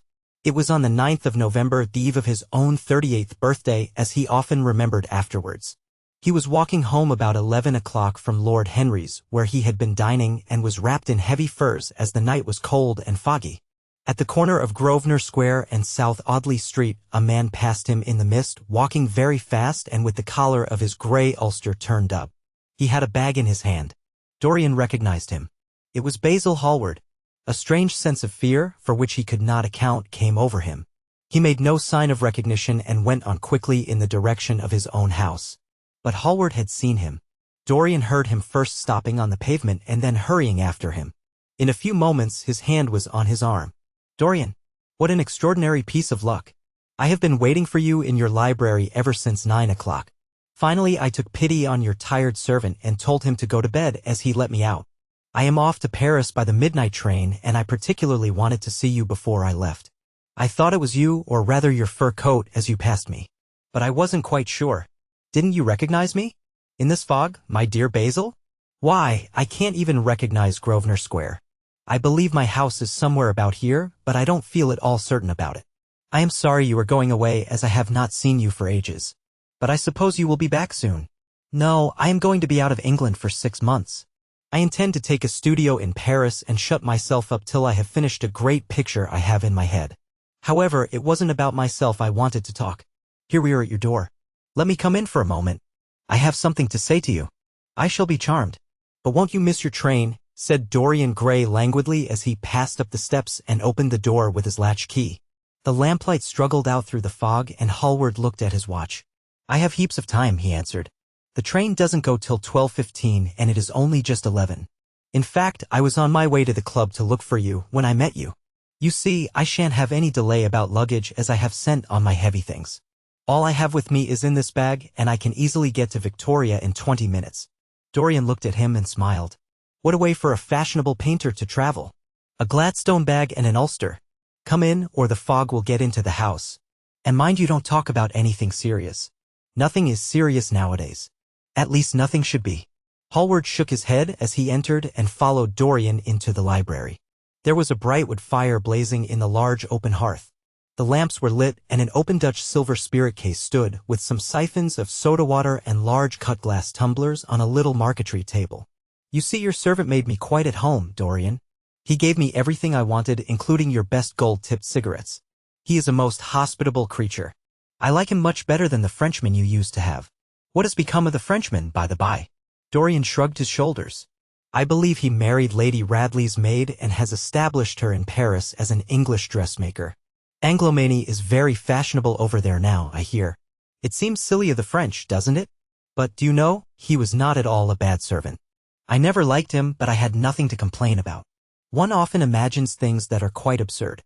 He was really very devoted to me and seemed quite sorry when he went away. Have another brandy and soda? Or would you like Hock-and-Seltzer? I always take Hock-and-Seltzer myself. There is sure to be some in the next room." "Thanks, I won't have anything more," said the painter, taking his cap and coat off and throwing them on the bag that he had placed in the corner. "And now, my dear fellow, I want to speak to you seriously. Don't frown like that. You make it so much more difficult for me." "What is it all about?" cried Dorian in his petulant way, flinging himself down on the sofa. "I hope it is not about myself. I am tired of myself tonight. I should like to be somebody else." "It is about yourself," answered Hallward in his grave, deep voice, "and I must say it to you. I shall only keep you half an hour." Dorian sighed and lit a cigarette. "Half an hour," he murmured. "It is not much to ask of you, Dorian, and it is entirely for your own sake that I am speaking. I think it right that you should know that the most dreadful things are being said against you in London. I don't wish to know anything about them. I love scandals about other people, but scandals about myself don't interest me. They have not got the charm of novelty. They must interest you, Dorian. Every gentleman is interested in his good name. You don't want people to talk of you as something vile and degraded. Of course, you have your position and your wealth and all that kind of thing. But position and wealth are not everything. Mind you, I don't believe these rumors at all. At least, I can't believe them when I see you. Sin is a thing that writes itself across a man's face. It cannot be concealed.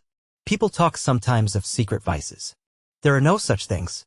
If a wretched man has a vice, it shows itself in the lines of his mouth, the droop of his eyelids, the molding of his hands even. Somebody, I won't mention his name, but you know him, came to me last year to have his portrait done. I had never seen him before and had never heard anything about him at the time, though I have heard a good deal since. He offered an extravagant price.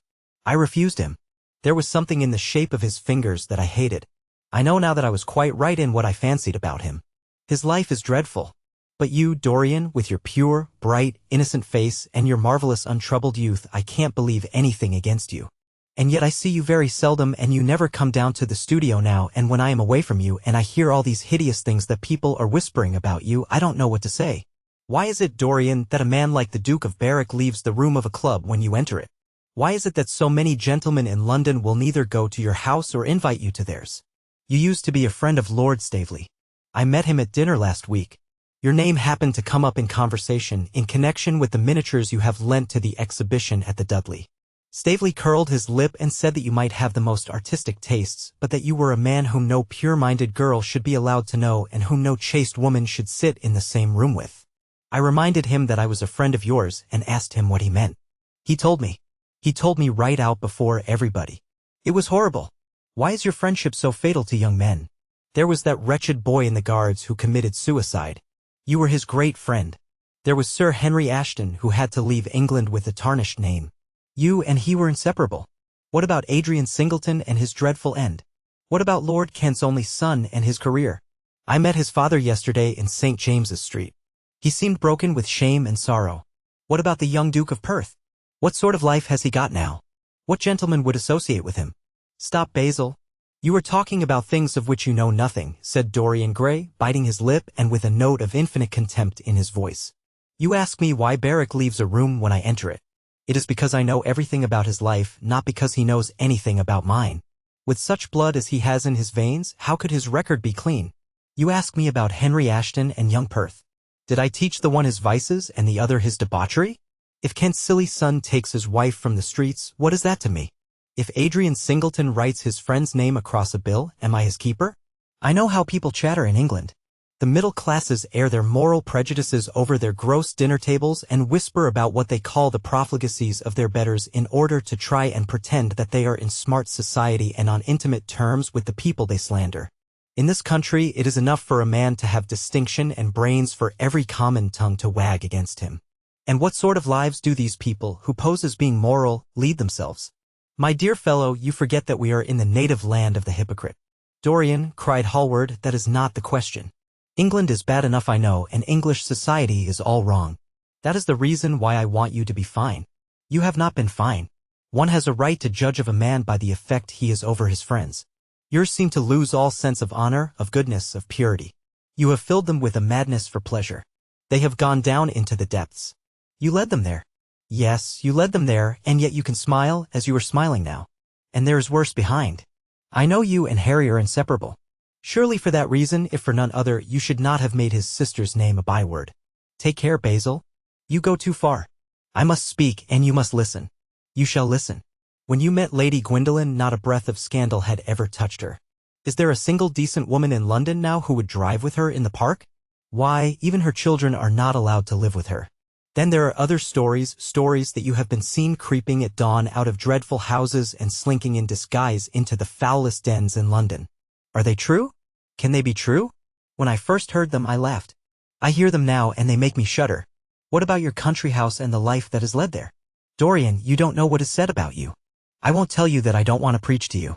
I remember Harry saying once that every man who turned himself into an amateur curate for the moment always began by saying that and then proceeded to break his word. I do want to preach to you. I want you to lead such a life as will make the world respect you. I want you to have a clean name and a fair record. I want you to get rid of the dreadful people you associate with. Don't shrug your shoulders like that. Don't be so indifferent. You have a wonderful influence. Let it be for good, not for evil. They say that you corrupt every one with whom you become intimate and that it is quite sufficient for you to enter a house for shame of some kind to follow after. I don't know whether it is so or not. How should I know? But it is said of you. I am told things that it seems impossible to doubt. Lord Gloucester was one of my greatest friends at Oxford. He showed me a letter that his wife had written to him when she was dying alone in her villa at Mentone. Your name was implicated in the most terrible confession I ever read. I told him that it was absurd that I knew you thoroughly and that you were incapable of anything of the kind. Know you? I wonder, do I know you? Before I could answer that, I should have to see your soul. To see my soul, muttered Dorian Gray, starting up from the sofa and turning almost white from fear. Yes, answered Hallward gravely and with deep-toned sorrow in his voice, to see your soul. But only God can do that. A bitter laugh of mockery broke from the lips of the younger man.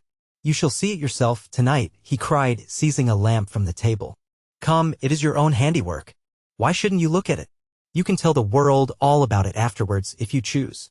Nobody would believe you. If they did believe you, they would like me all the better for it. I know the age better than you do, though you will prate about it so tediously. Come, I tell you. You have chattered enough about corruption. Now you shall look on it face to face. There was the madness of pride in every word he uttered. He stamped his foot upon the ground in his boyish, insolent manner. He felt a terrible joy at the thought that someone else was to share his secret and that the man who had painted the portrait that was the origin of all his shame was to be burdened for the rest of his life with the hideous memory of what he had done. Yes, he continued, coming closer to him and looking steadfastly into his stern eyes, I shall show you my soul. You shall see the thing that you fancy only God can see. Hallward started back. This is blasphemy, Dorian, he cried. You must not say things like that. They are horrible and they don't mean anything. You think so? He laughed again. I know so. As for what I said to you tonight, I said it for your good. You know I have been always a stanch friend to you. Don't touch me. Finish what you have to say. A twisted flash of pain shot across the painter's face. He paused for a moment and a wild feeling of pity came over him. After all, what right had he to pry into the life of Dorian Gray? If he had done a tithe of what was rumored about him, how much he must have suffered. Then he straightened himself up and walked over to the fireplace and stood there, looking at the burning logs with their frost-like ashes and their throbbing cores of flame. I am waiting, Basil, said the young man in a hard, clear voice. He turned round. What I have to say is this, he cried. You must give me some answer to these horrible charges that are made against you. If you tell me that they are absolutely untrue from beginning to end, I shall believe you. Deny them, Dorian, deny them. Can't you see what I am going through? My God! Don't tell me that you are bad and corrupt and shameful. Dorian Gray smiled. There was a curl of contempt in his lips. Come upstairs, Basil, he said quietly. I keep a diary of my life from day to day and it never leaves the room in which it is written. I shall show it to you if you come with me. I shall come with you, Dorian, if you wish it. I see I have missed my train. That makes no matter. I can go tomorrow. But don't ask me to read anything tonight. All I want is a plain answer to my question. That shall be given to you upstairs. I could not give it here. You will not have to read long. The Picture of Dorian Gray, Chapter 13. He passed out of the room and began the ascent, Basil Hallward following close behind. They walked softly, as men do instinctively at night. The lamp cast fantastic shadows on the wall and staircase. A rising wind made some of the windows rattle. When they reached the top landing, Dorian set the lamp down on the floor, and taking out the key, turned it in the lock. You insist on knowing, Basil? He asked in a low voice. Yes. I am delighted, he answered, smiling. Then he added somewhat harshly, You are the one man in the world who is entitled to know everything about me. You have had more to do with my life than you think. And, taking up the lamp, he opened the door and went in. A cold current of air passed them, and the light shot up for a moment in a flame of murky orange. He shuddered. Shut the door behind you, he whispered, as he placed the lamp on the table. Hallward glanced round him with a puzzled expression. The room looked as if it had not been lived in for years. A faded Flemish tapestry, a curtained picture, an old Italian cassone, and an almost empty bookcase. That was all that it seemed to contain, besides a chair and a table. As Dorian Gray was lighting a half-burned candle that was standing on the mantelshelf, he saw that the whole place was covered with dust and that the carpet was in holes. A mouse ran scuffling behind the wainscoting. There was a damp odor of mildew. So you think that it is only God who sees the soul, Basil? Draw that curtain back, and you will see mine.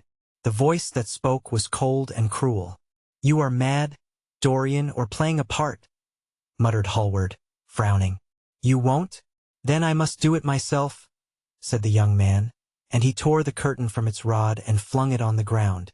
An exclamation of horror broke from the painter's lips as he saw in the dim light the hideous face on the canvas grinning at him.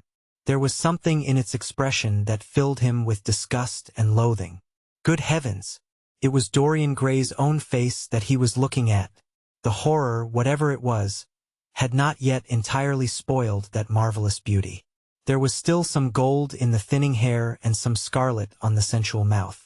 The sodden eyes had kept something of the loveliness of their blue. The noble curves had not yet completely passed away from chiseled nostrils and from plastic throat.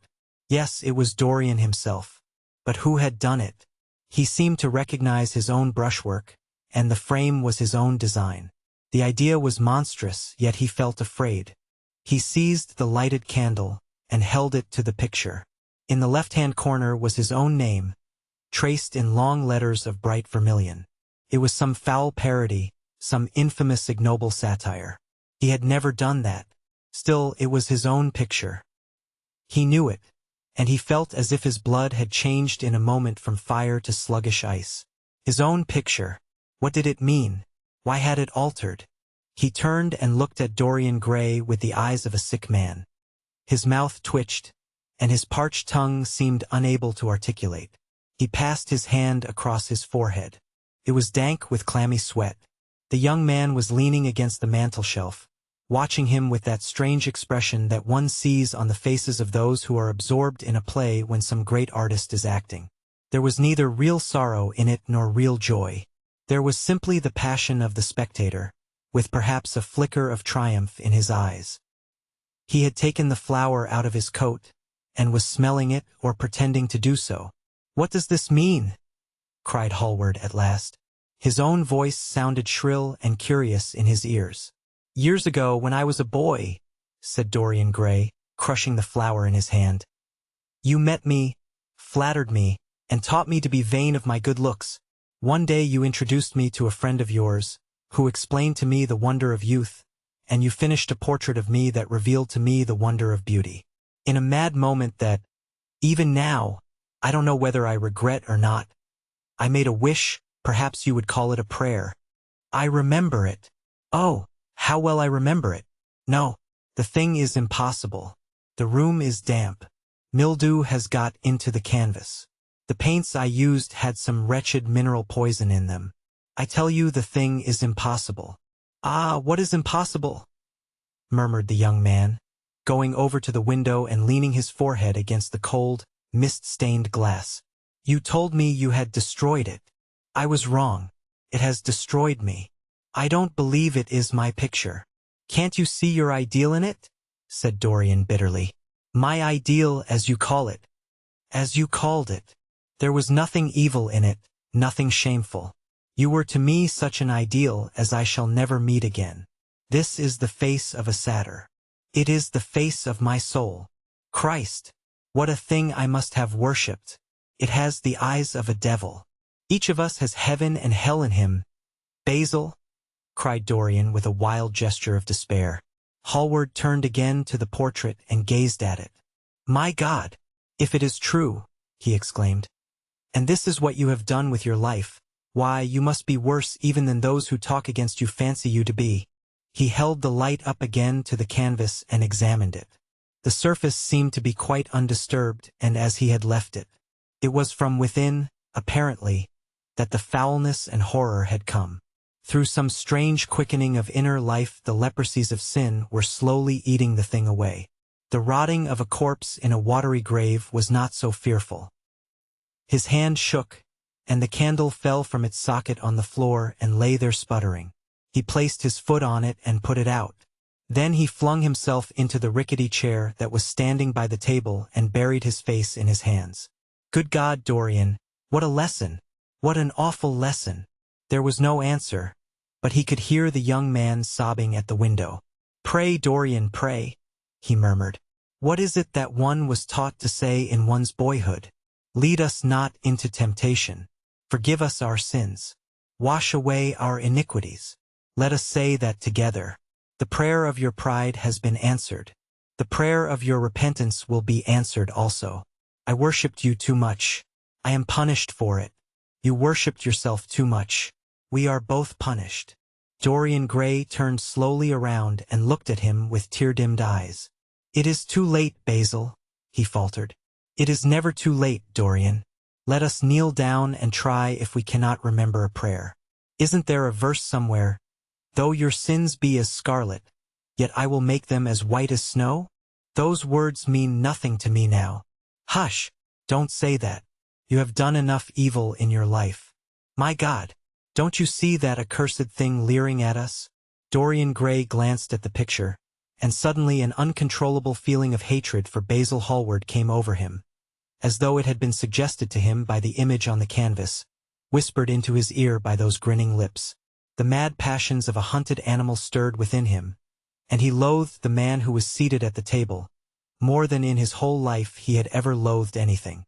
He glanced wildly around. Something glimmered on the top of the painted chest that faced him. His eye fell on it. He knew what it was. It was a knife that he had brought up, some days before, to cut a piece of cord, and had forgotten to take away with him. He moved slowly towards it, passing Hallward as he did so.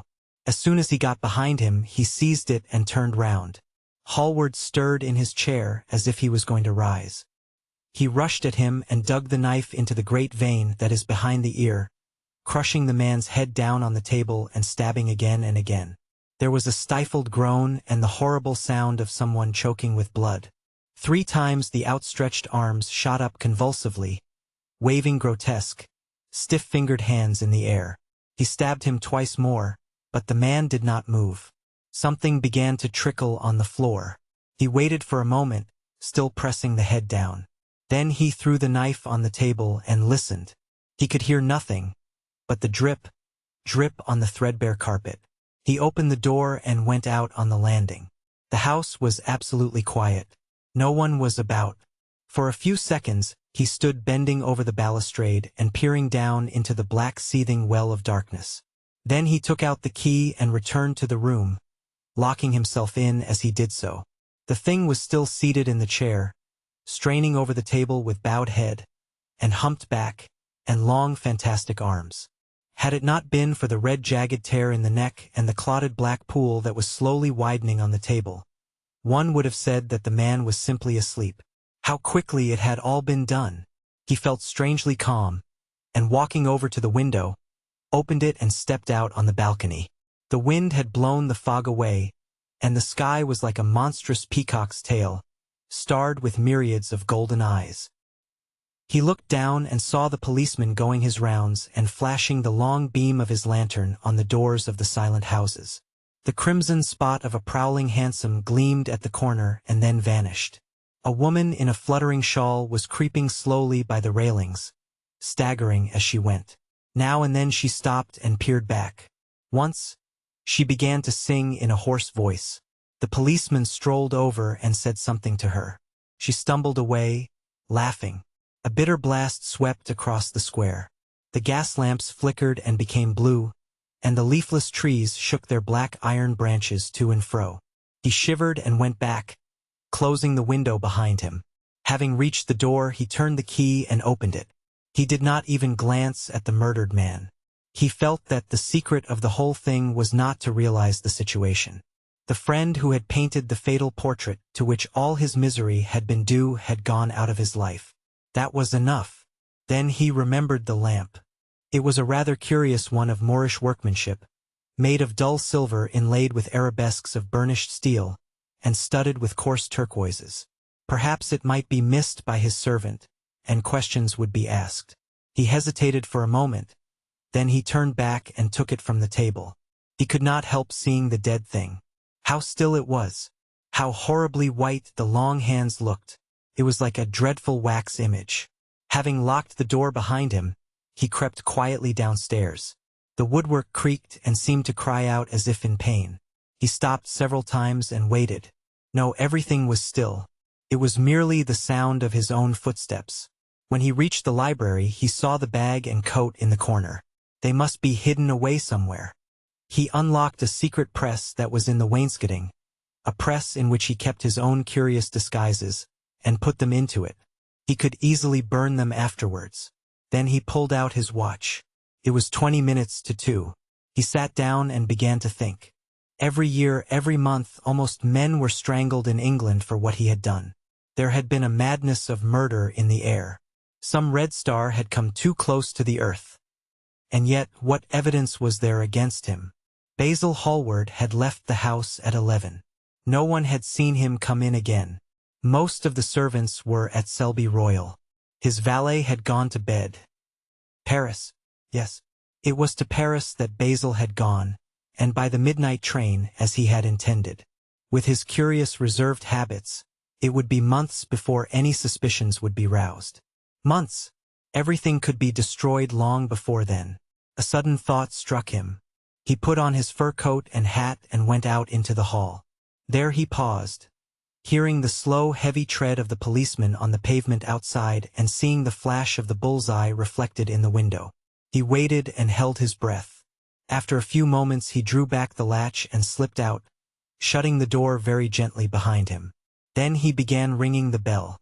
In about 5 minutes his valet appeared, half-dressed and looking very drowsy.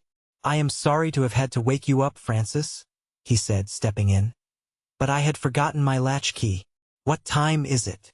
10 minutes past 2, sir," answered the man, looking at the clock and blinking. 10 minutes past 2? How horribly late. You must wake me at 9 tomorrow. I have some work to do." "All right, sir." "Did anyone call this evening?" "Mr. Hallward, sir. He stayed here till 11, and then he went away to catch his train." "Oh, I am sorry I didn't see him. Did he leave any message?" "No, sir, except that he would write to you from Paris, if he did not find you at the club." "That will do, Francis. Don't forget to call me at 9 tomorrow." "No, sir." The man shambled down the passage in his slippers. Dorian Gray threw his hat and coat upon the table and passed into the library. For a quarter of an hour he walked up and down the room, biting his lip and thinking. Then he took down the blue book from one of the shelves and began to turn over the leaves. Alan Campbell, 152 Hertford Street, Mayfair. Yes, that was the man he wanted. The Picture of Dorian Gray. Chapter 14. At 9 o'clock the next morning his servant came in with a cup of chocolate on a tray and opened the shutters. Dorian was sleeping quite peacefully, lying on his right side, with one hand underneath his cheek. He looked like a boy who had been tired out with play or study. The man had to touch him twice on the shoulder before he woke, and as he opened his eyes a faint smile passed across his lips, as though he had been lost in some delightful dream. Yet he had not dreamed at all. His night had been untroubled by any images of pleasure or of pain. But youth smiles without any reason. It is one of its chiefest charms. He turned round, and leaning upon his elbow, began to sip his chocolate. The mellow November sun came streaming into the room. The sky was bright, and there was a genial warmth in the air. It was almost like a morning in May. Gradually the events of the preceding night crept with silent, blood-stained feet into his brain and reconstructed themselves there with terrible distinctness. He winced at the memory of all that he had suffered, and for a moment the same curious feeling of loathing for Basil Hallward that had made him kill him as he sat in the chair came back to him, and he grew cold with passion. The dead man was still sitting there, too, and in the sunlight now. How horrible that was! Such hideous things were for the darkness, not for the day. He felt that if he brooded on what he had gone through he would sicken or grow mad. There were sins whose fascination was more in the memory than in the doing of them, strange triumphs that gratified the pride more than the passions, and gave to the intellect a quickened sense of joy, greater than any joy they brought, or could ever bring, to the senses. But this was not one of them. It was a thing to be driven out of the mind, to be drugged with poppies, to be strangled lest it might strangle one itself. When the half-hour struck, he passed his hand across his forehead, and then got up hastily and dressed himself with even more than his usual care, giving a good deal of attention to the choice of his necktie and scarf pin and changing his rings more than once. He spent a long time also over breakfast, tasting the various dishes, talking to his valet about some new liveries that he was thinking of getting made for the servants at Selby, and going through his correspondence. At some of the letters he smiled. 3 of them bored him. One he read several times over and then tore up with a slight look of annoyance in his face. That awful thing, a woman's memory, as Lord Henry had once said. After he had drunk his cup of black coffee, he wiped his lips slowly with a napkin, motioned to his servant to wait, and going over to the table, sat down and wrote 2 letters. One he put in his pocket, the other he handed to the valet. Take this round to 152 Hertford Street, Francis, and if Mr. Campbell is out of town, get his address.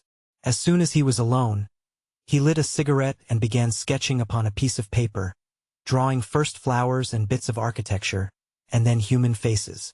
Suddenly he remarked that every face that he drew seemed to have a fantastic likeness to Basil Hallward. He frowned and, getting up, went over to the bookcase and took out a volume at hazard. He was determined that he would not think about what had happened until it became absolutely necessary that he should do so. When he had stretched himself on the sofa, he looked at the title page of the book. It was Gautier's Amo et Cames, Charpentier's Japanese paper edition, with the Jacquemart etching. The binding was of citron green leather, with a design of gilt trellis work and dotted pomegranates. It had been given to him by Adrian Singleton. As he turned over the pages, his eye fell on the poem about the hand of Lacenaire, the cold yellow hand, du supplice encore mal lavé, with its downy red hairs and its doigts de faune. He glanced at his own white taper fingers, shuddering slightly in spite of himself, and passed on, till he came to those lovely stanzas upon Venice. Sur une gamme chromatique, le sein de perles ruisselant, la Venus de l'Adriatique sort de l'eau sun corps rose et blanc, les domes, sur l'Aza de Andes suivant la phrase au per contour. S'enflant comme de gorges ronds qui s'élèvent un super d'amour. L'esquif aboard et me depose, jetant sun amar au pilaire, devant un façade rose, sur le marbre d'un escalier. How exquisite they were! As one read them, one seemed to be floating down the green waterways of the pink and pearl city, seated in a black gondola with silver prow and trailing curtains. The mere lines looked to him like those straight lines of turquoise blue that follow one as one pushes out to the Lido. The sudden flashes of color reminded him of the gleam of the opal and iris-throated birds that flutter round the tall honeycombed campanile, or stalk, with such stately grace, through the dim, dust-stained arcades. Leaning back with half-closed eyes, he kept saying over and over to himself, Devant un façade rose, sur le marbre d'un escalier. The whole of Venice was in those 2 lines. He remembered the autumn that he had passed there, and a wonderful love that had stirred him to mad, delightful follies. There was romance in every place. But Venice, like Oxford, had kept the background for romance, and, to the true romantic, background was everything or almost everything. Basil had been with him part of the time, and had gone wild over Tintoret. Poor Basil! What a horrible way for a man to die! He sighed, and took up the volume again, and tried to forget. He read of the swallows that fly in and out of the little café at Smyrna where the Hajis sit counting their amber beads and the turbaned merchants smoke their long tasseled pipes and talk gravely to each other. He read of the obelisk in the Place de la Concorde that weeps tears of granite in its lonely sunless exile and longs to be back by the hot, lotus-covered Nile, where there are sphinxes and rose-red ibises, and white vultures with gilded claws, and crocodiles with small barrel eyes that crawl over the green steaming mud. He began to brood over those verses which, drawing music from kiss-stained marble, tell of that curious statue that Gautier compares to a contralto voice, the monstre charmant that couches in the porphyry room of the Louvre. But after a time the book fell from his hand. He grew nervous, and a horrible fit of terror came over him. What if Alan Campbell should be out of England? Days would elapse before he could come back. Perhaps he might refuse to come. What could he do then? Every moment was of vital importance. They had been great friends once, 5 years before, almost inseparable, indeed. Then the intimacy had come suddenly to an end. When they met in society now, it was only Dorian Gray who smiled. Alan Campbell never did. He was an extremely clever young man, though he had no real appreciation of the visible arts, and whatever little sense of the beauty of poetry he possessed he had gained entirely from Dorian. His dominant intellectual passion was for science. At Cambridge he had spent a great deal of his time working in the laboratory, and had taken a good class in the natural science tripos of his year. Indeed, he was still devoted to the study of chemistry, and had a laboratory of his own in which he used to shut himself up all day long, greatly to the annoyance of his mother, who had set her heart on his standing for Parliament and had a vague idea that a chemist was a person who made up prescriptions. He was an excellent musician, however, as well, and played both the violin and the piano better than most amateurs. In fact, it was music that had first brought him and Dorian Gray together. Music and that indefinable attraction that Dorian seemed to be able to exercise whenever he wished, and, indeed, exercised often without being conscious of it. They had met at Lady Berkshire's the night that Rubinstein played there, and after that used to be always seen together at the opera and wherever good music was going on. For 18 months their intimacy lasted. Campbell was always either at Selby Royal or in Grosvenor Square. To him, as to many others, Dorian Gray was the type of everything that is wonderful and fascinating in life. Whether or not a quarrel had taken place between them no one ever knew. But suddenly people remarked that they scarcely spoke when they met and that Campbell seemed always to go away early from any party at which Dorian Gray was present. He had changed, too, was strangely melancholy at times, appeared almost to dislike hearing music, and would never himself play, giving as his excuse, when he was called upon, that he was so absorbed in science that he had no time left in which to practice. And this was certainly true. Every day he seemed to become more interested in biology, and his name appeared once or twice in some of the scientific reviews in connection with certain curious experiments. This was the man Dorian Gray was waiting for. Every second he kept glancing at the clock. As the minutes went by he became horribly agitated. At last he got up and began to pace up and down the room, looking like a beautiful caged thing. He took long stealthy strides. His hands were curiously cold. The suspense became unbearable. Time seemed to him to be crawling with feet of lead, while he by monstrous winds was being swept towards the jagged edge of some black cleft of precipice. He knew what was waiting for him there. Saw it, indeed, and shuddering, crushed with dank hands his burning lids as though he would have robbed the very brain of sight and driven the eyeballs back into their cave. It was useless. The brain had its own food on which it battened, and the imagination, made grotesque by terror, twisted and distorted as a living thing by pain, danced like some foul puppet on a stand and grinned through moving masks. Then suddenly time stopped for him. Yes, that blind, slow-breathing thing crawled no more, and horrible thoughts, time being dead, raced nimbly on in front, and dragged a hideous future from its grave, and showed it to him. He stared at it. This very horror made him stone. At last the door opened and his servant entered. He turned glazed eyes upon him. "Mr. Campbell, sir," said the man. A sigh of relief broke from his parched lips, and the color came back to his cheeks. "Ask him to come in at once, Francis." He felt that he was himself again. His mood of cowardice had passed away. The man bowed and retired. In a few moments, Alan Campbell walked in, looking very stern and rather pale, his pallor being intensified by his coal-black hair and dark eyebrows. "Alan, this is kind of you. I thank you for coming. I had intended never to enter your house again, Gray, but you said it was a matter of life and death." His voice was hard and cold. He spoke with slow deliberation. There was a look of contempt in the steady searching gaze that he turned on Dorian. He kept his hands in the pockets of his astrakhan coat, and seemed not to have noticed the gesture with which he had been greeted. "Yes, it is a matter of life and death, Alan, and to more than one person. Sit down."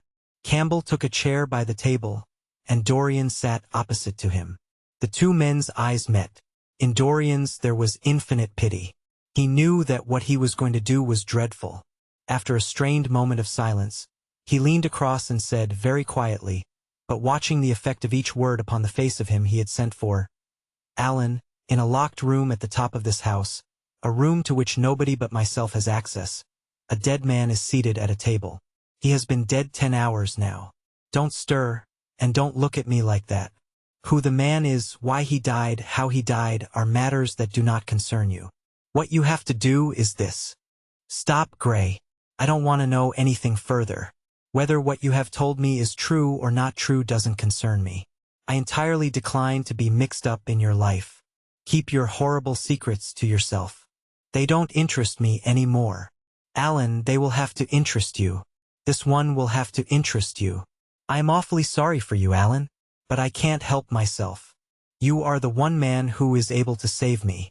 I am forced to bring you into the matter. I have no option. Alan, you are scientific.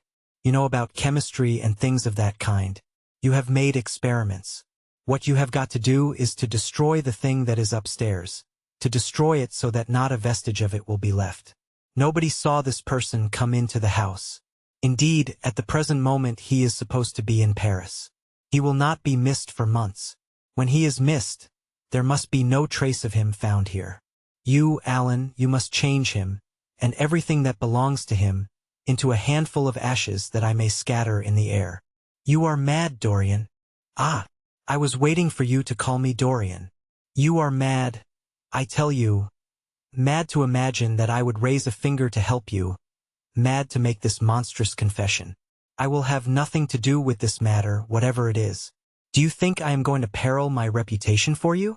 What is it to me what devil's work you are up to? It was suicide, Alan. I am glad of that. But who drove him to it? You, I should fancy. Do you still refuse to do this for me? Of course I refuse. I will have absolutely nothing to do with it. I don't care what shame comes on you. You deserve it all. I should not be sorry to see you disgraced, publicly disgraced. How dare you ask me, of all men in the world, to mix myself up in this horror? I should have thought you knew more about people's characters. Your friend Lord Henry Wotton can't have taught you much about psychology, whatever else he has taught you. Nothing will induce me to stir a step to help you. You have come to the wrong man. Go to some of your friends. Don't come to me. Alan, it was murder. I killed him. You don't know what he had made me suffer. Whatever my life is, he had more to do with the making or the marring of it than poor Harry has had.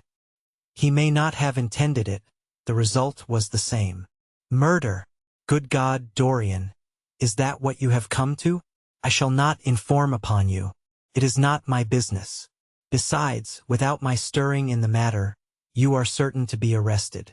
Nobody ever commits a crime without doing something stupid. But I will have nothing to do with it. You must have something to do with it.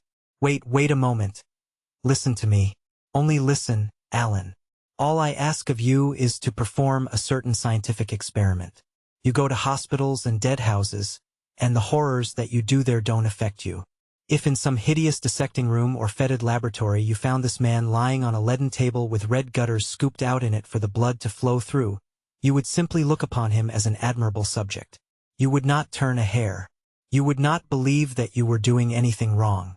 On the contrary, you would probably feel that you were benefiting the human race, or increasing the sum of knowledge in the world, or gratifying intellectual curiosity, or something of that kind. What I want you to do is merely what you have often done before. Indeed, to destroy a body must be far less horrible than what you are accustomed to work at. And, remember, it is the only piece of evidence against me. If it is discovered, I am lost. And it is sure to be discovered unless you help me. I have no desire to help you. You forget that. I am simply indifferent to the whole thing. It has nothing to do with me. Alan, I entreat you.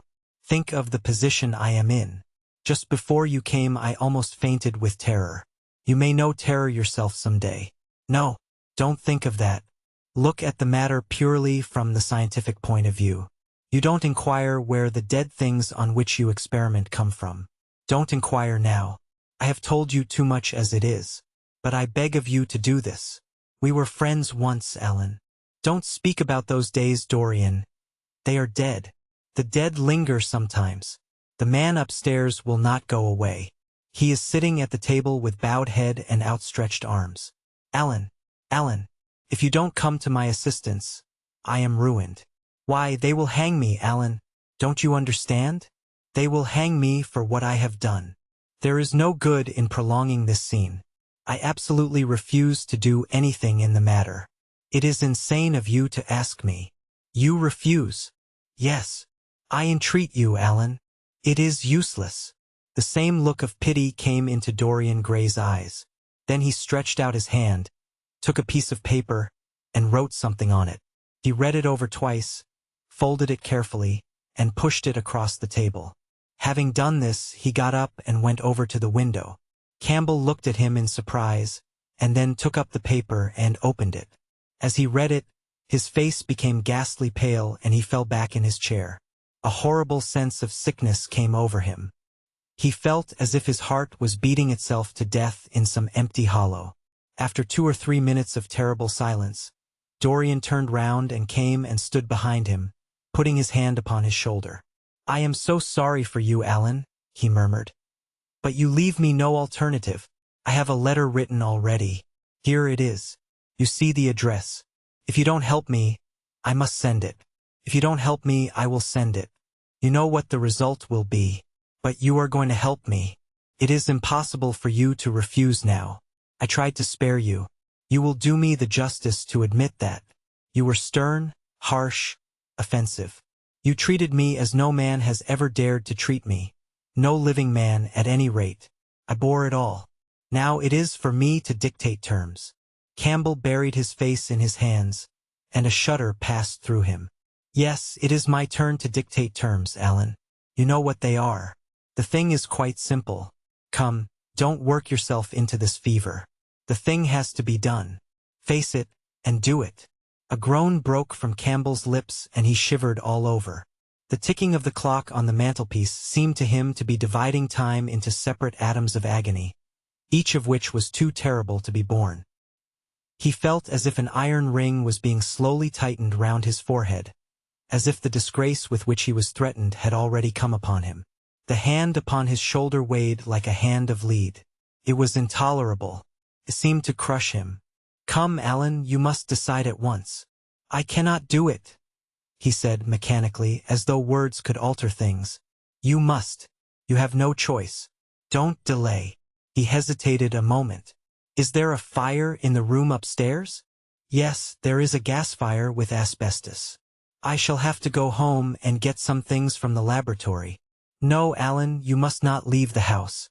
Write out on a sheet of notepaper what you want and my servant will take a cab and bring the things back to you." Campbell scrawled a few lines, blotted them, and addressed an envelope to his assistant. Dorian took the note up and read it carefully. Then he rang the bell and gave it to his valet, with orders to return as soon as possible and to bring the things with him. As the hall door shut, Campbell started nervously, and having got up from the chair, went over to the chimney-piece. He was shivering with a kind of ague. For nearly 20 minutes, neither of the men spoke. A fly buzzed noisily about the room, and the ticking of the clock was like the beat of a hammer. As the chime struck 1, Campbell turned round, and looking at Dorian Gray, saw that his eyes were filled with tears. There was something in the purity and refinement of that sad face that seemed to enrage him. "You are infamous, absolutely infamous," he muttered. "Hush, Alan. You have saved my life," said Dorian. "Your life? Good heavens! What a life that is! You have gone from corruption to corruption, and now you have culminated in crime. In doing what I am going to do, what you force me to do, it is not of your life that I am thinking." "Ah, Alan," murmured Dorian with a sigh. "I wish you had 1,000th part of the pity for me that I have for you." He turned away as he spoke and stood looking out at the garden. Campbell made no answer. After about 10 minutes a knock came to the door, and the servant entered, carrying a large mahogany chest of chemicals, with a long coil of steel and platinum wire and 2 rather curiously shaped iron clamps. "Shall I leave the things here, sir?" he asked Campbell. "Yes," said Dorian. "And I am afraid, Francis, that I have another errand for you." "What is the name of the man at Richmond who supplies Selby with orchids?" "Harden, sir." "Yes, Harden. You must go down to Richmond at once. See Harden personally, and tell him to send twice as many orchids as I ordered, and to have as few white ones as possible. In fact, I don't want any white ones. It is a lovely day, Francis, and Richmond is a very pretty place. Otherwise I wouldn't bother you about it." "No trouble, sir. At what time shall I be back?" Dorian looked at Campbell. "How long will your experiment take, Alan?" he said in a calm, indifferent voice. The presence of a third person in the room seemed to give him extraordinary courage. Campbell frowned and bit his lip. "It will take about 5 hours, he answered. "It will be time enough, then, if you are back at 7:30, Francis. Or stay, just leave my things out for dressing. You can have the evening to yourself." I am not dining at home, so I shall not want you. Thank you, sir, said the man, leaving the room. Now, Alan, there is not a moment to be lost. How heavy this chest is. I'll take it for you. You bring the other things. He spoke rapidly and in an authoritative manner. Campbell felt dominated by him. They left the room together. When they reached the top landing, Dorian took out the key and turned it in the lock. Then he stopped, and a troubled look came into his eyes. He shuddered. I don't think I can go in, Alan, he murmured. It is nothing to me. I don't require you, said Campbell coldly. Dorian half opened the door. As he did so, he saw the face of his portrait leering in the sunlight. On the floor in front of it, the torn curtain was lying. He remembered that the night before he had forgotten, for the first time in his life, to hide the fatal canvas, and was about to rush forward, when he drew back with a shudder. What was that loathsome red dew that gleamed, wet and glistening, on one of the hands, as though the canvas had sweated blood? How horrible it was! More horrible, it seemed to him for the moment, than the silent thing that he knew was stretched across the table. The thing whose grotesque misshapen shadow on the spotted carpet showed him that it had not stirred, but was still there, as he had left it. He heaved a deep breath, opened the door a little wider, and with half-closed eyes and averted head, walked quickly in, determined that he would not look even once upon the dead man. Then, stooping down and taking up the gold and purple hanging, he flung it right over the picture. There he stopped, feeling afraid to turn round, and his eyes fixed themselves on the intricacies of the pattern before him. He heard Campbell bringing in the heavy chest, and the irons, and the other things that he had required for his dreadful work. He began to wonder if he and Basil Hallward had ever met, and, if so, what they had thought of each other. "Leave me now," said a stern voice behind him.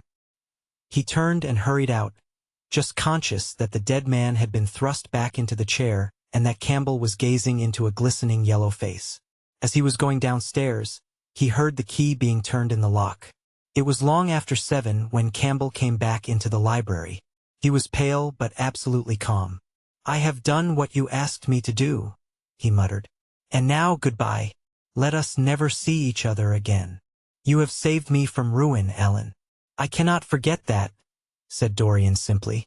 As soon as Campbell had left, he went upstairs. There was a horrible smell of nitric acid in the room, but the thing that had been sitting at the table was gone. The Picture of Dorian Gray. Chapter 15. That evening, at 8:30, exquisitely dressed and wearing a large buttonhole of Parma violets, Dorian Gray was ushered into Lady Narborough's drawing room by bowing servants. His forehead was throbbing with maddened nerves and he felt wildly excited, but his manner as he bent over his hostess's hand was as easy and graceful as ever. Perhaps one never seems so much at one's ease as when one has to play a part. Certainly no one looking at Dorian Gray that night could have believed that he had passed through a tragedy as horrible as any tragedy of our age. Those finely shaped fingers could never have clutched a knife for sin, nor those smiling lips have cried out on God and goodness. He himself could not help wondering at the calm of his demeanor, and for a moment felt keenly the terrible pleasure of a double life. It was a small party, got up rather in a hurry by Lady Narborough, who was a very clever woman with what Lord Henry used to describe as the remains of really remarkable ugliness. She had proved an excellent wife to one of our most tedious ambassadors, and having buried her husband properly in a marble mausoleum which she had herself designed, and married off her daughters to some rich, rather elderly men, she devoted herself now to the pleasures of French fiction, French cookery, and French esprit when she could get it. Dorian was one of her especial favorites, and she always told him that she was extremely glad she had not met him in early life. "I know, my dear, I should have fallen madly in love with you," she used to say, "and thrown my bonnet right over the mills for your sake. It is most fortunate that you were not thought of at the time. As it was, our bonnets were so unbecoming, and the mills were so occupied in trying to raise the wind that I never had even a flirtation with anybody. However, that was all Narborough's fault. He was dreadfully short-sighted, and there is no pleasure in taking in a husband who never sees anything." Her guests this evening were rather tedious. The fact was, as she explained to Dorian, behind a very shabby fan, one of her married daughters had come up quite suddenly to stay with her, and, to make matters worse, had actually brought her husband with her. "I think it is most unkind of her, my dear," she whispered. Of course I go and stay with them every summer after I come from Hamburg, but then an old woman like me must have fresh air sometimes, and besides, I really wake them up. You don't know what an existence they lead down there. It is pure unadulterated country life. They get up early because they have so much to do and go to bed early because they have so little to think about. There has not been a scandal in the neighborhood since the time of Queen Elizabeth, and consequently they all fall asleep after dinner. You shan't sit next either of them. You shall sit by me and amuse me. Dorian murmured a graceful compliment and looked round the room. Yes, it was certainly a tedious party. Two of the people he had never seen before, and the others consisted of Ernest Harrowden, one of those middle-aged mediocrities so common in London clubs who have no enemies but are thoroughly disliked by their friends, Lady Ruxton, an overdressed woman of 47 with a hooked nose who was always trying to get herself compromised but was so peculiarly plain that to her great disappointment no one would ever believe anything against her, Mrs. Erlyn, a pushing nobody, with a delightful lisp and Venetian red hair, Lady Alice Chapman, his hostess's daughter, a dowdy dull girl with one of those characteristic British faces that, once seen, are never remembered, and her husband, a red-cheeked, white-whiskered creature who, like so many of his class, was under the impression that inordinate joviality can atone for an entire lack of ideas. He was rather sorry he had come, till Lady Narborough, looking at the great ormolu gilt clock that sprawled in gaudy curves on the mauve-draped mantelshelf, exclaimed, "How horrid of Henry Wotton to be so late. I sent round to him this morning on chance, and he promised faithfully not to disappoint me." It was some consolation that Harry was to be there, and when the door opened and he heard his slow musical voice lending charm to some insincere apology, he ceased to feel bored. But at dinner he could not eat anything. Plate after plate went away untasted. Lady Narborough kept scolding him for what she called an insult to poor Adolphe, who invented the menu specially for you, and now and then Lord Henry looked across at him, wondering at his silence and abstracted manner. From time to time the butler filled his glass with champagne. He drank eagerly, and his thirst seemed to increase. "Dorian," said Lord Henry at last, as the sofa was being handed round, "what is the matter with you tonight? You are quite out of sorts." "I believe he is in love," cried Lady Narborough, "and that he is afraid to tell me for fear I should be jealous." "He is quite right. I certainly should." "Dear Lady Narborough," murmured Dorian, smiling, "I have not been in love for a whole week, not, in fact, since Madame de Ferrol left town." "How you men can fall in love with that woman," exclaimed the old lady. "I really cannot understand it." "It is simply because she remembers you when you were a little girl, Lady Narborough," said Lord Henry. "She is the one link between us and your short frocks." "She does not remember my short frocks at all, Lord Henry. But I remember her very well at Vienna 30 years ago, and how décolletée she was then." "She is still décolletée," he answered, taking an olive in his long fingers, "and when she is in a very smart gown she looks like an edition de luxe of a bad French novel. She is really wonderful and full of surprises. Her capacity for family affection is extraordinary. When her third husband died, her hair turned quite gold from grief." "How can you, Harry?" cried Dorian. "It is a most romantic explanation," laughed the hostess. "But her third husband, Lord Henry. You don't mean to say Ferrol is the fourth?"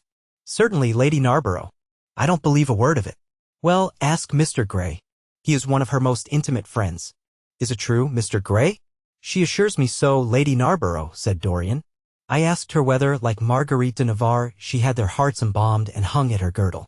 She told me she didn't, because none of them had had any hearts at all. For husbands.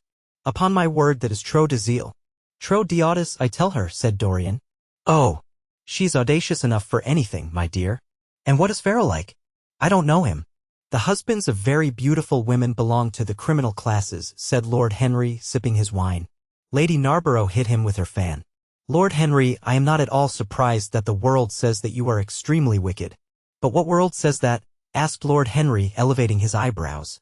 "It can only be the next world. This world and I are on excellent terms." "Everybody I know says you are very wicked," cried the old lady, shaking her head. Lord Henry looked serious for some moments. "It is perfectly monstrous," he said, at last, "the way people go about nowadays saying things against one behind one's back that are absolutely and entirely true." "Isn't he incorrigible?" cried Dorian, leaning forward in his chair. "I hope so," said his hostess, laughing.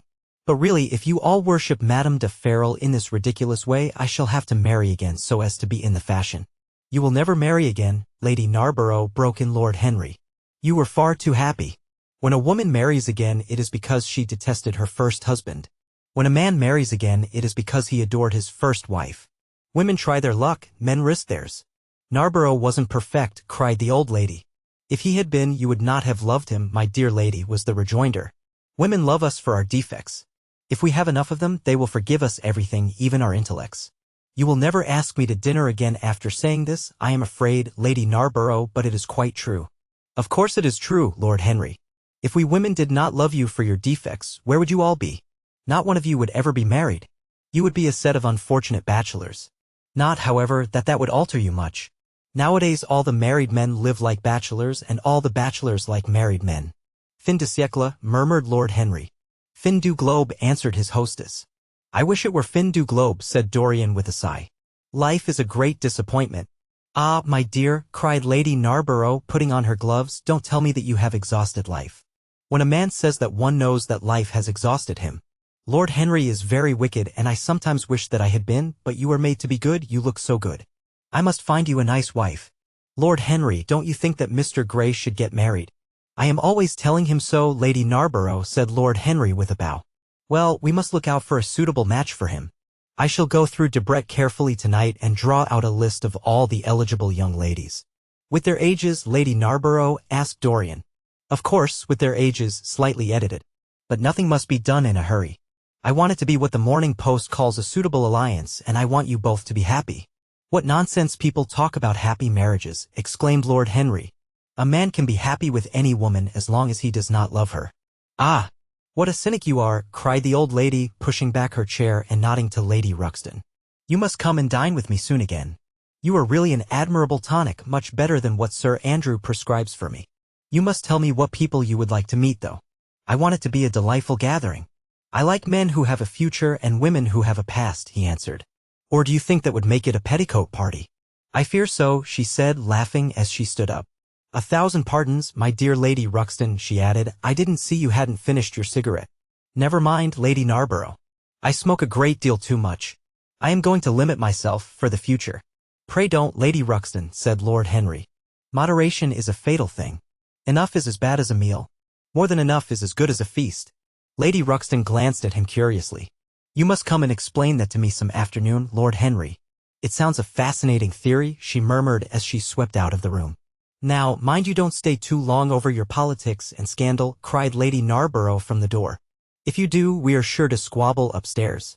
The men laughed, and Mr. Chapman got up solemnly from the foot of the table and came up to the top. Dorian Gray changed his seat and went and sat by Lord Henry. Mr. Chapman began to talk in a loud voice about the situation in the House of Commons. He guffawed at his adversaries. The word doctrinaire, word full of terror to the British mind, reappeared from time to time between his explosions.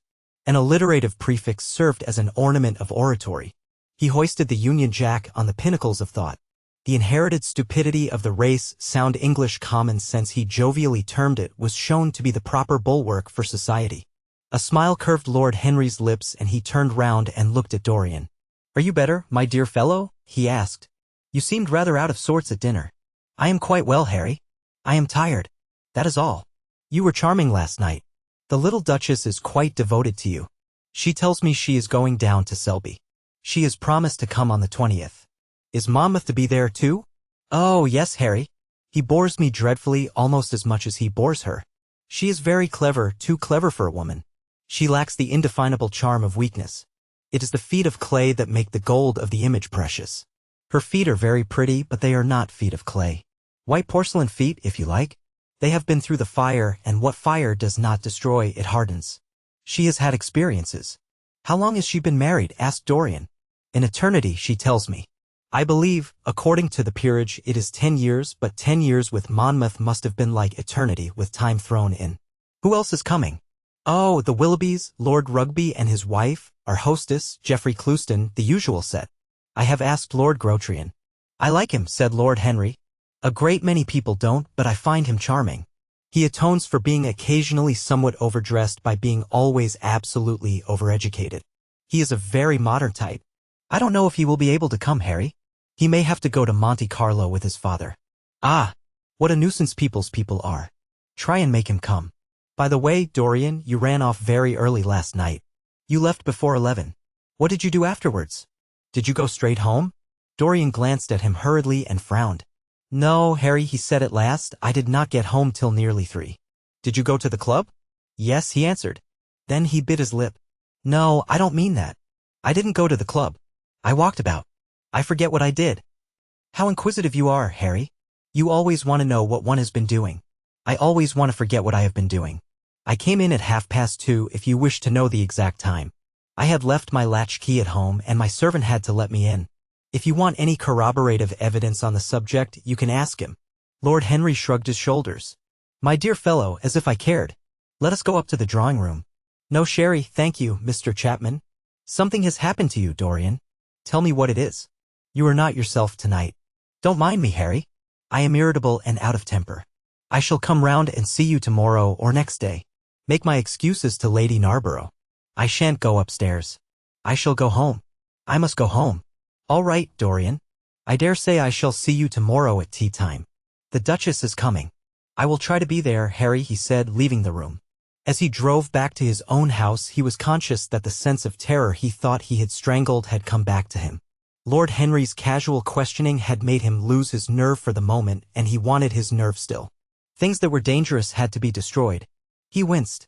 He hated the idea of even touching them. Yet it had to be done. He realized that, and when he had locked the door of his library, he opened the secret press into which he had thrust Basil Hallward's coat and bag. A huge fire was blazing. He piled another log on it. The smell of the singeing clothes and burning leather was horrible. It took him 3/4 of an hour to consume everything. At the end he felt faint and sick, and having lit some Algerian pastilles in a pierced copper brazier, he bathed his hands and forehead with a cool musk-scented vinegar. Suddenly he started. His eyes grew strangely bright, and he gnawed nervously at his underlip. Between two of the windows stood a large Florentine cabinet made out of ebony and inlaid with ivory and blue lapis. He watched it as though it were a thing that could fascinate and make afraid, as though it held something that he longed for and yet almost loathed. His breath quickened. A mad craving came over him. He lit a cigarette and then threw it away. His eyelids drooped till the long fringed lashes almost touched his cheek. But he still watched the cabinet. At last he got up from the sofa on which he had been lying, went over to it, and having unlocked it, touched some hidden spring. A triangular drawer passed slowly out. His fingers moved instinctively towards it, dipped in, and closed on something. It was a small Chinese box of black and gold dust lacquer, elaborately wrought, the sides patterned with curved waves, and the silken cords hung with round crystals and tasseled in plated metal threads. He opened it. Inside was a green paste, waxy in luster, the odor curiously heavy and persistent. He hesitated for some moments, with a strangely immobile smile upon his face. Then, shivering, though the atmosphere of the room was terribly hot, he drew himself up and glanced at the clock. It was 20 minutes to 12. He put the box back, shutting the cabinet doors as he did so, and went into his bedroom. As midnight was striking bronze blows upon the dusky air, Dorian Gray, dressed commonly and with a muffler wrapped round his throat, crept quietly out of his house. In Bond Street he found a hansom with a good horse. He hailed it and in a low voice gave the driver an address. The man shook his head. "It is too far for me," he muttered. "Here is a sovereign for you," said Dorian. "You shall have another if you drive fast." "All right, sir," answered the man, "you will be there in an hour," and after his fare had got in he turned his horse round and drove rapidly towards the river. The Picture of Dorian Gray. Chapter 16. A cold rain began to fall, and the blurred street lamps looked ghastly in the dripping mist. The public houses were just closing, and dim men and women were clustering in broken groups round their doors. From some of the bars came the sound of horrible laughter. In others, drunkards brawled and screamed. Lying back in the hansom with his hat pulled over his forehead, Dorian Gray watched with listless eyes the sordid shame of the great city, and now and then he repeated to himself the words that Lord Henry had said to him on the first day they had met. To cure the soul by means of the senses, and the senses by means of the soul. Yes, that was the secret. He had often tried it and would try it again now. There were opium dens where one could buy oblivion, dens of horror where the memory of old sins could be destroyed by the madness of sins that were new. The moon hung low in the sky like a yellow skull. From time to time a huge misshapen cloud stretched a long arm across and hid it. The gas lamps grew fewer and the streets more narrow and gloomy. Once the man lost his way and had to drive back 1/2 mile. A steam rose from the horse as it splashed up the puddles. The side windows of the hansom were clogged with a gray flannel mist. To cure the soul by means of the senses, and the senses by means of the soul. How the words rang in his ears! His soul, certainly, was sick to death. Was it true that the senses could cure it? Innocent blood had been spilled. What could atone for that? Ah! For that there was no atonement, but though forgiveness was impossible, forgetfulness was possible still, and he was determined to forget, to stamp the thing out, to crush it as one would crush the adder that had stung one. Indeed, what right had Basil to have spoken to him as he had done? Who had made him a judge over others? He had said things that were dreadful, horrible, not to be endured. On and on plodded the hansom, going slower, it seemed to him, at each step. He thrust up the trap and called to the man to drive faster. The hideous hunger for opium began to gnaw at him. His throat burned and his delicate hands twitched nervously together. He struck at the horse madly with his stick. The driver laughed and whipped up. He laughed in answer, and the man was silent. The way seemed interminable and the streets like the black web of some sprawling spider. The monotony became unbearable, and as the mist thickened, he felt afraid. Then they passed by lonely brickfields. The fog was lighter here, and he could see the strange, bottle-shaped kills with their orange, fan-like tongues of fire. A dog barked as they went by, and far away in the darkness some wandering seagull screamed. The horse stumbled in a rut, then swerved aside and broke into a gallop. After some time they left the clay road and rattled again over rough paved streets. Most of the windows were dark, but now and then fantastic shadows were silhouetted against some lamplit blind. He watched them curiously. They moved like monstrous marionettes and made gestures like live things. He hated them. A dull rage was in his heart. As they turned a corner, a woman yelled something at them from an open door, and two men ran after the hansom for about 100 yards. The driver beat at them with his whip. It is said that passion makes one think in a circle. Certainly with hideous iteration the bitten lips of Dorian Gray shaped and reshaped those subtle words that dealt with soul and sense till he had found in them the full expression, as it were, of his mood, and justified by intellectual approval, passions that without such justification would still have dominated his temper. From cell to cell of his brain crept the one thought, and the wild desire to live, most terrible of all man's appetites, quickened into force each trembling nerve and fiber.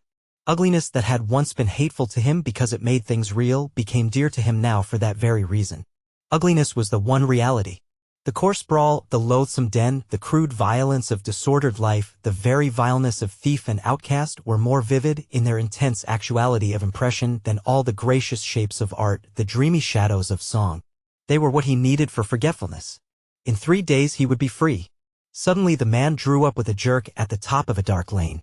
Over the low roofs and jagged chimney stacks of the houses rose the black masts of ships. Wreaths of white mist clung like ghostly sails to the yards. "Somewhere about here, sir, ain't it?" he asked huskily through the trap. Dorian started and peered round. "This will do," he answered, and having got out hastily and given the driver the extra fare he had promised him, he walked quickly in the direction of the quay. Here and there a lantern gleamed at the stern of some huge merchantman. The light shook and splintered in the puddles. A red glare came from an outward-bound steamer that was coaling. The slimy pavement looked like a wet mackintosh. He hurried on towards the left, glancing back now and then to see if he was being followed. In about 7 or 8 minutes he reached a small shabby house that was wedged in between two gaunt factories. In one of the top windows stood a lamp. He stopped and gave a peculiar knock. After a little time he heard steps in the passage and the chain being unhooked. The door opened quietly and he went in without saying a word to the squat misshapen figure that flattened itself into the shadow as he passed. At the end of the hall hung a tattered green curtain that swayed and shook in the gusty wind which had followed him in from the street. He dragged it aside and entered a long low room which looked as if it had once been a third-rate dancing saloon. Shrill flaring gas jets, dulled and distorted in the fly-blown mirrors that faced them, were ranged round the walls. Greasy reflectors of ribbed tin backed them, making quivering discs of light. The floor was covered with ochre-colored sawdust, trampled here and there into mud, and stained with dark rings of spilled liquor. Some Malays were crouching by a little charcoal stove, playing with bone counters and showing their white teeth as they chattered. In one corner, with his head buried in his arms, a sailor sprawled over a table, and by the tawdrily painted bar that ran across one complete side stood two haggard women, mocking an old man who was brushing the sleeves of his coat with an expression of disgust. "He thinks he's got red ants on him," laughed one of them as Dorian passed by. The man looked at her in terror and began to whimper. At the end of the room there was a little staircase leading to a darkened chamber.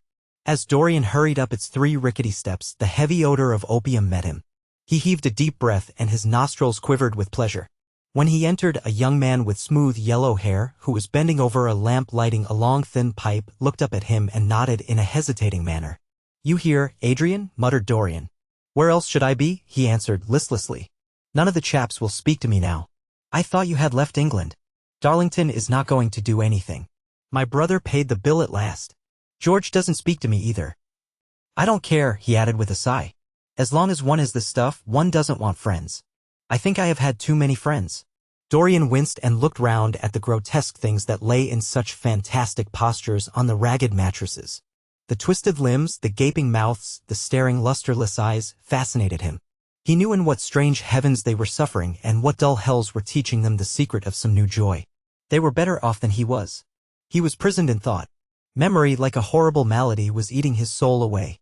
From time to time he seemed to see the eyes of Basil Hallward looking at him. Yet he felt he could not stay. The presence of Adrian Singleton troubled him. He wanted to be where no one would know who he was. He wanted to escape from himself. "I am going on to the other place," he said after a pause. "On the wharf?" "Yes. That mad cat is sure to be there. They won't have her in this place now." Dorian shrugged his shoulders. "I am sick of women who love one. Women who hate one are much more interesting. Besides, the stuff is better. Much the same. I like it better. Come and have something to drink." "I must have something." "I don't want anything," murmured the young man. "Never mind." Adrian Singleton rose up wearily and followed Dorian to the bar. A half-caste in a ragged turban and a shabby ulster grinned a hideous greeting as he thrust a bottle of brandy and 2 tumblers in front of them. The women sidled up and began to chatter. Dorian turned his back on them and said something in a low voice to Adrian Singleton. A crooked smile, like a Malay crease, writhed across the face of one of the women. "We are very proud tonight," she sneered. "For God's sake, don't talk to me," cried Dorian, stamping his foot on the ground. "What do you want? Money? Here it is. Don't ever talk to me again." 2 red sparks flashed for a moment in the woman's sodden eyes, then flickered out and left them dull and glazed. She tossed her head and raked the coins off the counter with greedy fingers. Her companion watched her enviously. "It's no use," sighed Adrian Singleton. "I don't care to go back. What does it matter? I am quite happy here." "You will write to me if you want anything, won't you?" said Dorian after a pause. "Perhaps. Good night, then." "Good night," answered the young man, passing up the steps and wiping his parched mouth with a handkerchief. Dorian walked to the door with a look of pain in his face. As he drew the curtain aside, a hideous laugh broke from the painted lips of the woman who had taken his money. "There goes the devil's bargain," she hiccuped in a hoarse voice. "Curse you," he answered. "Don't call me that." She snapped her fingers. "Prince Charming is what you like to be called, ain't it?" she yelled after him. The drowsy sailor leaped to his feet as she spoke and looked wildly round. The sound of the shutting of the hall door fell on his ear. He rushed out as if in pursuit. Dorian Gray hurried along the quay through the drizzling rain. His meeting with Adrian Singleton had strangely moved him, and he wondered if the ruin of that young life was really to be laid at his door, as Basil Hallward had said to him with such infamy of insult. He bit his lip, and for a few seconds his eyes grew sad. Yet, after all, what did it matter to him? One's days were too brief to take the burden of another's errors on one's shoulders. Each man lived his own life and paid his own price for living it. The only pity was one had to pay so often for a single fault. One had to pay over and over again, indeed. In her dealings with man, destiny never closed her accounts. There are moments, psychologists tell us, when the passion for sin, or for what the world calls sin, so dominates a nature that every fiber of the body, as every cell of the brain, seems to be instinct with fearful impulses. Men and women at such moments lose the freedom of their will. They move to their terrible end as automatons move. Choice is taken from them, and conscience is either killed or, if it lives at all, lives but to give rebellion its fascination and disobedience its charm. For all sins, as theologians weary not of reminding us, are sins of disobedience. When that high spirit, that morning star of evil, fell from heaven, it was as a rebel that he fell. Callous, concentrated on evil, with stained mind and soul hungry for rebellion, Dorian Gray hastened on, quickening his step as he went, but as he darted aside into a dim archway that had served him often as a short cut to the ill-famed place where he was going, he felt himself suddenly seized from behind, and before he had time to defend himself, he was thrust back against the wall with a brutal hand round his throat. He struggled madly for life and by a terrible effort wrenched the tightening fingers away. In a second he heard the click of a revolver and saw the gleam of a polished barrel pointing straight at his head and the dusky form of a short, thick-set man facing him. "What do you want?" he gasped.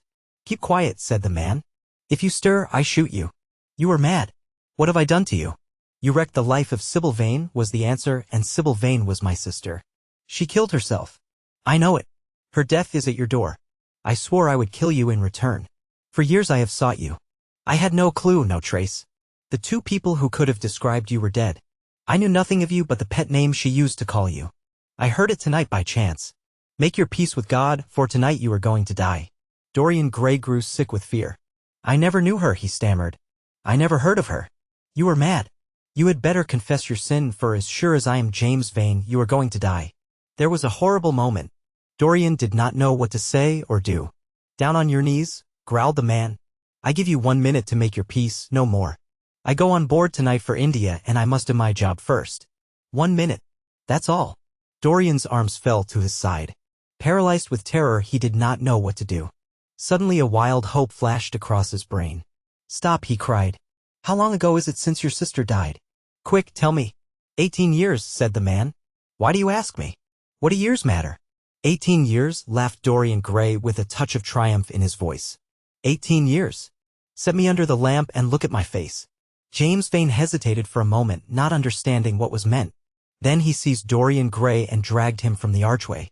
Dim and wavering as was the wind-blown light, yet it served to show him the hideous error, as it seemed, into which he had fallen, for the face of the man he had sought to kill had all the bloom of boyhood, all the unstained purity of youth.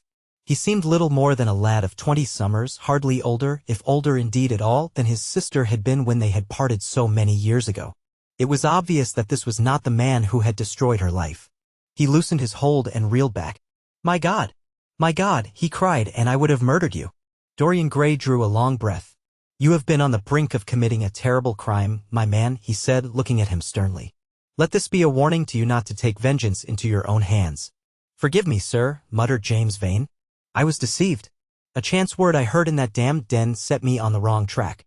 "You had better go home and put that pistol away, or you may get into trouble," said Dorian, turning on his heel and going slowly down the street.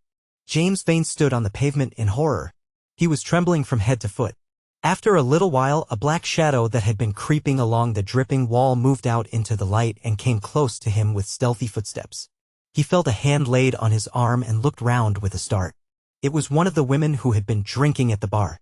"Why didn't you kill him?" she hissed out, putting haggard face quite close to his. "I knew you were following him when you rushed out from Daly's. You fool! You should have killed him. He has lots of money, and he's as bad as bad." "He is not the man I am looking for," he answered, "and I want no man's money. I want a man's life. The man whose life I want must be nearly 40 now. This one is little more than a boy. Thank God, I have not got his blood upon my hands." The woman gave a bitter laugh. "Little more than a boy," she sneered.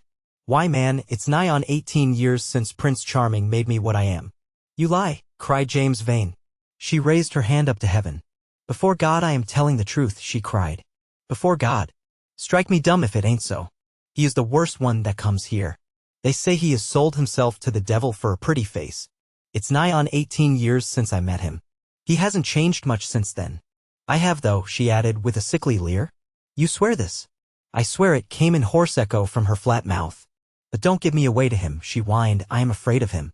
Let me have some money for my night's lodging." He broke from her with an oath and rushed to the corner of the street, but Dorian Gray had disappeared. When he looked back, the woman had vanished also. The Picture of Dorian Gray. Chapter 17. A week later, Dorian Gray was sitting in the conservatory at Selby Royal talking to the pretty Duchess of Monmouth, who with her husband, a jaded-looking man of 60, was amongst his guests. It was tea time, and the mellow light of the huge, lace-covered lamp that stood on the table lit up the delicate china and hammered silver of the service at which the Duchess was presiding. Her white hands were moving daintily among the cups, and her full red lips were smiling at something that Dorian had whispered to her. Lord Henry was lying back in a silk-draped wicker chair, looking at them. On a peach-colored divan sat Lady Narborough, pretending to listen to the Duke's description of the last Brazilian beetle that he had added to his collection. 3 young men in elaborate smoking suits were handing tea cakes to some of the women. The house party consisted of 12 people, and there were more expected to arrive on the next day. "What are you two talking about?" said Lord Henry, strolling over to the table and putting his cup down. "I hope Dorian has told you about my plan for rechristening everything, Gladys." It is a delightful idea. But I don't want to be rechristened, Harry, rejoined the Duchess, looking up at him with her wonderful eyes. I am quite satisfied with my own name, and I am sure Mr. Gray should be satisfied with his. My dear Gladys, I would not alter either name for the world. They are both perfect. I was thinking chiefly of flowers. Yesterday I cut an orchid for my buttonhole. It was a marvelous spotted thing, as effective as the 7 deadly sins. In a thoughtless moment I asked one of the gardeners what it was called. He told me it was a fine specimen of Robinsoniana or something dreadful of that kind. It is a sad truth, but we have lost the faculty of giving lovely names to things. Names are everything. I never quarrel with actions. My one quarrel is with words. That is the reason I hate vulgar realism in literature. The man who could call a spade should be compelled to use one. It is the only thing he is fit for. Then what should we call you, Harry? She asked. His name is Prince Paradox, said Dorian. I recognize him in a flash, exclaimed the Duchess. I won't hear of it, laughed Lord Henry, sinking into a chair. From a label there is no escape. I refuse the title. Royalties may not abdicate, fell as a warning from pretty lips. You wish me to defend my throne, then? Yes. I give the truths of tomorrow. I prefer the mistakes of today, she answered. You disarm me, Gladys, he cried, catching the willfulness of her mood. Of your shield, Harry, not of your spear. I never tilt against beauty, he said, with a wave of his hand. That is your error, Harry, believe me. You value beauty far too much. How can you say that? I admit that I think that it is better to be beautiful than to be good. But on the other hand, no one is more ready than I am to acknowledge that it is better to be good than to be ugly.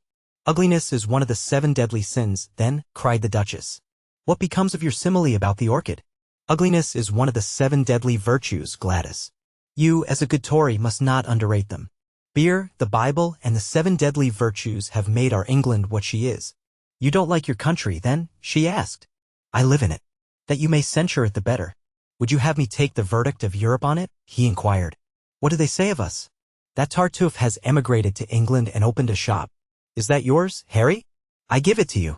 I could not use it. It is too true. You need not be afraid. Our countrymen never recognize a description. They are practical. They are more cunning than practical. When they make up their ledger, they balance stupidity by wealth and vice by hypocrisy. Still, we have done great things. Great things have been thrust on us, Gladys. We have carried their burden. Only as far as the stock exchange. She shook her head. I believe in the race, she cried. It represents the survival of the pushing. It has development. Decay fascinates me more. What of art? She asked. It is a malady. Love? An illusion. Religion? The fashionable substitute for belief. You are a skeptic. Never. Skepticism is the beginning of faith. What are you? To define is to limit. Give me a clue. Threads snap. You would lose your way in the labyrinth. You bewilder me. Let us talk of someone else. Our host is a delightful topic. Years ago he was christened Prince Charming. Ah! Don't remind me of that, cried Dorian Gray. Our host is rather horrid this evening, answered the Duchess, coloring. I believe he thinks that Monmouth married me on purely scientific principles as the best specimen he could find of a modern butterfly. Well, I hope he won't stick pins into you, Duchess, laughed Dorian. Oh, my maid does that already, Mr. Gray, when she is annoyed with me. And what does she get annoyed with you about, Duchess? For the most trivial things, Mr. Gray, I assure you. Usually because I come in at 10 minutes to 9 and tell her that I must be dressed by 8:30. How unreasonable of her. You should give her warning. I daren't, Mr. Gray. Why, she invents hats for me. You remember the one I wore at Lady Hillstone's garden party? You don't, but it is nice of you to pretend that you do. Well, she made it out of nothing. All good hats are made out of nothing. Like all good reputations, Gladys, interrupted Lord Henry. Every effect that one produces gives one an enemy. To be popular one must be a mediocrity. Not with women, said the Duchess, shaking her head, and women rule the world. I assure you we can't bear mediocrities. We women, as someone says, love with our ears, just as you men love with your eyes, if you ever love at all. It seems to me that we never do anything else, murmured Dorian. Ah! Then you never really love, Mr. Gray, answered the Duchess with mock sadness. My dear Gladys, cried Lord Henry. How can you say that? Romance lives by repetition, and repetition converts an appetite into an art. Besides, each time that one loves is the only time one has ever loved. Difference of object does not alter singleness of passion. It merely intensifies it. We can have in life but one great experience at best, and the secret of life is to reproduce that experience as often as possible. Even when one has been wounded by it, Harry, asked the Duchess after a pause. Especially when one has been wounded by it, answered Lord Henry. The Duchess turned and looked at Dorian Gray with a curious expression in her eyes. "What do you say to that, Mr. Gray?" she inquired. Dorian hesitated for a moment. Then he threw his head back and laughed. "I always agree with Harry, Duchess. Even when he is wrong? Harry is never wrong, Duchess. And does his philosophy make you happy? I have never searched for happiness. Who wants happiness? I have searched for pleasure. And found it, Mr. Gray? Often. Too often." The Duchess sighed. "I am searching for peace," she said, "and if I don't go and dress, I shall have none this evening." "Let me get you some orchids, Duchess," cried Dorian, starting to his feet and walking down the conservatory. "You are flirting disgracefully with him," said Lord Henry to his cousin. "You had better take care. He is very fascinating. If he were not, there would be no battle. Greek meets Greek, then? I am on the side of the Trojans. They fought for a woman. They were defeated. There are worse things than capture," she answered. "You gallop with a loose rein. Pace gives life," was the riposte. "I shall write it in my diary tonight." "What?" "That a burnt child loves the fire. I am not even singed. My wings are untouched. You use them for everything except flight. Courage has passed from men to women. It is a new experience for us. You have a rival." "Who?" He laughed. "Lady Narborough," he whispered. "She perfectly adores him. You fill me with apprehension. The appeal to antiquity is fatal to us who are romanticists." "Romanticists? You have all the methods of science. Men have educated us, but not explained you. Describe us as a sex," was her challenge. "Sphinxes without secrets." She looked at him, smiling. "How long Mr. Gray is," she said. "Let us go and help him. I have not yet told him the color of my frock." "Ah, you must suit your frock to his flowers, Gladys. That would be a premature surrender. Romantic art begins with its climax. I must keep an opportunity for retreat." "In the Parthian manner?" "They found safety in the desert. I could not do that." "Women are not always allowed a choice," he answered, but hardly had he finished the sentence before from the far end of the conservatory came a stifled groan, followed by the dull sound of a heavy fall. Everybody started up. The Duchess stood motionless in horror, and with fear in his eyes, Lord Henry rushed through the flapping palms to find Dorian Gray lying face downwards on the tiled floor in a deathlike swoon. He was carried at once into the blue drawing-room and laid upon one of the sofas. After a short time he came to himself and looked round with a dazed expression. "What has happened?" he asked. "Oh, I remember. Am I safe here, Harry?" He began to tremble. "My dear Dorian," answered Lord Henry, "you merely fainted. That was all. You must have overtired yourself. You had better not come down to dinner. I will take your place." "No, I will come down," he said, struggling to his feet. "I would rather come down. I must not be alone." He went to his room and dressed. There was a wild recklessness of gaiety in his manner as he sat at table, but now and then a thrill of terror ran through him when he remembered that, pressed against the window of the conservatory like a white handkerchief, he had seen the face of James Vane watching him. The Picture of Dorian Gray. Chapter 18. The next day he did not leave the house, and, indeed, spent most of the time in his own room, sick with a wild terror of dying, and yet indifferent to life itself. The consciousness of being hunted, snared, tracked down had begun to dominate him. If the tapestry did but tremble in the wind, he shook. The dead leaves that were blown against the leaded panes seemed to him like his own wasted resolutions and wild regrets. When he closed his eyes, he saw again the sailor's face peering through the mist-stained glass, and horror seemed once more to lay its hand upon his heart. But perhaps it had been only his fancy that had called vengeance out of the night and set the hideous shapes of punishment before him.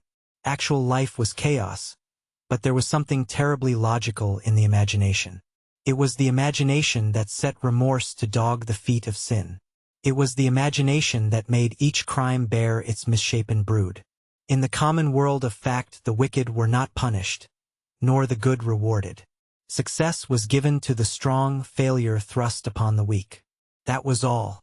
Besides, had any stranger been prowling round the house, he would have been seen by the servants or the keepers. Had any footmarks been found on the flower beds, the gardeners would have reported it. Yes, it had been merely fancy. Sybil Vane's brother had not come back to kill him. He had sailed away in his ship to founder in some winter sea. From him, at any rate, he was safe. Why, the man did not know who he was could not know who he was. The mask of youth had saved him.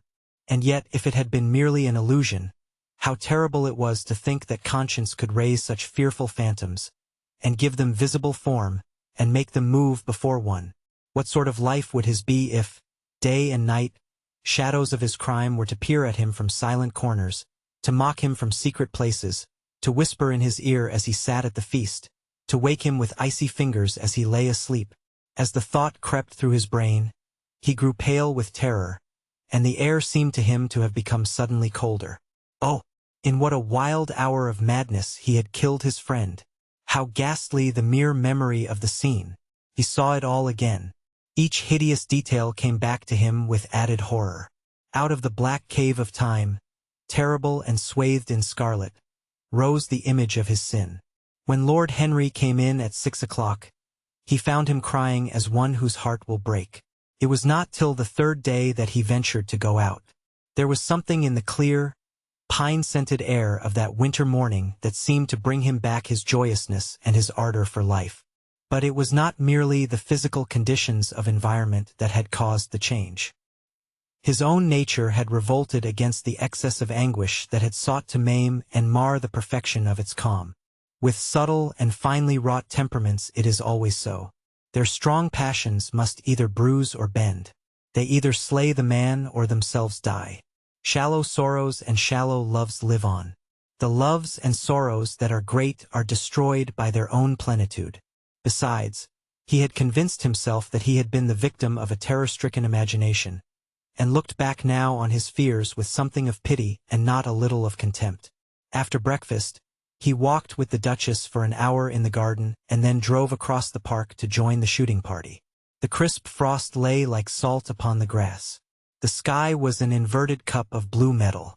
A thin film of ice bordered the flat, reed-grown lake. At the corner of the pine wood he caught sight of Sir Geoffrey Clouston, the Duchess's brother, jerking 2 spent cartridges out of his gun. He jumped from the cart, and having told the groom to take the mare home, made his way towards his guest through the withered bracken and rough undergrowth. "Have you had good sport, Geoffrey?" he asked. "Not very good, Dorian. I think most of the birds have gone to the open. I dare say it will be better after lunch, when we get to new ground."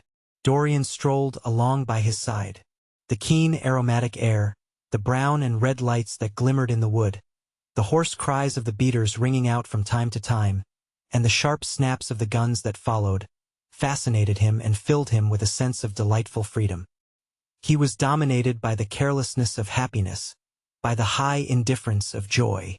Suddenly from a lumpy tussock of old grass some 20 yards in front of them, with black-tipped ears erect and long hinder limbs throwing it forward, started a hare. It bolted for a thicket of alders. Sir Geoffrey put his gun to his shoulder, but there was something in the animal's grace of movement that strangely charmed Dorian Gray, and he cried out at once, "Don't shoot it, Geoffrey. Let it live." "What nonsense, Dorian!" laughed his companion, and as the hare bounded into the thicket, he fired. There were 2 cries heard, the cry of a hare in pain, which is dreadful, the cry of a man in agony, which is worse. "Good heavens! I have hit a beater!" exclaimed Sir Geoffrey. What an ass the man was to get in front of the guns! "Stop shooting there!" he called out at the top of his voice. "A man is hurt." The headkeeper came running up with a stick in his hand. "Where, sir? Where is he?" he shouted.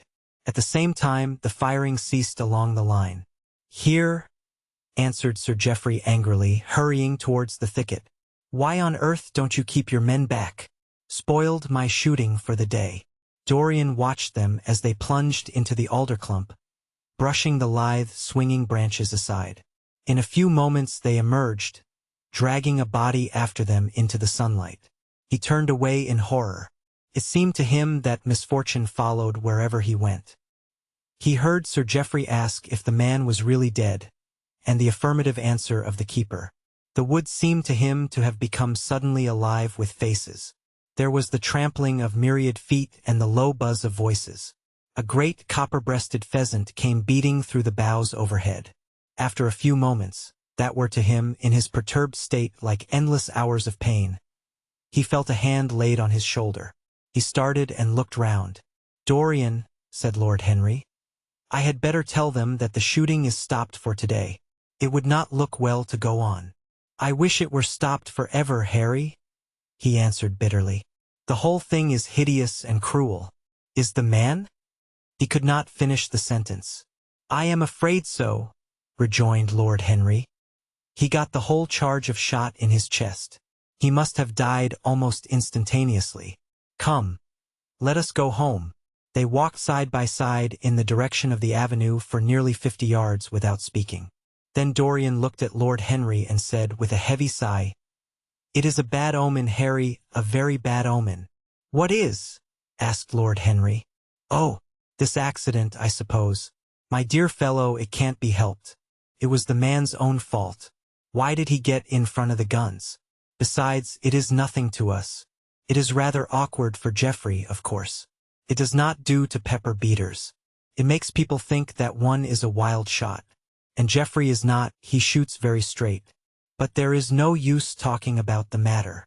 Dorian shook his head. "It is a bad omen, Harry. I feel as if something horrible were going to happen to some of us. To myself, perhaps," he added, passing his hand over his eyes, with a gesture of pain. The elder man laughed. "The only horrible thing in the world is ennui, Dorian. That is the one sin for which there is no forgiveness. But we are not likely to suffer from it unless these fellows keep chattering about this thing at dinner. I must tell them that the subject is to be tabooed. As for omens, there is no such thing as an omen. Destiny does not send us heralds. She is too wise or too cruel for that. Besides, what on earth could happen to you, Dorian? You have everything in the world that a man can want. There is no one who would not be delighted to change places with you. There is no one with whom I would not change places, Harry. Don't laugh like that. I am telling you the truth. The wretched peasant who has just died is better off than I am. I have no terror of death. It is the coming of death that terrifies me. Its monstrous wings seem to wheel in the leaden air around me. Good heavens! Don't you see a man moving behind the trees there? Watching me? Waiting for me?" Lord Henry looked in the direction in which the trembling gloved hand was pointing. "Yes," he said, smiling. "I see the gardener waiting for you. I suppose he wants to ask you what flowers you wish to have on the table tonight. How absurdly nervous you are, my dear fellow. You must come and see my doctor when we get back to town." Dorian heaved a sigh of relief as he saw the gardener approaching. The man touched his hat, glanced for a moment at Lord Henry in a hesitating manner, and then produced a letter which he handed to his master. "Her Grace told me to wait for an answer," he murmured. Dorian put the letter into his pocket. "Tell Her Grace that I am coming in," he said coldly. The man turned round and went rapidly in the direction of the house. "How fond women are of doing dangerous things," laughed Lord Henry. "It is one of the qualities in them that I admire most. A woman will flirt with anybody in the world as long as other people are looking on. How fond you are of saying dangerous things, Harry. In the present instance, you are quite astray. I like the Duchess very much, but I don't love her. And the Duchess loves you very much, but she likes you less, so you are excellently matched. You are talking scandal, Harry, and there is never any basis for scandal. The basis of every scandal is an immoral certainty," said Lord Henry, lighting a cigarette. "You would sacrifice anybody, Harry, for the sake of an epigram." "The world goes to the altar of its own accord," was the answer. "I wish I could love," cried Dorian Gray with a deep note of pathos in his voice. "But I seem to have lost the passion and forgotten the desire. I am too much concentrated on myself. My own personality has become a burden to me. I want to escape, to go away, to forget." The Picture of Dorian Gray. Chapter 19. "There is no use your telling me that you are going to be good," cried Lord Henry, dipping his white fingers into a red copper bowl filled with rosewater. "You are quite perfect. Pray, don't change." Dorian Gray shook his head. "No, Harry, I have done too many dreadful things in my life. I am not going to do any more. I began my good actions yesterday." "Where were you yesterday?" "In the country, Harry. I was staying at a little inn by myself." "My dear boy," said Lord Henry, smiling, "anybody can be good in the country. There are no temptations there. That is the reason why people who live out of town are so absolutely uncivilized. Civilization is not by any means an easy thing to attain to.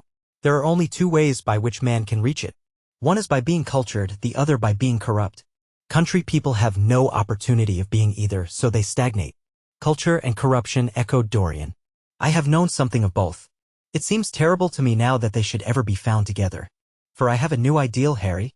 I am going to alter. I think I have altered. You have not yet told me what your good action was.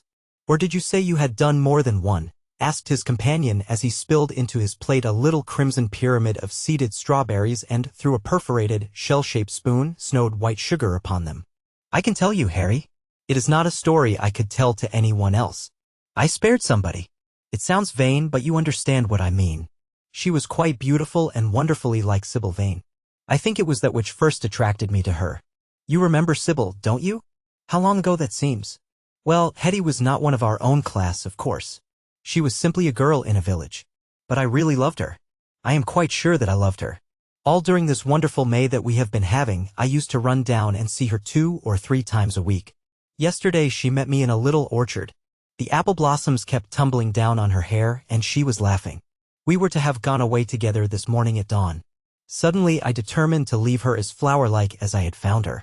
I should think the novelty of the emotion must have given you a thrill of real pleasure, Dorian, interrupted Lord Henry.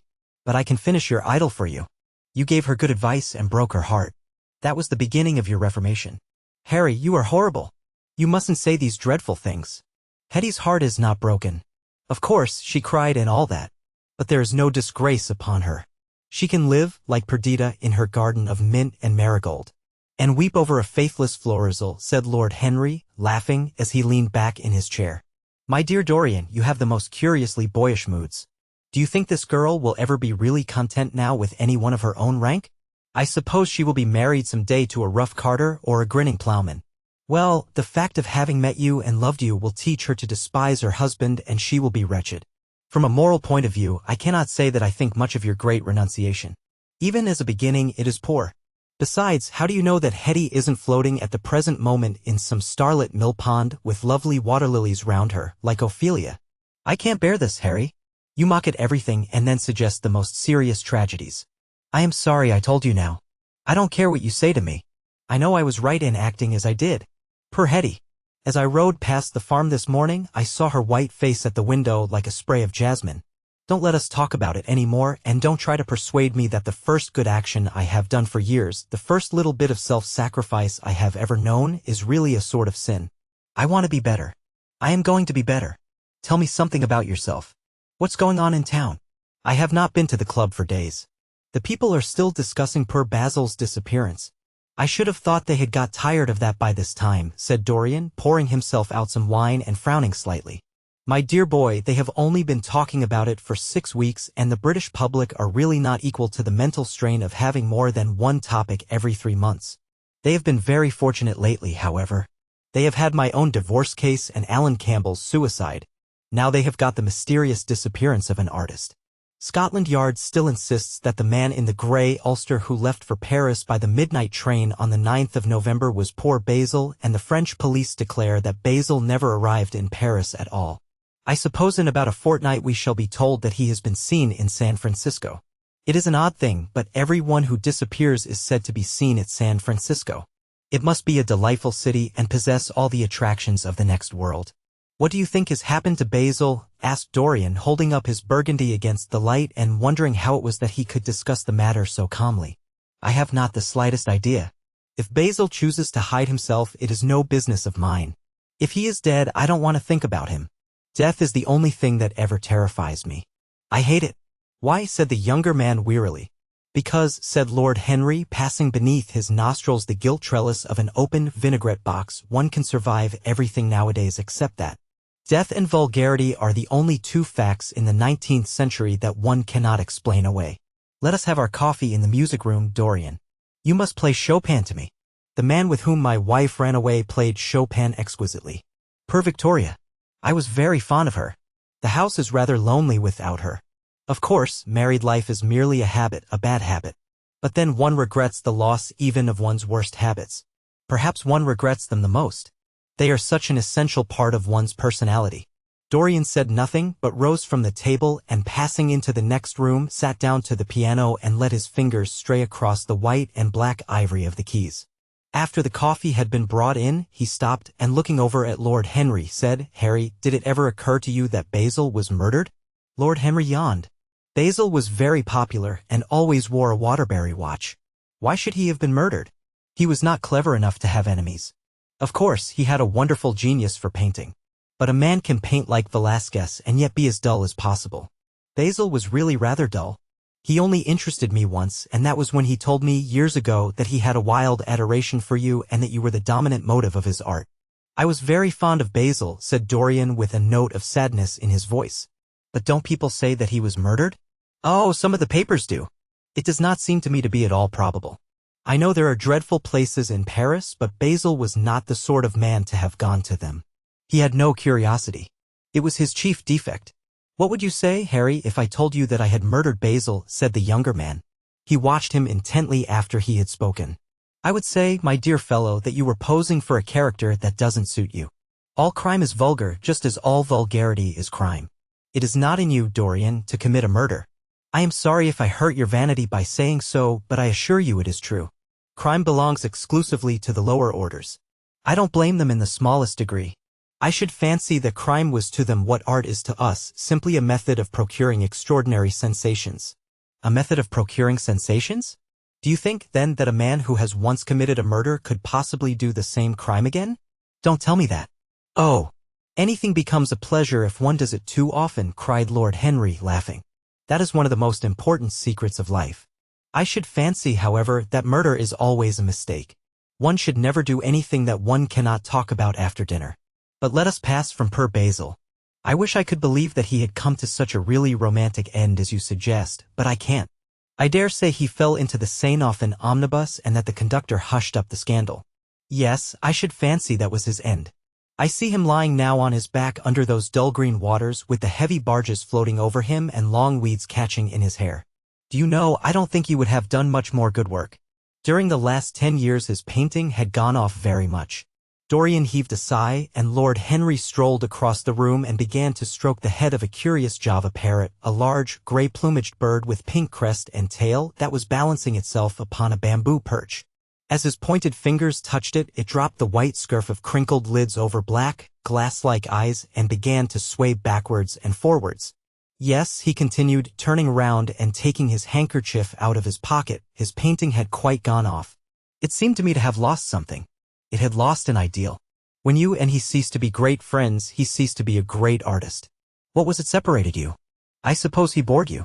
If so, he never forgave you. It's a habit bores have. By the way, what has become of that wonderful portrait he did of you? I don't think I have ever seen it since he finished it. Oh, I remember your telling me years ago that you had sent it down to Selby and that it had got mislaid or stolen on the way. You never got it back? What a pity. It was really a masterpiece. I remember I wanted to buy it. I wish I had now. It belonged to Basil's best period. Since then, his work was that curious mixture of bad painting and good intentions that always entitles a man to be called a representative British artist. Did you advertise for it? You should. I forget, said Dorian. I suppose I did. But I never really liked it. I am sorry I sat for it. The memory of the thing is hateful to me. Why do you talk of it? It used to remind me of those curious lines in some play, Hamlet, I think. How do they run? Like the painting of a sorrow, a face without a heart. Yes, that is what it was like. Lord Henry laughed. If a man treats life artistically, his brain is his heart, he answered, sinking into an armchair. Dorian Gray shook his head and struck some soft chords on the piano.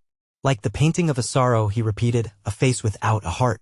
The elder man lay back and looked at him with half-closed eyes. By the way, Dorian, he said after a pause, what does it profit a man if he gain the whole world and lose, how does the quotation run, his own soul? The music jarred and Dorian Gray started and stared at his friend. Why do you ask me that, Harry? My dear fellow, said Lord Henry, elevating his eyebrows in surprise, I asked you because I thought you might be able to give me an answer. That is all. I was going through the park last Sunday, and close by the Marble Arch there stood a little crowd of shabby-looking people listening to some vulgar street preacher. As I passed by, I heard the man yelling out that question to his audience. It struck me as being rather dramatic. London is very rich in curious effects of that kind. A wet Sunday, an uncouth Christian in a Macintosh, a ring of sickly white faces under a broken roof of dripping umbrellas, and a wonderful phrase flung into the air by shrill hysterical lips. It was really very good in its way, quite a suggestion. I thought of telling the prophet that art had a soul, but that man had not. I am afraid, however, he would not have understood me. Don't, Harry. The soul is a terrible reality. It can be bought and sold and bartered away. It can be poisoned or made perfect. There is a soul in each one of us. I know it. Do you feel quite sure of that, Dorian? Quite sure. Ah, then it must be an illusion. The things one feels absolutely certain about are never true. That is the fatality of faith and the lesson of romance. How grave you are. Don't be so serious. What have you or I to do with the superstitions of our age? No, we have given up our belief in the soul. Play me something. Play me a nocturne, Dorian, and as you play, tell me in a low voice how you have kept your youth. You must have some secret. I am only 10 years older than you are, and I am wrinkled and worn and yellow. You are really wonderful, Dorian. You have never looked more charming than you do tonight. You remind me of the day I saw you first. You were rather cheeky, very shy, and absolutely extraordinary. You have changed, of course, but not in appearance. I wish you would tell me your secret.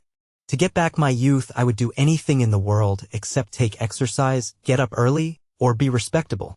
Youth. There is nothing like it. It's absurd to talk of the ignorance of youth. The only people to whose opinions I listen now with any respect are people much younger than myself. They seem in front of me. Life has revealed to them her latest wonder. As for the aged, I always contradict the aged. I do it on principle. If you ask them their opinion on something that happened yesterday, they solemnly give you the opinions current in 1820, when people wore high stocks, believed in everything, and knew absolutely nothing. How lovely the thing you are playing is. I wonder, did Chopin write it at Majorca, with the sea weeping round the villa and the salt spray dashing against the panes? It is marvelously romantic. What a blessing it is that there is one art left to us that is not imitative. Don't stop. I want music tonight. It seems to me that you are the young Apollo and that I am Marsyas listening to you. I have sorrows, Dorian, of my own that even you know nothing of. The tragedy of old age is not that one is old, but that one is young. I am amazed sometimes at my own sincerity. Ah, Dorian, how happy you are. What an exquisite life you have had. You have drunk deeply of everything. You have crushed the grapes against your palate. Nothing has been hidden from you. And it has all been to you no more than the sound of music. It has not marred you. You are still the same. I am not the same, Harry. Yes, you are the same. I wonder what the rest of your life will be. Don't spoil it by renunciations. At present you are a perfect type. Don't make yourself incomplete. You are quite flawless now. You need not shake your head, you know you are. Besides, Dorian, don't deceive yourself. Life is not governed by will or intention. Life is a question of nerves and fibers and slowly built-up cells in which thought hides itself and passion has its dreams. You may fancy yourself safe and think yourself strong. But a chance tone of color in a room or a morning sky, a particular perfume that you had once loved and that brings subtle memories with it, a line from a forgotten poem that you had come across again, a cadence from a piece of music that you had ceased to play. I tell you, Dorian, that it is on things like these that our lives depend. Browning writes about that somewhere, but our own senses will imagine them for us. There are moments when the odor of Lillis Blanc passes suddenly across me and I have to live the strangest month of my life over again. I wish I could change places with you, Dorian. The world has cried out against us both, but it has always worshipped you. It always will worship you. You are the type of what the age is searching for and what it is afraid it has found. I am so glad that you have never done anything, never carved a statue or painted a picture or produced anything outside of yourself. Life has been your art. You have set yourself to music. Your days are your sonnets. Dorian rose up from the piano and passed his hand through his hair. Yes, life has been exquisite, he murmured, but I am not going to have the same life, Harry. And you must not say these extravagant things to me. You don't know everything about me. I think that if you did, even you would turn from me. You laugh. Don't laugh. Why have you stopped playing, Dorian? Go back and give me the nocturne over again. Look at that great, honey-colored moon that hangs in the dusky air. She is waiting for you to charm her, and if you play she will come closer to the earth. You won't? Let us go to the club then. It has been a charming evening, and we must end it charmingly. There is someone at White's who wants immensely to know you, young Lord Poole, Bournemouth's eldest son. He has already copied your neckties and has begged me to introduce him to you. He is quite delightful and rather reminds me of you. I hope not, said Dorian with a sad look in his eyes.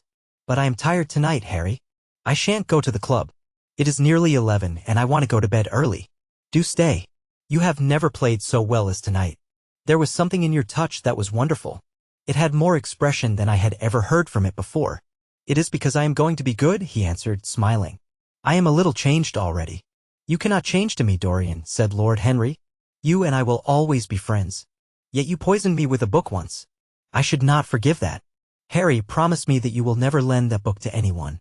It does harm. My dear boy, you are really beginning to moralize. You will soon be going about like the converted and the revivalist, warning people against all the sins of which you have grown tired. You are much too delightful to do that. Besides, it is no use. You and I are what we are and will be what we will be. As for being poisoned by a book, there is no such thing as that. Art has no influence upon action. It annihilates the desire to act. It is superbly sterile. The books that the world calls immoral are books that show the world its own shame. That is all. But we won't discuss literature. Come round tomorrow. I am going to ride at 11.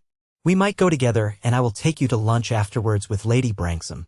She is a charming woman and wants to consult you about some tapestries she is thinking of buying. Mind you come. Or shall we lunch with our little Duchess? She says she never sees you now. Perhaps you are tired of Gladys? I thought you would be. Her clever tongue gets on one's nerves. Well, in any case, be here at 11. Must I really come, Harry? Certainly. The park is quite lovely now. I don't think there have been such lilacs since the year I met you. Very well. I shall be here at 11, said Dorian. Good night, Harry. As he reached the door, he hesitated for a moment as if he had something more to say. Then he sighed and went out. The Picture of Dorian Gray. Chapter 20. It was a lovely night, so warm that he threw his coat over his arm and did not even put his silk scarf round his throat. As he strolled home, smoking his cigarette, two young men in evening dress passed him. He heard one of them whisper to the other, "That is Dorian Gray." He remembered how pleased he used to be when he was pointed out or stared at or talked about. He was tired of hearing his own name now. Half the charm of the little village where he had been so often lately was that no one knew who he was. He had often told the girl whom he had lured to love him that he was poor, and she had believed him. He had told her once that he was wicked, and she had laughed at him and answered that wicked people were always very old and very ugly. What a laugh she had, just like a thrush singing. And how pretty she had been in her cotton dresses and her large hats. She knew nothing, but she had everything that he had lost. When he reached home, he found his servant waiting up for him. He sent him to bed and threw himself down on the sofa in the library and began to think over some of the things that Lord Henry had said to him. Was it really true that one could never change? He felt a wild longing for the unstained purity of his boyhood, his rose-white boyhood, as Lord Henry had once called it. He knew that he had tarnished himself, filled his mind with corruption, and given horror to his fancy, that he had been an evil influence to others and had experienced a terrible joy in being so, and that of the lives that had crossed his own. It had been the fairest and the most full of promise that he had brought to shame. But was it all irretrievable? Was there no hope for him? Ah! In what a monstrous moment of pride and passion he had prayed that the portrait should bear the burden of his days and he keep the unsullied splendor of eternal youth. All his failure had been due to that. Better for him that each sin of his life had brought its sure swift penalty along with it. There was purification and punishment. Not "forgive us our sins," but "smite us for our iniquities" should be the prayer of man to a most just God. The curiously carved mirror that Lord Henry had given to him so many years ago now was standing on the table, and the white-limbed cupids laughed round it as of old. He took it up as he had done on that night of horror when he had first noted the change in the fatal picture, and with wild, tear-dimmed eyes looked into its polished shield. Once someone who had terribly loved him had written to him a mad letter, ending with these idolatrous words: "The world is changed because you are made of ivory and gold. The curves of your lips rewrite history." The phrases came back to his memory, and he repeated them over and over to himself. Then he loathed his own beauty, and flinging the mirror on the floor, crushed it into silver splinters beneath his heel. It was his beauty that had ruined him, his beauty and the youth that he had prayed for. But for those two things, his life might have been free from stain. His beauty had been to him but a mask, his youth but a mockery. What was youth at best? A green and unripe time, a time of shallow moods and sickly thoughts. Why had he worn its livery? Youth had spoiled him. It was better not to think of the past. Nothing could alter that. It was of himself and of his own future that he had to think. James Vane was hidden in a nameless grave in Selby churchyard. Alan Campbell had shot himself one night in his laboratory but had not revealed the secret that he had been forced to know. The excitement, such as it was over Basil Hallward's disappearance, would soon pass away. It was already waning. He was perfectly safe there. Nor, indeed, was it the death of Basil Hallward that weighed most upon his mind. It was the living death of his own soul that troubled him. Basil had painted the portrait that had marred his life. He could not forgive him that. It was the portrait that had done everything. Basil had said things to him that were unbearable and that he had yet borne with patience. The murder had been simply the madness of a moment. As for Alan Campbell, his suicide had been his own act. He had chosen to do it. It was nothing to him. A new life. That was what he wanted. That was what he was waiting for. Surely he had begun it already. He had spared one innocent thing at any rate. He would never again tempt innocence. He would be good. As he thought of Hetty Merton, he began to wonder if the portrait in the locked room had changed. Surely it was not still so horrible as it had been? Perhaps if his life became pure, he would be able to expel every sign of evil passion from the face. Perhaps the signs of evil had already gone away. He would go and look. He took the lamp from the table and crept upstairs. As he unbarred the door, a smile of joy flitted across his strangely young-looking face and lingered for a moment about his lips. Yes, he would be good, and the hideous thing that he had hidden away would no longer be a terror to him. He felt as if the load had been lifted from him already. He went in quietly, locking the door behind him as was his custom, and dragged the purple hanging from the portrait.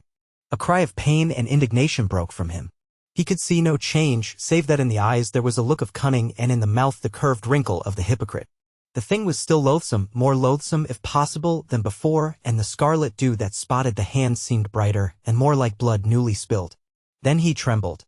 Had it been merely vanity that had made him do his one good deed? Or the desire for a new sensation, as Lord Henry had hinted with his mocking laugh? Or the passion to act a part that sometimes makes us do things finer than we are ourselves? Or, perhaps, all these? And why was the red stain larger than it had been? It seemed to have crept like a horrible disease over the wrinkled fingers. There was blood on the painted feet, as though the thing had dripped blood even on the hand that had not held the knife. Confess? Did it mean that he was to confess? To give himself up and be put to death? He laughed.